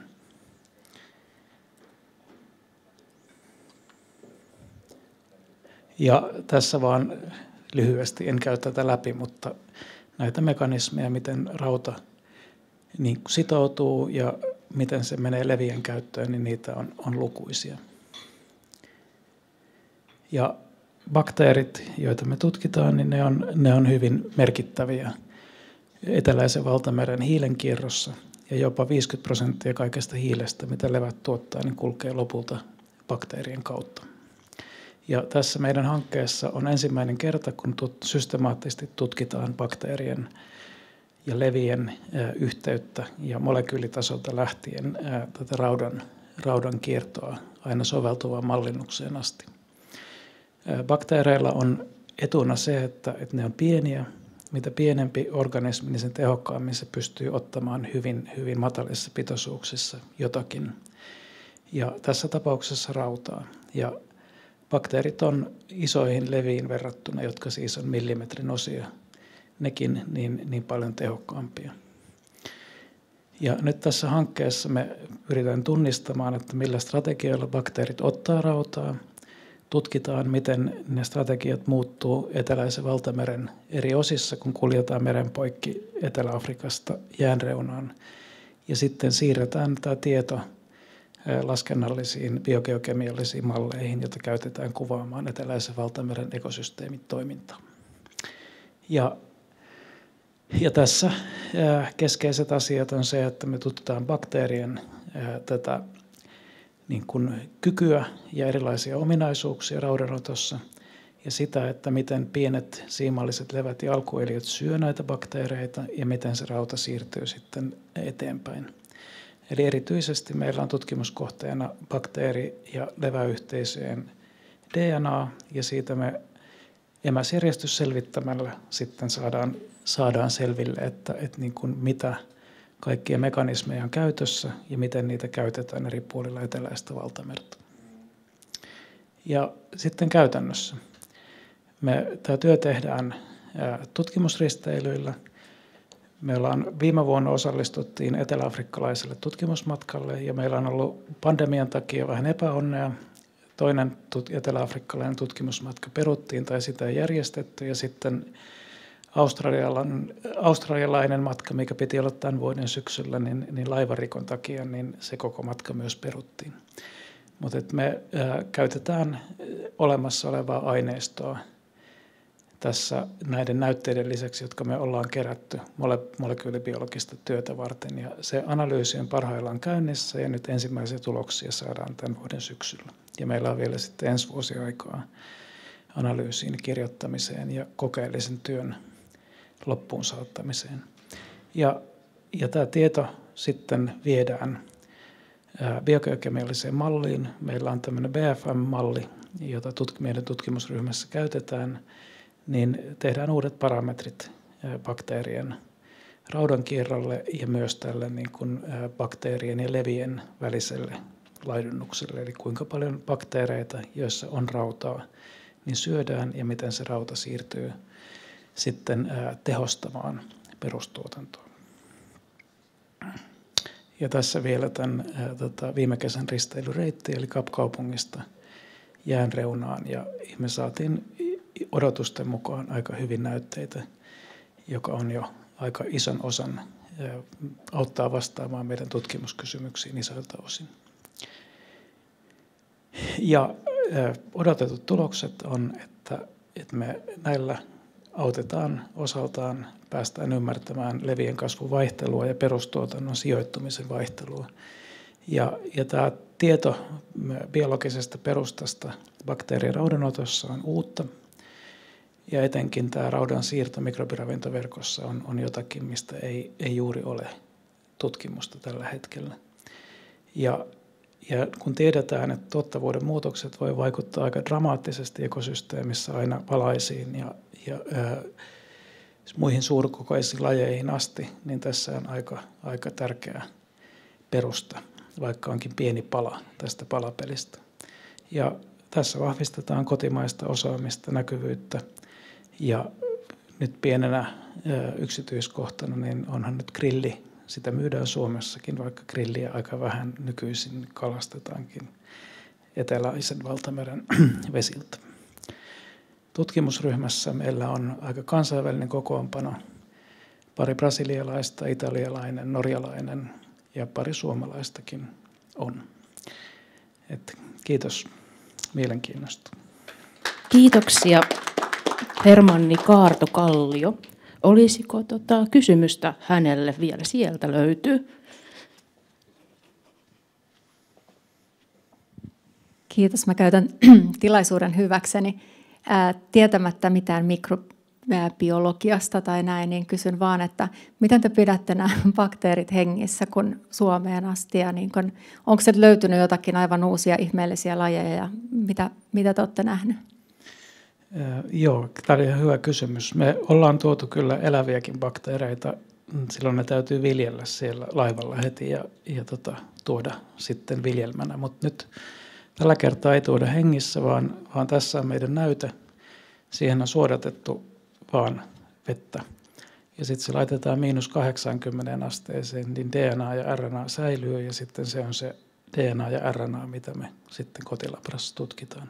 Ja sieltä saadaan se tieto, kaikki se geneettinen potentiaali, mitä näillä otuksilla on, niin me saadaan se selville lopulta. Mutta aikaa menee vähän. Kiitoksia. Onpas mielenkiintoista. Ihan perusasioita, että jos tämä bakteerien yhteyttäminen tehostuu, niin ehkä sillä voisi olla jotain seurauksia sitten tälle ympäristöllekin ihan globaalistikin. No, se on valtava meri ja valtavasti tuotantoa, niin ehkä. Kiitoksia Hermanni Kaarto-Kallio. Me siirrymme seuraavaan puhujaan, mutta pysymme merellä. Meille tulee professori jäätutkija Jukka Tuhkuri Aalto-yliopistosta otsikolla Jäätä ja laivoja Etelämantereen vesillä. Ja tämä on nyt meidän linkkimme näihin Etelämanner-tutkimuksen sankariaikoihin. Hän saa kohta itse alustaa, mistä on kysymys.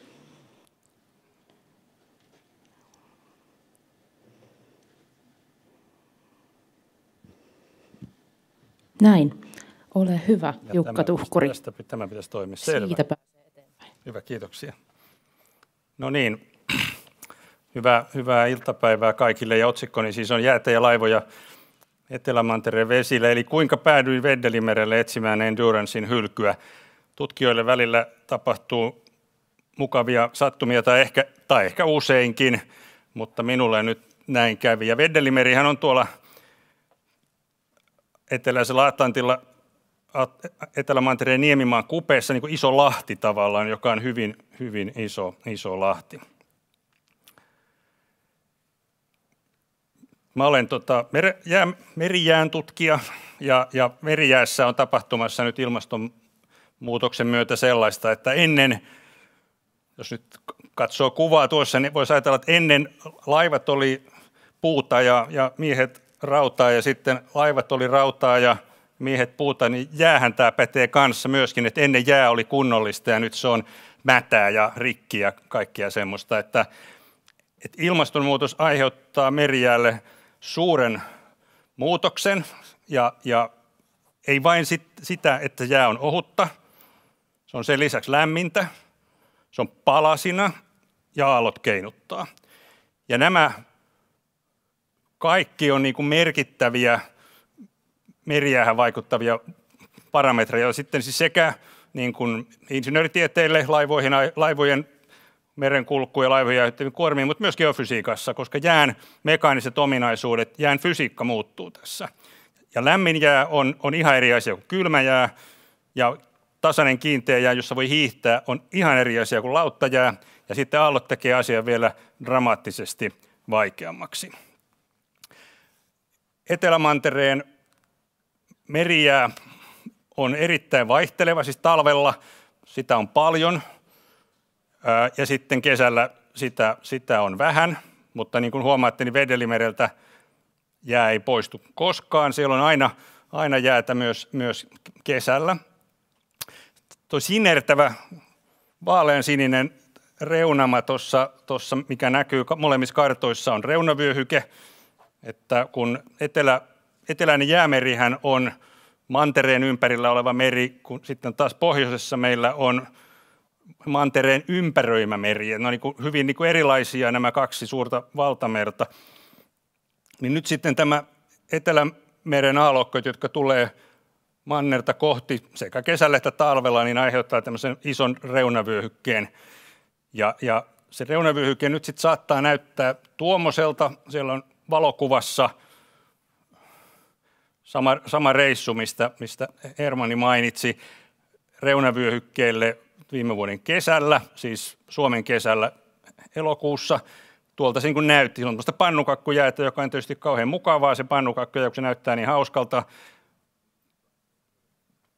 Aallokko rikkoo jäätä, niin sitten tulee tämmöisiä pannukakkuja. Pannukakkujäätähän voi nähdä Helsingin edustallakin talvella sillä, että menee tuohon kävelemään rannalle, niin aallokko rikkoo jäätä ja sitten ne jääpalikat törmäilee toisiinsa, sitten vähitellen niistä tulee semmoisia pyöreitä ja niissä on semmoiset pienet reunat, niin korotetut reunat, se on pannukakkujäätä. Pienoismallissa sitä syntyy Helsingin edustallakin Etelä-mantereen ympärillä. Tämä on tietenkin, tämä reunavyöhyke on niin kuin valtava, se on niin kuin mieletön alue maantieteellisesti, se on suuri reunavyöhyke, maailman suurin reunavyöhyke. Ja aallot hidastaa talvella jääpeitteen muodostumista, niin kuin tässä alemmassa kuvassa näkyy, että meri ei voi jäätyä niin kuin täällä tai jossain vuonossa tai järvissä sillä lailla, että olisi vain tasasta ja kylmä kuutame yö ja sitten se jäätyisi. Kun jatkuvasti on maininkia ja aallokkoa, se on niin kuin levoton se tilanne, että voi syntyä vain hyhmää ja sitten se hyhmä muodostaa näitä lauttoja ja jos on vähän aikaa tyyntä, niin sitten taas se aallokko rikkoo sen ja sitten se vähitellen sillä sitten kasvaa. Ja sitten kesällä taas sitten vähän niin kuin toisinpäin, että aallokko rikkoo kaiken. Me tutkitaan Ilmatieteen laitos ja Aalto-yliopisto yhdessä. Mikko Lensu ja minä ollaan tässä nämä päätutkijat. Meillä on akatemian hanke aallokon synnyttämä rakenteellinen vaihtelu Etelämantereen merijäässä. Ja tässä me sitten tutkitaan asiaa niin kuin tutkijat tekevät tieteellisesti, niin kuin tällä teoreettisesti, että mitä nyt ehkä voisi tapahtua menemällä havainnoimaan asioita niin kuin laivalla tai sitten laboratoriossa. Ja laboratoriossa me voidaan tehdä aaltoja. Tämä kuva on Otaniemestä, Aalto-yliopiston jääkoealtaasta. Ja siinä nyt sitten näkyy lauttoja ja aaltoja. Pannukakkujäätä niin kuin muodostuu laboratorio-olosuhteissa. Ja sehän on iso toi laboratorio, tuosta nyt ei näe, mutta se on 40 × 40 metriä. Että se on iso amme, 3 metriä syvä. Siellä on kylmä, voidaan tehdä jäätä ja sitten tehdä laboratoriossa tämmöisiä kokeita. No sitten se kenttätutkimus, mitä me tehdään, keskittyy hyvin paljon eteläafrikkalaiselle Agulhas 2 laivalle, kaunis punainen laiva. Se linkki on se, että se rakennettiin Raumalla vuonna 2012 ja silloin Aalto-yliopisto professori Kujalan niin kuin aktivoimana asensi siihen laivan kylkeen, just tähän oikeaan kylkeen, mikä näkyy tänne, niin 3 kohtaan mittaukset. Me mitataan jään aiheuttamia kuormia tähän runkoon. Tuossa näkyy alhaalla tuommoista dataa. Siinä on niin kuin piikkejä, erikokoisia piikkejä. Sitten taas kun ei ole piikkejä, niin laiva on ollut paikallaan. Ja sitten kun laiva liikkuu ja rikkoo jäätä, niin sitten taas tulee tuommoisia piikkejä. Ja niitä me sitten niin kuin jahdetaan tämmöisiä piikkejä. Ja tässä on niin kuin 2 isoa tieteellistä kysymystä minulle. On se, että mikä aiheuttaa suurimmat jääkuormat. Se on niin kuin asia, mitä me ei tiedetä. Voidaan tietysti sanoa, että paksu jää tai tekee Titanicit, että törmää jäävuoreen, niin tuleehan sitä isoja kuormia. Mutta tapahtuu paljon ilmiöitä, joissa me ei sitten tiedetä, mitä oikeasti sitten on niin kuin tapahtunut.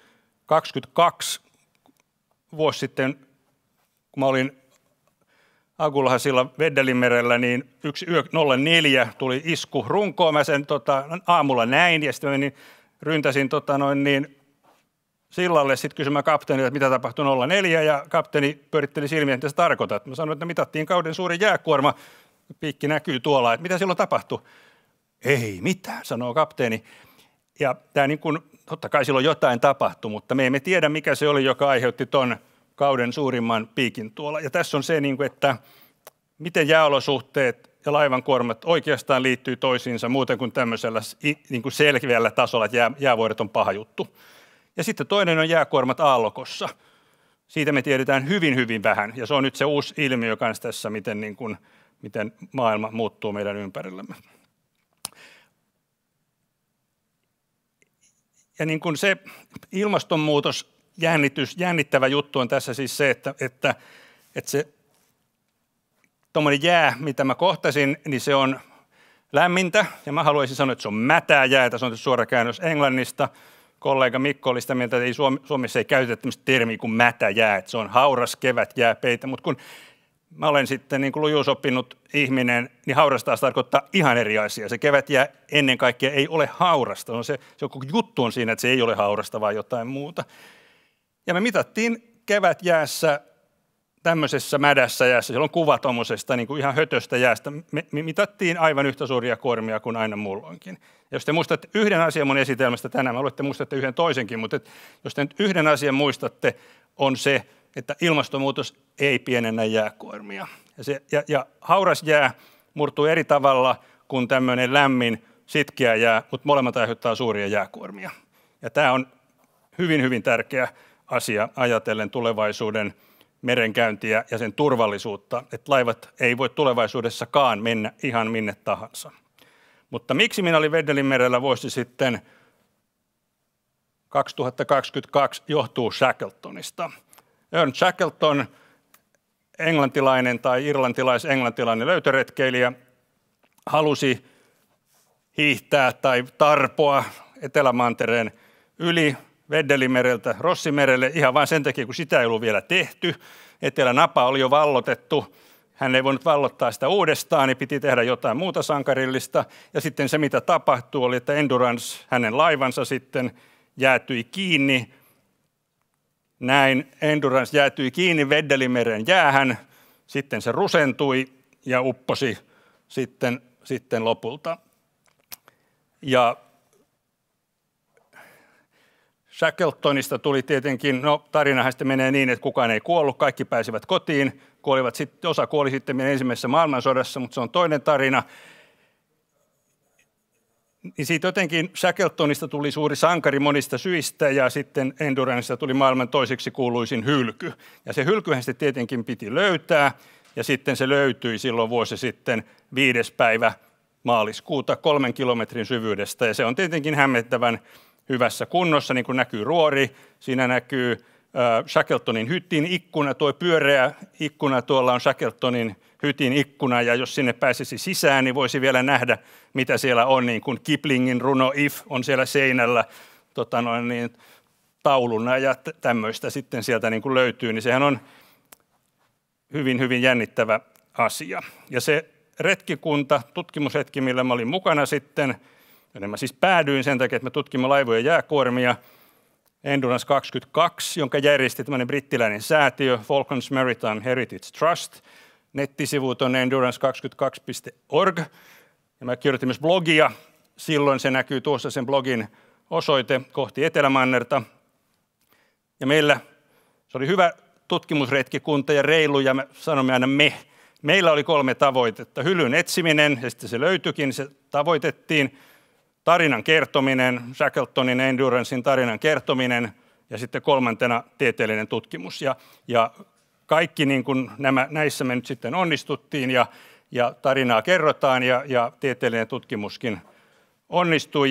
Ja niin kuin minulle jotenkin hyvin rakasta on tämä kuva. Siinä on tutkijoita.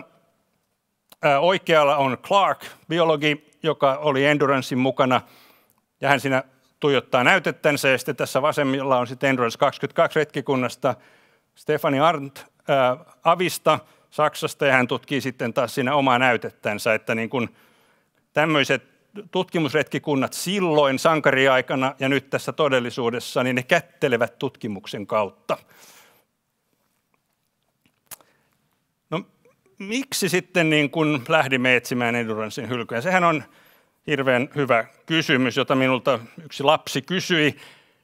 Ja ehkä mä käännän sitten niin, että kuka oli Shackleton. Shackleton oli polaarisankari, ainakin minun polaarisankarini. Ja Shackleton toi aina miehistönsä elossa kotiin. Tämä usein sanotaan, että hän oli suuri mies ja toi aina miehistönsä elossa kotiin. Mutta sitten hän oli myös siinä mielessä mielenkiintoinen, ristiriitainen hahmo, että Shackleton epäonnistui suunnilleen kaikessa, mihin hän ryhtyi. Hän yritti päästä 3 kertaa Etelänavalle, ei päässyt koskaan. Hän yritti liikemiehen uraa, koska herrasmiehet ovat rikkaita. Ei hän rikastunut koskaan. Hän oli suuri sankari, joka epäonnistui kaikessa. Ja tämähän on tietenkin meille ihmisille kauhean kutkuttava asia.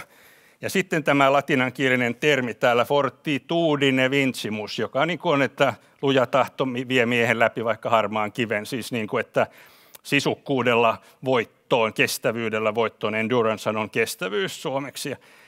Ja se on tietenkin tarpeellista, mutta jääräpäisyyshän ei ole hyve, niin sitten se niin kuin, minun mielestäni se, mitä myös Shackleton meille opettaa, on se, että me tarvitsemme unelmia, jotta me ylipäätänsä voisimme jotain saada aikaiseksi, mutta sitten viisautta, jotta ymmärrämme, milloin on aika kääntyä kotiin päin.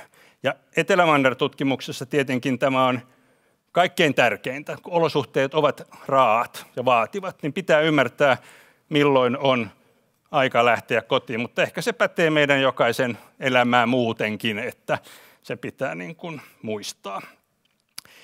Ja Etelämanner-tarinoita ei tietenkään voi esittää ilman pingviinikuvia, niin siinä meidän tutkimusryhmämme Endurance 22 oli 14 tutkijaa. Tässä valmistaudumme ryhmäkuvan ottamiseen, niin paikalliset tutkimusavustajat halusivat tulla sitten meidän kanssamme kuvaan myöskin. Kiitoksia. Kiitoksia Jukka Tuhkuri. Olipas mielenkiintoista. Kysyn ihan ensimmäisenä, että Ernst Shackleton, joka oli ilmeisesti erinomainen johtaja, hänhän oli myös kirjallisesti erittäin taitava, että hänen kirjoituksensa näistä epäonnistuneista retkikunnista niin ovat aivan erinomaisia. Ja sellainen runollinen taipumus taitaa olla meidän esiintyjällemmekin. Mitä sanoisit Ernst Shackletonille, jos saisit tilaisuuden sanoa hänelle jotakin? Toi oli paha nyt. En minä tiedä. Kerro pari tarinaa. Hänellä niitä tarinoita riittäisi. Mutta jäätutkimuksestahan lähti heidän matkansa, niin hienoa, että se jatkuu tänä päivänä. Ja jatkuu, kyllä. Siellä pieni kysymys on tulossa vielä Artolta. Joo, kiitos Jukka. Mainio esitys. Mulle jäi mieleen, että oliko joku kandidaatti tälle salaperäiselle rasituspiikille, että mikä sun teoria siitä olisi ollut, mikä sen aiheutti? Joo, on. Siis niitä mahdollisuuksia, mulla on ehdottoman hyvä, kiitos. Niitä mahdollisuuksia, jos mä ajatellaan, niin voi olla joku jäävuoren kökäre siellä. Se voi olla yksi tietysti, että siellä vaan oli siellä mädän jään seassa. Mutta kyllä se, mistä se vaan osui niin kuin sopivasti. Siis voimahan on paine kertaa pinta-ala. Jos meillä on haurasta jäätä, niin paineet ovat erittäin suuria ja pinta-ala on pieni. Jos meillä on tämmöistä mätää jäätä, paineet ovat selvästi pienempiä, mutta kosketuspinta-ala on suuri, kun se puristuu siihen. Ja sitten kun se vaan osuu hyvin siihen laivaan, sitten me saadaan isoja kuormia. Kun mä tulin kotiin ja itse asiassa haastateltiin Ylelle, niin sitten mä sain sähköpostia mun vanhalta professoriltani, joka kertoi, että 70-luvun alussa jäämurtaja sisulta mistattiin suurimmat jääkuormat vappuna Kemin edustalla. Et siis kyllä se on tämä ilmiö, fysikaalinen ilmiö on ollut olemassa aikaisemmin. Se johtuu tästä painepinta-ala-ilmiöistä jään murtumisessa. Voisiko tulevaisuudessa olla semmoisia suuria pinnanalaisia lahoja jäävuoria? Voisi. Jotka osuvat Tapio Lehtisen veneisiin kesken maailman ympäri. Se oli kontti, ihan varmasti. Joo, se oli ihan varmasti. Se on toinen juttu. Hyvin mielenkiintoista. Kiitoksia Jukka Tuhkuri. Ja nyt hyppäämme erilaiseen perspektiiviin. Meillä on meneillä tämä valtava ympäristön muutos ja ilmastonmuutos, ja me kaikki toivoisimme, että saisi ehkä mikrofonin noin, niin toivoisimme kaikki, että meillä olisi hyvää satelliittidataa käytettävissä, jotta voitaisiin tehdä hyvin tarkkoja malleja siitä, mitä tapahtuu eri puolilla maailmaa. Ja meidän seuraava puhujamme, tutkijatohtori, lumitutkija Leena Leppänen, Ilmatieteen laitoksen projektissa Etelämantereilla työskennellyt, niin kertoo meille otsikolla "Droonit mittasivat lumen ominaisuuksia Etelämantereella. Pinnan karkeuden vaikutusta satelliittihavaintoihin tutkitaan." Ja hän parantaa satelliittien kautta tehtävän havainnoinnin vastaavuutta tosimaailman kanssa, mikä on juuri se, mitä tarvitsemme nyt tänä päivänä. Areena on sinun. Kiitos. Laitan täältä esityksen. Joo, eli mä tosiaan kerron meidän viime kauden mittauskampanjasta Etelämantereella ja siitä, kuinka pinnan karkeus vaikuttaa säteilyhavaintoihin ja kuinka tämä pinnan karkeus aiheuttaa epätarkkuuksia satelliittihavaintojen tulkintaan. Eli ihan ensimmäisenä, että mitä tämä pinnan karkeus on. Eli pinnan karkeus tarkoittaa lumenpinnan epätasaisuutta. Ja sitä esiintyy eri mittakaavoissa. Ihan pienimmässä mittakaavassa on muutaman millin kokoiset lumikiteet siinä pinnassa. Sitten on tämmöistä tuulen aiheuttamaa muutaman senttimetrin kokoluokan karkeutta, kuten tuossa ylemmässä kuvassa viime kaudelta näkyy tuommoista tasaista aluetta ja sitten ihan tuommoista muutaman sentin röpelöä. Sitten on tämmöisiä sastrukeja, jotka on myös tuulen ja voimakkaan auringonsäteilyn aiheuttamaa tämmöistä epäsäännöllistä epätasaisuutta pinnassa. Ja lisäksi on tällaisia tuulen muodostamia dyynejä, jotka voi myös olla sitten eri kokoisia, mutta tämmöisen ehkä 0,5 metrin korkeuksiin dyyneihin törmättiin viime kaudella korkeintaan. Ja sitten on myös ihan tämmöistä suuremman kokoluokan pinnan karkeutta ja pinnan korkeusvaihtelua ihan metrien, 10 metrien, satojen metriä ja kilometrien kokoluokassa. Ja kaikki nämä eri kokoluokat vaikuttaa omalla tavallaan näihin satelliittihavaintoihin. Sitten kun mietitään, että mitä merkitystä tällä pinnan karkeudella on, niin ihan ensin voidaan miettiä maapallon energiatasapainoa. Eli ihan se, että onko lunta vai eikö ole lunta, niin vaikuttaa tosi paljon siihen energiatasapainoon. Eli tämmöinen lumeton maa imee paljon auringonsäteilyä ja heijastaa hyvin vähän säteilyä takaisin. Sitten taas tämmöinen luminen maa pääasiassa heijastaa kaiken säteilyn pois, jolloin sitten myös vähemmän energiaa jää tänne maan pinnalle. Ja tämä pinnan karkeus vaikuttaa säteilyn heijastumiseen tästä pinnasta. Ja yleensä sileä pinta heijastaa säteilyä paljon paremmin kuin karkea pinta. Ja pinnan karkeus aiheuttaa sitten myös epätarkkuuksia näihin satelliittihavaintoihin.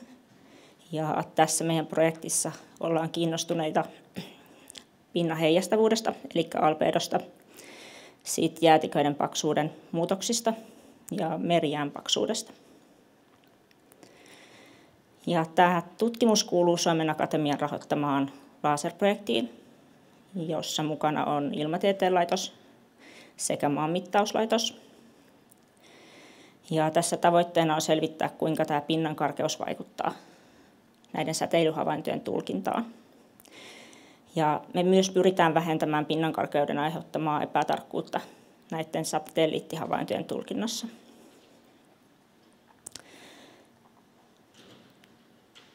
Tämä meidän tutkimus on ainutlaatuista siinä mielessä, että vastaavia mittauksia ei ole tehty samassa laajuudessa aiemmin Etelämantereella. Eli meillä oli käytössä tuommoinen polttoainekäyttöinen drooni, ja siinä oli matkassa hyvin tarkka laserkeilain, jolla sitten saatiin mitattua tätä lumen pinnan karkeutta suurilta alueilta. Ja sen lisäksi samaan aikaan meillä oli toinen drooni, jolla tehtiin sitten havaintoja lumen heijastavuudesta. Ja samalla tehtiin myös mittauksia maassa lumen ominaisuuksista tämmöisissä lumikuoppamittauksissa. Ja nämä mittaukset tehtiin tosiaan Finnair 2022 retkikunnassa. Ja ensimmäinen mittauspäivä oli 17. marraskuuta ja viimeiset mittaukset tehtiin 25. päivä tammikuuta. Ja näitä mittauskertoja oli yhteensä 24 kappaletta tämän kauden aikana. Ja nämä mittaukset tehtiin tämän Suomen ABOA-aseman ympäristössä. Eli meillä oli tämmöinen viikoittainen mittauspaikka AVS 5 sääaseman lähellä, jonne on noin 10 kilometriä siitä asemalta. Ja lisäksi me tehtiin näitä mittauksia satelliittien ylilentopaikoilla. Ja näiden mittausten lisäksi me tehtiin semmoinen 1 4 yön kenttäreissu tuonne Hyllyjäälle ja Merijään reunalle. Ja tässä on karttakuva siitä, että missä päin oltiin. Eli aiemmissa esityksissä on tullut jo tuo Apoa-aseman sijainti esille. Eli tuossa ylhäällä olevassa pikkukuvassa tuo punainen neliö on tämä alue, missä liikuttiin. Ja tuossa kuvassa nuo mustat viivat on tämmöiset ennalta määritetyt GPS-kelkkareitit, joita pitkin sitten me liikuttiin näille satelliittien ylilentopaikoille, jotka on merkattu tähän kuvaan sitten tuommoisilla oransseilla neliöillä ja vihreillä palluroilla. Eli tässä aseman ympäristössä liikuttiin vähän eri suuntiin, riippuen siitä, että missä ne satelliitit sitten kohtasivat nämä ennalta määritetyt reitit. Millaisia mittauksia sitten näillä meidän droneilla tehtiin? Eli meillä oli mukana Ilmatieteen laitoksen tämmöinen DJI:n valmistama Matris Pro 600-drooni. Ja lentoaika niillä akuilla, mitä meillä siellä oli matkassa, niin oli noin 45 minuuttia riippuen siitä, että minkälaiset olosuhteet oli. Eli tuuli ja pakkanen vaikuttaa siihen maksimilentoaikaan. Ja lentokorkeus, mitä me käytettiin, oli pääasiassa tuo 75 metriä. Ja tämän droonin kyydissä oli tällainen hyperspektrikamera, jonka resoluutio on noin 6 senttiä. Eli se tarkoittaa, että noin semmoiset 6-senttiset kohteet erottuu sieltä pinnasta. Ja tämä hyperspektrikamera ottaa valokuvan vähän niin kuin tavallinenkin kamera, mutta se ottaa sen kuvan useilla eri aallon pituuksilla. Eli meillä oli käytössä 29 eri aallonpituutta, jotka tämä kamera sitten erikseen mittasi. Ja lisäksi kyydissä oli myös tällainen albedometri, joka mittaa siis lumenpinnan heijastavuutta. Siitä ei tule samanlaista kuvaa kuin mitä tulee kamerasta, vaan sitten tulee ihan vain yksi arvo siitä, että mitä tämä koko alla oleva pinta heijastaa. Ja sitten tämä Maanmittauslaitoksen paikkatietokeskuksen drooni on tämmöinen polttoainekäyttöinen Avartec Boxer. Ja tämä on valmistettu Suomessa Kirkkonummella. Tämän droonin lentoaika on huomattavasti pidempi, eli semmoinen 2 tunnista 2,5 tuntiin, riippuen myös lähinnä tuulesta ja sit siitä, että kuinka paljon sitä hyötykuormaa on kyydissä. Ja tällä droonilla lentokorkeus oli noin 100 metriä, eli tarkoituksella eri kuin tuolla toisella droonilla, jotta yhteen törmäyksiä ei satu, kun näillä lennettiin kuitenkin kentällä yhtä aikaa. Ja tämän droonin kyydissä oli laserkeilain ja sen resoluutio oli noin 2-4 senttiä. Ja se riippui lähinnä siitä, että kuinka nopeasti tämä drooni lensi. Eli mitä hitaammin se lensi, niin sitä tarkemmin saatiin mitattua. Sitten katsotaan vähän, että miltä tämmöinen laserkeilausaineisto sitten oikeasti näyttää. Eli tässä ensimmäisenä esimerkkinä ihan havainnollistamassa on tämä laserkeilattu Aboa-asema. Eli siitä näkee, että korkealla on tämmöiset punaisen väriset kohteet ja sitten nuo ihan tummansiniset kohteet on matalalla. Eli tämän näköistä dataa sieltä tulee. Sitten tuo toinen oikeanpuolimmainen kuva on tuolta AVS-5-asemalta. Siinä on siis tämä lumi, mitä siellä on. Ja tässä nähdään ihan, että sen alueen sisällä on tällaista korkeusvaihtelua, eli tuon kuvan ylälaita on punainen, eli korkeampi, ja tuo alalaita tuommoinen sinertävä, eli matalampi. Eli siinä meidän mittausalueella AVS-5-aseman lähellä oli ihan useiden metrien korkeuseroa. Ja tuosta nähdään myös, että siellä näkyy tuollaista sileämpää tasaista aluetta ja sitten pystyy erottamaan myös jonkun tasosta pinnan karkeutta. Ja sitten voidaan katsoa myös, että miltä tämmöinen hyperspektrikameran kuva näyttää. Eli alla tuossa on tuommoinen tavallinen dronen RPG-kuva ja päällä tuo hyperspektrikameran kuva yhdeltä kaistalta. Keskellä tuossa näkyy tuo punainen viiva, se on se satelliitin oletettu lentorata. Ja nuo punaiset pisteet on taas paikkoja, joissa tämä drooni pysähtyi ottamaan tämän hyperspektrikameran kuvan. Ja tähän on sitten yhdistetty tämmöinen mosaikki näistä kaikista hyperspektrikameran ottamista kuvista. Alhaalla tuolla tuo erottuva möykky on meidän kelkka ja reet, eli siitä vähän näkee tätä meidän mittausalueen mittakaavaa. Eli tämmöistä hyvin valokuvamaisia kuvia tästä hyperspektrikamerasta saadaan. Sitten lumen ominaisuuksia mitattiin lumikuopilla ja siellä mitattiin lumen kerrosrakennetta, lumen tiheyttä eri korkeuksilla, lumen lämpötilaa, kosteutta ja sitten lumen mikrorakennetta, eli pääasiassa lumen kiteiden kokoa ja muotoa. Ja lumikuopista tehtiin aika matalia, eli vain noin 25 senttiä syviä. Tuollahan pystyisi tekemään useammankin metrin syviä kuoppia, mutta meidän ei tarvinnut tehdä sitä, koska käytännössä näihin satelliittihavaintoihin, mitä meidän tutkimuksessa käytetään, niin vaikuttaa pääasiassa tuo pintalumi. Ja tämän yhden lumikuopan lisäksi tehtiin muutama mittaus ihan siitä lumen pinnasta 5 paikassa tämän meidän mitta-alueen kohdissa erilaisissa paikoissa, jotta sitten saadaan niin kuin sitä alueellista vaihtelua tutkittua, koska tämä ihan muutama sentti tästä pinnasta on se kaikkein tärkein, mikä näihin meidän havaintoihin vaikuttaa. Sitten miten me tullaan vertaamaan näitä meidän mittauksia satelliittihavaintoihin. Eli nämä mittaukset tehtiin tämmöisten altimetrisatelliittien ylilentopaikoilla, ja me pyrittiin mittaamaan samana päivänä tämän satelliitin kanssa. Ja me tullaan käyttämään dataa tämmöisistä NASAn ICESat-2-satelliitista, joka on tämmöinen laseraltimetri, joka mittaa korkeuseroja käyttäen tällaista vihreän aallonpituusalueen laseria, jossa on 3 eri keilaa, eli käytännössä tulee 3 pistettä, mitä se mittaa. Ja toinen on tämmöinen Euroopan avaruusjärjestön Cryosat-satelliitti, jossa on mukana tämmöinen tutka-altimetri, mikä myös mittaa korkeuseroja, ja sillä on hieman eri muotoinen tuo keila kuin mitä tuolla laseraltimetrillä. Ja lisäksi ollaan kiinnostuneita optisten satelliittien havainnoista, kuten esimerkiksi tuo maanpintaa kuvaava Sentinel-2-satelliitti. Kiitos. Kiitoksia Leena Leppänen. Erittäin paljon dataa varmaan saatte tästä ja hyvin mielenkiintoista nähdä, että miten se parantaa sitä, että miten satelliiteilla päästään kiinni jäätikön ja lumipeitteen ominaisuuksiin. Olisiko Leenalle nopeata kysymystä sieltä? Mikki tulee sinne, niin striimikin kuulee. Joo, ihan utelias, että miten tuollaista kuvasta sitten data käsitellään?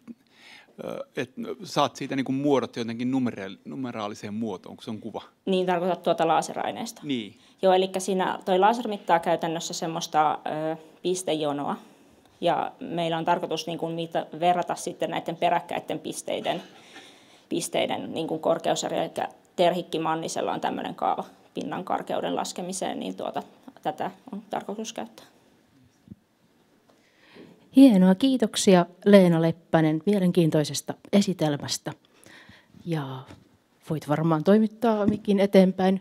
Sieltä saapuu seuraava esiintyjä. Meille on tuttua täällä Suomessa, että meidän maankuori kohoaa vieläkin mannerjäätikön sulamisen jälkeen. Tutkimuspäällikkö, geodesian tutkija Jyri Näränen tässä kertoo siitä, että miten jäämassojen muutokset vaikuttavat maankuoreen Etelämantereella. 30 vuotta suomalaista geodesian tutkimusta Etelämantereella. Joo, Suomessa vähän pidempään. Suomessa vähän pidempään. Areena on sinun. Laitan tästä esityksen käyntiin, niin voit sillä ohjata sitä sitten. Asia selvä.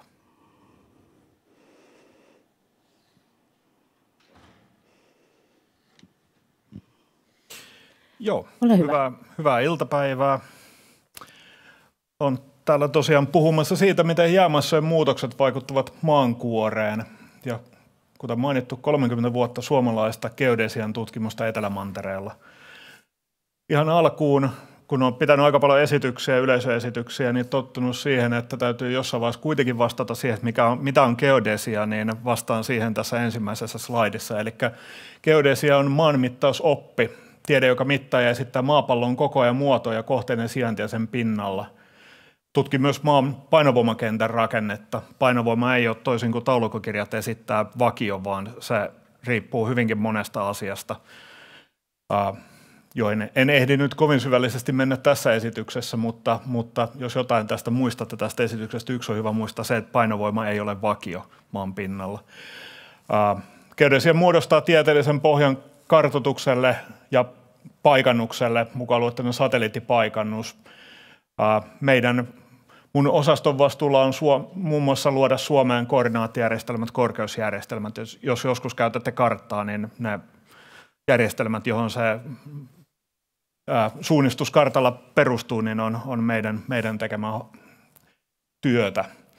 Ja sitten toinen osastoni nimessä on geodynamiikka, niin se on maapallon ja maan kiinteiden osien liikkeitä tutkiva tieteenala, eli se kuinka tämä geodesia tutkii tavallaan tietysti mielessä staattista maapalloa ja geodynamiikka kertoo, mihin se maapallo on muuttumassa.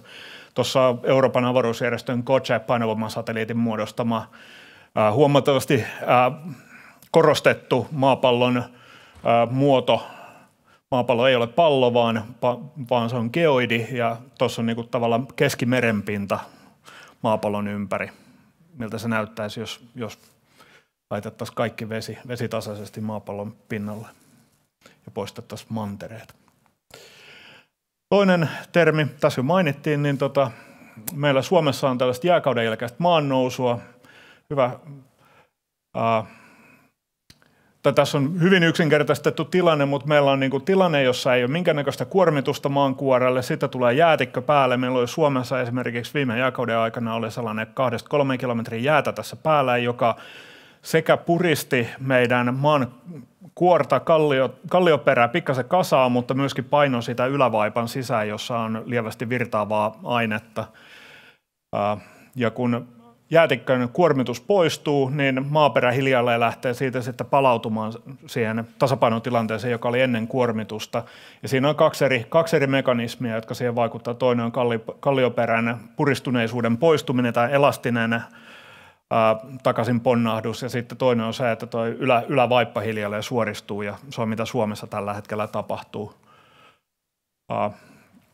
Suomessa tällä hetkellä tuolla Vaasan seudulla noustaan vielä suhteessa merenpintaan, joka sekin nousee sellainen 8-9 milliä vuodessa.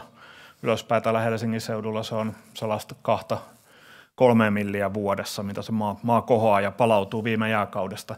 Tällaisia jääkauden jälkeisiä maannousualueita maapallolla on Skandinaavian, Fennoskandian lisäksi Kanadan Arktiksella ja Etelämantereella. Ja tästä päästään siihen linkkiin, minkä takia alun perinkin geodeettinen laitos oli kiinnostunut Etelämantereesta, että täällä on pitkään Suomessa tutkittu maannousua ja sen mekanismeja, syntyperiä ja mitä se tarkoittaa tulevaisuudelle, ja pystyttiin sitten helposti alkaa sitä samaa tutkimustyötä hyödyntää myöskin Etelämantereelle.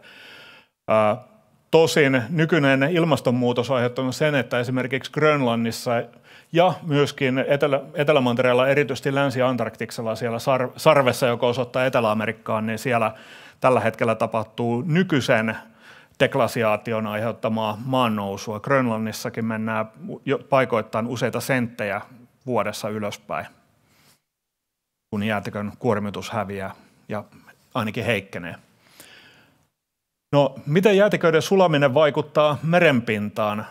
Toki lähtökohtaisesti se kohottaa merenpintaa, kun jäämassaa siirtyy mantereen päältä meriin, mutta se ei ole niin yksinkertaista, että se tapahtuisi tasapuolisesti, vaan tässä näkyy, tuossa alimmassa kuvaparissa näkyy, mitä Grönlannin sulaminen tarkoittaa maapallon merien korkeudelle, ja oikealla näkyy, mitä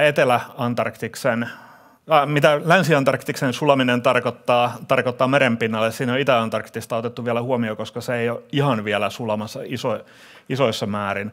Mutta siis toisin kuin mitä voisi kuvitella, niin jos Länsi-Antarktis sulaa, niin suurin osa sulamisvedestä valuu pohjoiseen. Ja siinä on kaksi eri vaikutusta. Silloin kun meillä on valtava jäämassa mantereen puolella, niin se itse vetää omalla massallaan, sillä on vetovoima ja se vetää merta puoleensa. Kun se massa heikkenee, se vetovoimavaikutus mereen heikkenee ja merenpinta laskee. Ja samanaikaisesti myöskin maanpinta lähtee kohoamaan, kun jäätikön kuormitus häviää. Eli jos Grönlanti sulaa, niin sen Grönlannin sulamisen vaikutus merenpintaan on esimerkiksi täällä Suomessa hyvinkin minimaalinen. Kun taas jos Länsi-Antarktis sulaa, niin se vaikutus on maksimaalinen. Siinä on vähän sellaista motivaatiota, minkä takia meitä kiinnostaa Etelämanner myöskin geodesian näkökulmasta. Vaikka emme ole hyppäämässä Ilmatieteen laitoksen tai Syken tontille ja antamassa merenpinnan liikeennusteita, niin meitä kiinnostaa, mitä se maaperä siellä merenpinnan alapuolella tekee. Ja lyhyesti, miten maankuoren liikkeitä voidaan mitata. Satelliittipaikannuksella, erityisesti pysyvillä asemilla. Se on viimeiset 2-30 vuotta ollut de facto tapa mitata maankuoren liikkeitä.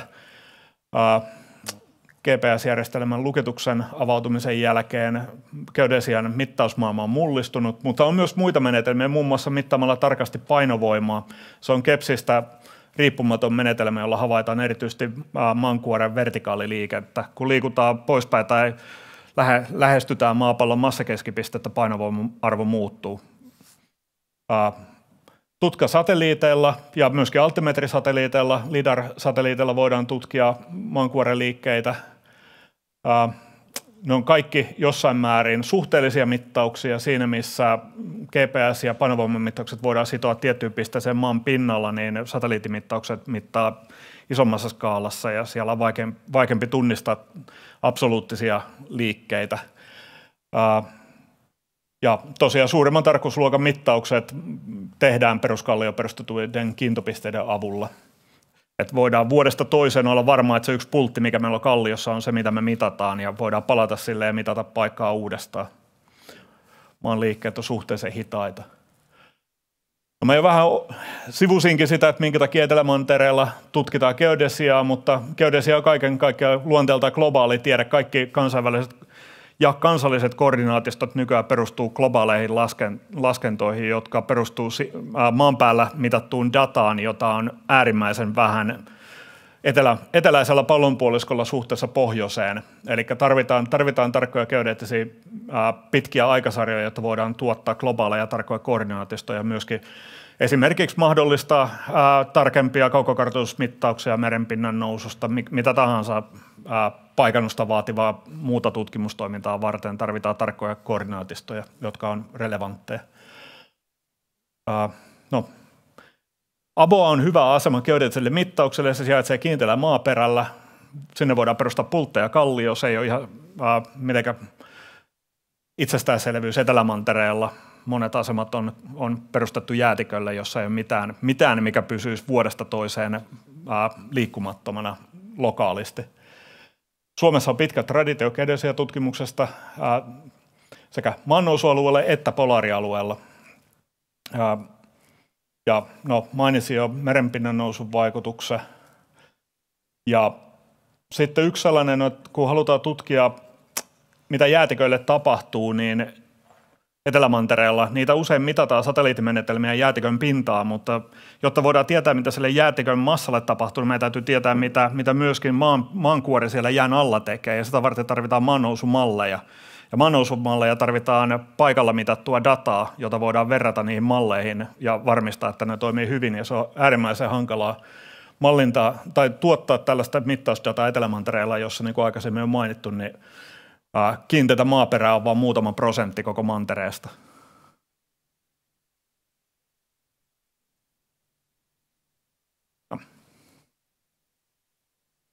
No, suomalaisia geodeetteja on ollut Antarktiksella pitkään, 30 vuotta, kuten mainittu.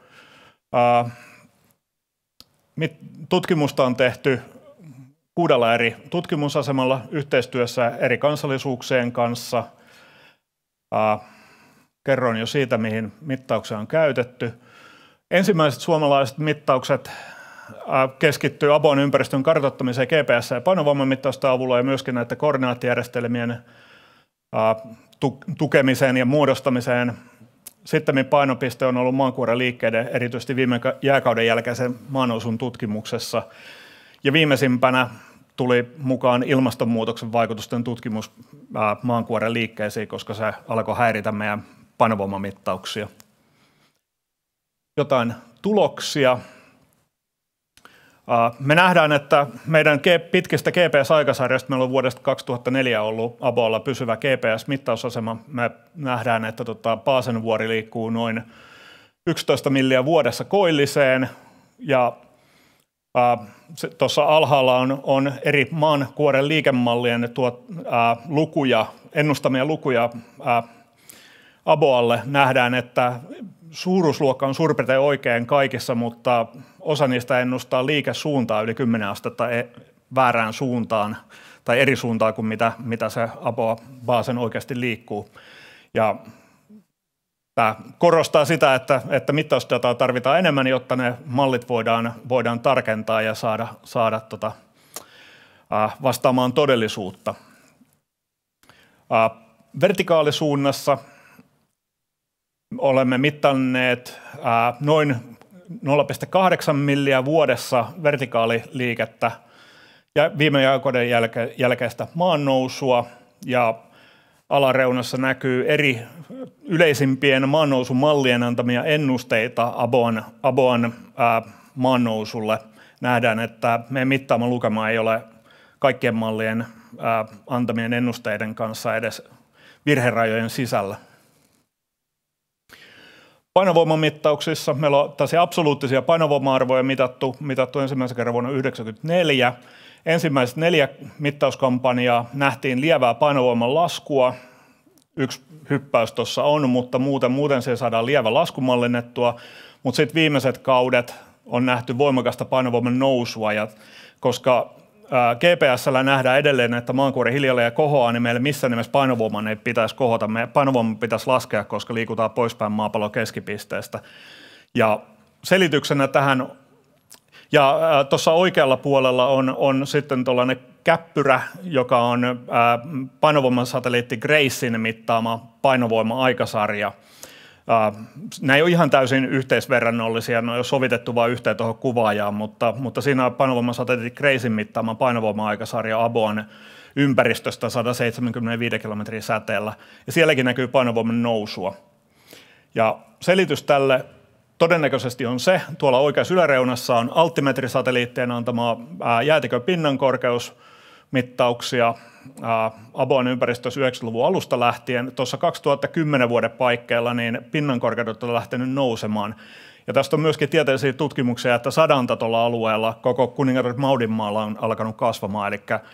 Eli yksinkertaisesti jäätikön massa on kasvanut siellä. Ja me nähdään se painovoimamittauksissa johtuen siitä, että kasvamisella jäätiköllä, enemmän massiivisella jäätiköllä on enemmän vetovoimaa, ja se omalla vetovoimallaan kasvattaa painovoima-arvoa siellä Paasenvuoren lailla.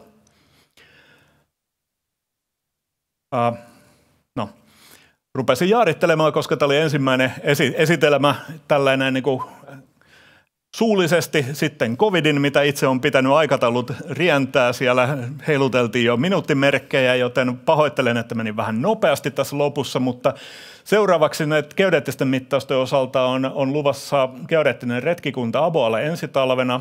Meillä ei ole tällä hetkellä Suomen Akatemian rahoitusta, mutta me tehdään tällaisena pienenä maanmittauslaitoksen omakustanteisena retkikuntana niin päivitetään meidän 20 vuotta vanha GPS-asema GNSS-asemaksi, joka pitää sisällään myöskin Galileo ja GLONASS ja muut järjestelmät. Testataan paria tuossa synteettisen apertuuritutkan satelliittiheijastinta siellä, jolla voidaan yhdellä tapaa tutkia maankuoren liikkeitä. Jatketaan painovoima-aikasarjoja ja uudelleen mitataan vanhoja GPS-pisteitä jäätikölle, jossa saadaan tietynlainen ground truth sen jäätikön liikkeelle siellä Paasenin ympäristössä. Ja tosiaan tarkkojen geodeettisten mittausten tekeminen ja aikasarjojen tuottaminen Etelämantereella on muuttuvassa ilmastossa tärkeämpää kuin koskaan aiemmin, koska esimerkiksi merenpinnan korkeuden muutoksen mallintaminen vaatii tarkkoja globaaleja koordinaatistoja. Ja lisäksi Etelämantereen jäätiköt ovat avainasemassa merenpinnan nousussa pohjoisessa.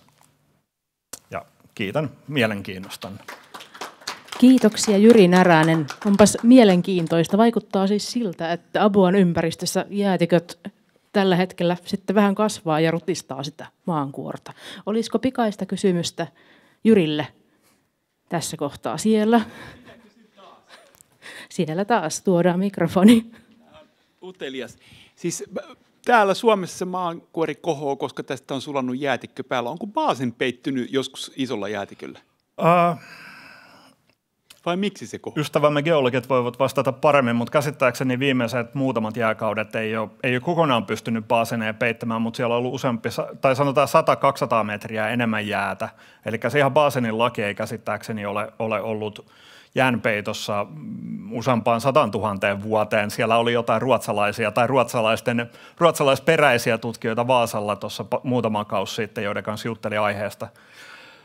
Mutta siis siellä on ollut enemmän massaa ja erityisesti Etelämantereen sisäosissa on ollut enemmän massaa, koska sen kuormituksen ei tarvitse olla täsmälleen siinä Abohausin rannikkoalueella, että kun Etelämantereen jäätikkö kasvaa jääkauden aikana, niin se vähän niin kuin kakku paisuu keskeltä enemmän, että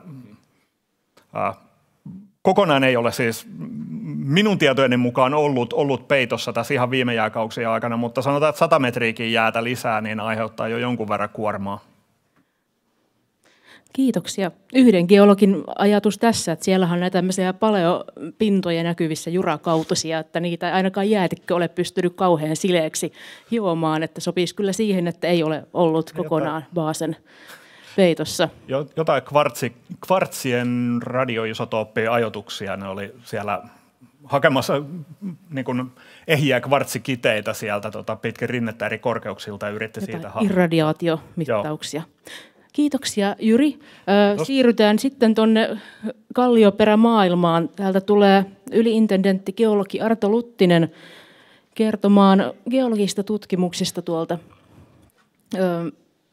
Etelämantereelta ja erityisesti näistä laakiobasalteista, jotka olivat tämmöisiä jättiläistulivuoriepisodeja, joita sattuu tässä Suomen kotiasemankin alla olemaan. Arton esitelmän otsikko on Etelämantereen jäätyneet tulivuoret vulkaanisten jättipurkausten arvoituksia tutkimassa. Ja laitan tästä esityksen käyntiin. Näyttääkö tutulta? Näyttää tutulta, hieno juttu. Iltapäivää vielä minunkin puolestani ja ihan nopeasti tähän Baasenin mahdolliseen jäätiköitymiseen.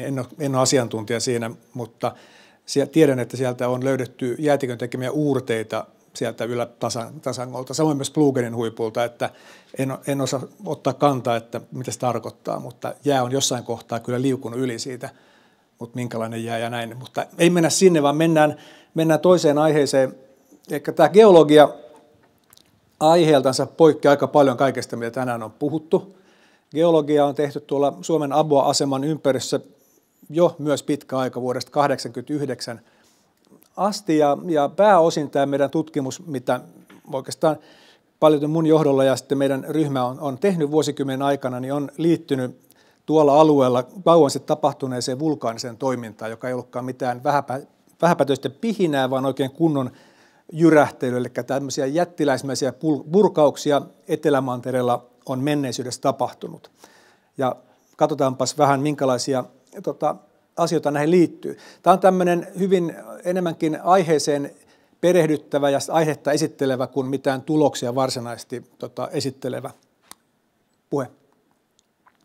Ja toki tosiaan niin yksin tätä hommaa en ole tehnyt, vaan vuosien varrella meillä on ollut paljon on opiskelijoita ja väitöskirjan tekijöitä ja kansainvälisiä kollegoita. Tämä aihepiiri on hyvin kansainvälinen, näitä tämmöisiä suuria magmapurkauksia on maapallon kehityskulun aikana tapahtunut useita kertoja kaikilla mantereilla. Niillä on ollut hyvin merkittäviä vaikutuksia maapallon ja sen elämän kehitykseen. Tässä kuvassa joitakin tässä vuosien varrella mukana olleita tutkijoita. Sannikin löytää itsensä sieltä varmasti jostakin. Tällä hetkellä Etelämantereella näyttää tältä siellä Abua-aseman lähellä, mutta meidän geologisessa tutkimuksessa mennään menneisyyteen, ja kun mennään aikakoneella menneisyyteen noin 200 miljoonaa vuotta, niin tällä alueella oli tämän näköistä, eli hyvin, hyvin erilaista. silmän kantamattomia tuollaisia tulivuoria, magmat hehkuu siellä ja kipinät sinkoilee. Mitä tapahtui? Tuolla alueella Etelämantereella maankuori halkesi ja maan uumenista pulppusi valtavat määrät magmaa. Ne magmat, mitä näissä purkauksissa kaikkiaan purkautuu, niin arvioidaan olevan sama luokka kuin mitä Välimeressä on vettä tänä päivänä. Miljoonia kuutiokilometrejä laavaa vyöryi maan päälle. Ja silloin kun nämä purkaukset tapahtui, niin maapallon karttakuva näytti tuolta. Eli maapallot oli yhtenä Pangean suurmantereena noin 180 miljoonaa vuotta sitten. Ja näihin aikoihin niin tapahtui 2 tällaista valtavaa magmapurkausta. Yksi tuolla Etelä- ja Pohjois-Amerikan välialueella ja toinen tuolla etelässä nykyisen Etelämantereen, Etelä-Afrikan, Australian alueella. Valtavat tämmöiset magmapurkaukset tapahtui, ja se mikä näissä on yksi jännittävä piirre, jota me tutkitaan, on se, että nämä tapahtui ikään kuin väärässä paikassa. Tähän kuvaan nyt piirretyt punaiset viivat on tällaisia alueita, jotka periaatteessa pitäisi olla tällaisia maan kivikehän halkeamia ja tämmöisiä vulkaanisia vyöhykkeitä, niin kuin nykypäivänä tapahtuu. Vaikkapa Islanti on tällainen vulkaaninen vyöhyke. Mutta näette, että noi sijaitsee tuolla keskellä mannerta ikään kuin väärässä paikassa. Minkä ihmeen takia tämmöisiä purkauksia tapahtuu oudoissa paikoissa? Tätä syytä tutkitaan. Ja nämä purkaukset oli niin huomattavia, että niillä oli globaaleja ympäristövaikutuksia ja nämä aiheutti suuren globaalin sukupuuton ja ison ilmastonmuutoksen. Miksi näin tapahtui? Ajatellaan, että se syy näihin globaaleihin sukupuuttoihin oli siinä, että valtavissa purkauksissa vapautui ilmakehän hurjat määrät hiilidioksidia ja rikkidioksidia, jotka sotki sitten ilmakehän ja ekosysteemin ilmastonmuutoksen myötä. Eli näiden purkausten ympäristövaikutus on yksi tämmöinen motiivi, minkä takia tällaisia ilmiöitä tutkitaan. Ja nämä suomalaiset tutkimukset sijoittuu nimenomaan tuohon eteläisen pallonpuoliskon ilmiön niin sanottuun Caron provinssin magmapurkauksiin. Mitä siellä sitten tehdään, kun Etelämantereelle mennään tutkimaan näitä muinaisia purkauksia, niin tuolla Suomen tutkimusaseman ympärissä olevat vuoret koostuu näiden vanhojen laavakerrosten jäänteistä. Eli tässä kuvassa kollegani Jussi Heinonen viime talven retkellä on ottamassa näytteitä Baasenvuoren rinteestä. Ja tosiaan tuo tumma kallioseinä tuossa niin koostuu pelkästään vanhoista laavakerrostumista. Ja sitten siellä yleensä kyllä ihan kävelle, mutta kun Jussi on vuorikiipeillä, niin myös välillä tällä tavalla vähän nelivedolla mennään ja tutkitaan niitä kerrostumia. Ja siellä voidaan välillä tehdä havaintoja hyvin säilyneistä vulkaanista rakenteista, vanhoista laavapinnoista ja laavojen sisärakenteista. Ja näitä sitten havainnoidaan, tehdään tarkkoja muistiinpanoja ja valokuvataan, kun halutaan ymmärtää näiden purkausten luonnetta ja tapahtumien kulkua. Näissä meidän ryhmän tutkimuksissa, niin kuin monessa tutkimuksessa, jotka liittyy näihin suuriin magmapurkauksiin, niin kaikista tärkeimpänä menetelmänä on geokemia. Tarkoittaa sitä, että tuolta vuoren rinteeltä siellä liikkuessa, kun, onko tässä muuten valo tässä, osoitin? Okei. No, mutta että näet tuossa alhaalla oikealla on toinen pieni kivinäytö, joka on kerätty tuolta vuoren rinteestä. Ja sitten pääasiassa nämä kemialliset analyysit tehdään kotimaassa tai ulkomailla kemiallisissa laboratorioissa, mutta viime matkalla meillä oli mukana myös oma tämmöinen pieni röntgenanalysaattori, jolla voitiin tehdä analyysejä ihan paikan päällä. Eli kivinäytteistä mitataan monien alkuaineiden, käytännössä kaikkien alkuaineiden, mitä oikeastaan jaksollisessa järjestelmässä on olemassa, niiden pitoisuuksia, ja samoin selvitetään monien alkuaineiden isotooppikoostumuksia. Näiden avulla voidaan päätellä näiden tulivuorten kehityskulkua ja niitä lähteitä, mistä ne magmat alkuperin on peräisin. Mutta ei tarvitse pelästyä, että tämä on ainoa geokemillinen tämmöinen diagrammi, jonka mä näytän. Mutta tässä oikeanpuoleisessa kuvassa niin kiinnittäkää huomioon noihin eri värisiin pisteisiin. Jokainen piste tarkoittaa analysoitua laavanäytettä. Ja tällaisen alkuainediagrammien avulla ja tilastollisesti voidaan tunnistaa sieltä tämmöisiä parvia. Eli nuo eriväriset pilkut kuvastaa itse asiassa eri tulivuoren synnyttämiä laavakerroksia. Eli voit ajatella, että jokainen eri väri tuolla viittaa omaan erilliseen tulivuoreen, joka tuolla alueella kauan sitten oli käynnissä. Näiden kemiallisten ominaisuuksien avulla sitten voidaan tehdä monenlaisia päätöksiä siitä, kuinka ne tulivuoret toimii ja tosiaan mistä ne magmatkin oli peräisin. Ja ihan lyhyesti, kun nyt sitten mä käyn läpi, minkä tyyppisiä asioita me on opittu näiden kenttähavaintojen ja kemiallisten analyysien avulla, niin tosiaan näytän muutamia tuloksia. Tässä on karttakuva kuningatar Maudinmaalta. Abo-aseman sijainti on merkattu tuolla mustalla tuollaisella nuolella, ja näette siellä ehkä juuri noita vuoria, jotka pistää sieltä jäästä esille. Niin kun nyt tutkitaan tätä laavakiviaineistoa tuolla Abuan aseman ympärille, niin nähdään, että siellä tosiaan oli eri tulivuoria. Nyt nämä värit tässä itse asiassa vastaa niitä värejä niissä äskeisissä diagrammeissa, mutta ei niitä tarvitse muistaa.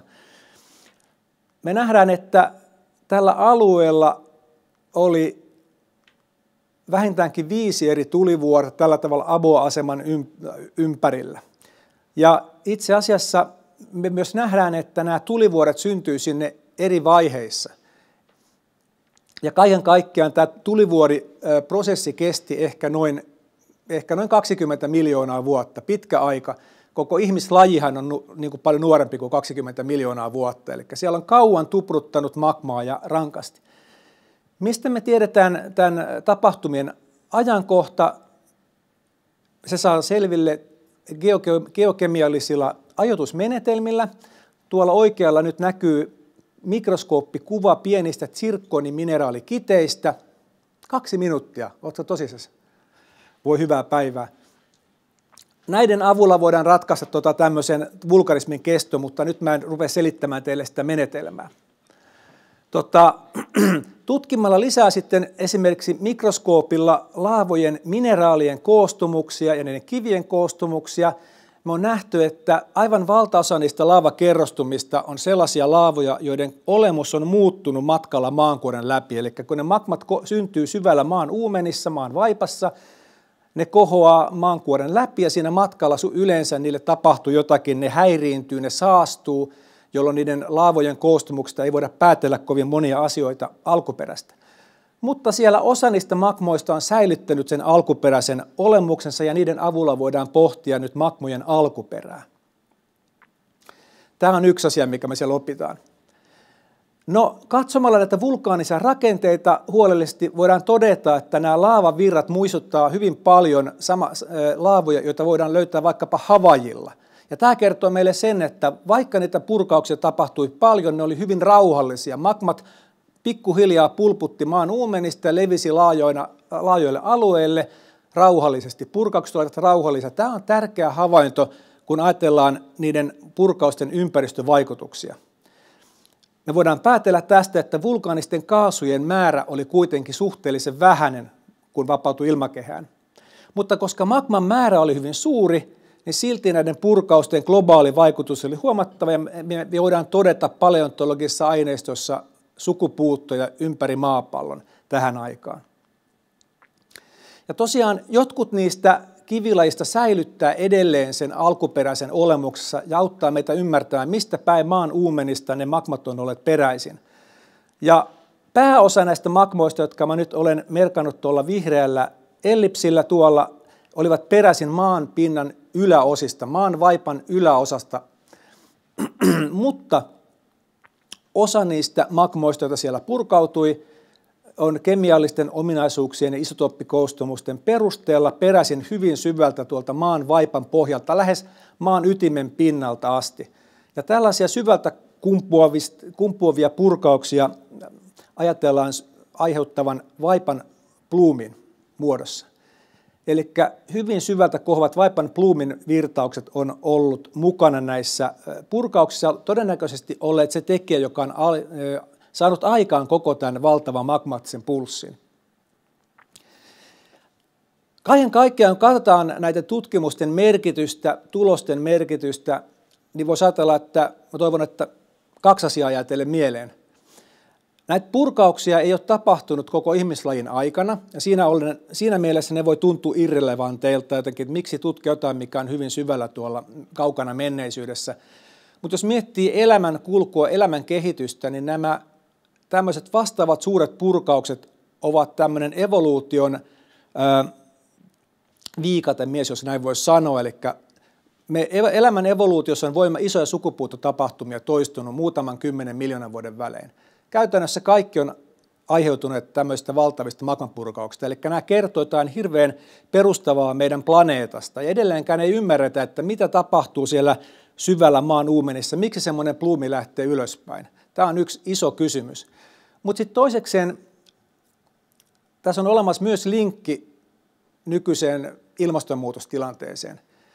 Jos me halutaan ymmärtää, että kuinka maapallo reagoi kokonaisuutena, kun ilmasto muuttuu nopeaan tahtiin, niin ainoa esimerkki meillä menneisyydessä liittyy näihin suuriin magmapurkauksiin.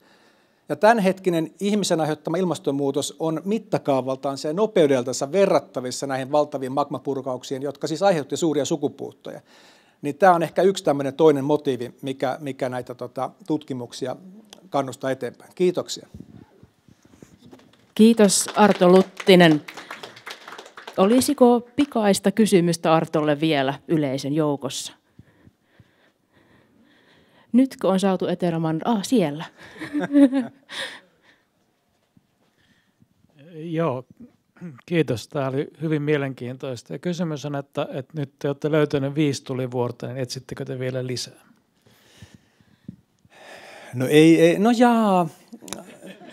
varsinaisesti ei, että eihän mennä tulivuore sinänsä erityisesti etsitä. Meillä on ennen kaikkea tutkimus, me ollaan yritetty löytää niitä sellaisia tuliperäisiä kiviä, jotka mahdollistaa näiden syvien prosessien ymmärtämisen. Ja tosiaan 99% niistä kivistä, mitä löydetään, ei sovellu siihen tutkimukseen. Mutta aina silloin tällöin, kun on onni myötä ja tarpeeksi tutkii, niin sieltä löytyy tällaisia hyvin alkuperänsä muistavia kiviä. Mutta toki jokainen tämmöinen sitten, kun uusi tulivuori löytyy, niin täydentää sitä kuvaa ja auttaa ymmärtämään tätä tulivuorisysteemiä kokonaisuutena. Kaiken kaikkiaan, kun tosiaan nuorimmastakin tällaista suuresta purkauksesta on 20 miljoonaa vuotta, niin ne todisteet on paljon tuhoutuneet ympäri maailmaa. Eli aina silloin tällöin, kun tutkitaan huolellisesti, löydetään jotain uusia avaintodisteita, mitkä auttaa tätä kokonaisuutta hahmottamaan. Ja siinä mielessä sitten sekin, että jos sieltä löytyy 5. tulivuori, niin auttaa kyllä ymmärtämään tätä kokonaisuutta. Mutta en ole esittämässä akatemialle projektia sillä perusteella, vaikka että mennään etsimään 5. tulivuorta. Näitähän tapahtuu vielä varmasti tulevaisuudessa. Tiedä, onko ihmisiä silloin enää olemassa, mutta näitä tulee vielä. Se on ihan totta, että seuraava on tuloillansa varmasti kohtapuoli, mutta jotta nyt ei tulisi väärinymmärrystä, niin ei ole mitään syytä olettaa vielä miljoonia vuosiin tällaista. Mutta nykyään itse asiassa ihan viime vuosikymmenenä ihmisellä alkaa nyt olla kykyä nähdä maapallon sisälle seismisin menetelmin. Että voitaisiin periaatteessa ehkä sitten nähdäkin, että tuolta vaikkapa Suomen alapuolelta, niin nyt sieltä vaivan pluumi on lähtenyt ylöspäin ja tulee sitten 10 miljoonan vuoden kuluttua poksahtamaan tänne, mutta tämmöisestä en ole kuullut, että kukaan olisi vakavasti ehdottanut vielä. Semmoinen hauska pikku knoppi, että permikauden laakiobasalttien lähde on tällä hetkellä maapallon, siinä kohti vaippaa, joka on Suomen alapuolella. Eli tämä lähde, joka aiheutti kaikkein suurimman tiedetyn massasukupuuton maapallon historiassa tähän mennessä. Niin ja siinä on semmoinen hauska kyllä vielä, että nämä tosiaan tuntuu siltä, että nämä pluumit lähtee tietyiltä alueilta. Ja näin ollen voidaan niin kuin tälleen vähän niin kuin humoristisesti spekuloida, että jos se Siperian pluumi lähtee tuolta, niin sieltä voi tulla joskus uusikin, mutta onneksi maapallon nämä kivikehän laatat liikkuu, niin me ehkä ehditään väistää sitten toisaalle. Mutta joka tapauksessa niin tämä on ollut erittäin kiinnostava sessio. Kiitoksia vielä kaikille puhujille ensimmäisessä sessiossa ja tässä meidän sessiossa. Kiitos loistavista alustuksista. Kiitos yleisölle täällä paikan päällä sekä siellä striimin välityksellä. Ja haluan vielä kiittää myös Helsingin kaupunkia tästä tilasta ja meidän tekniikka, joka on hoitanut täällä, että kaikkien ääni kuuluu ja näymme siellä striimissä. Kiitos valtavasti. Oli erittäin avartava iltapäivä ja hyisissä tunnelmissa. Hyvää viikon jatkoa.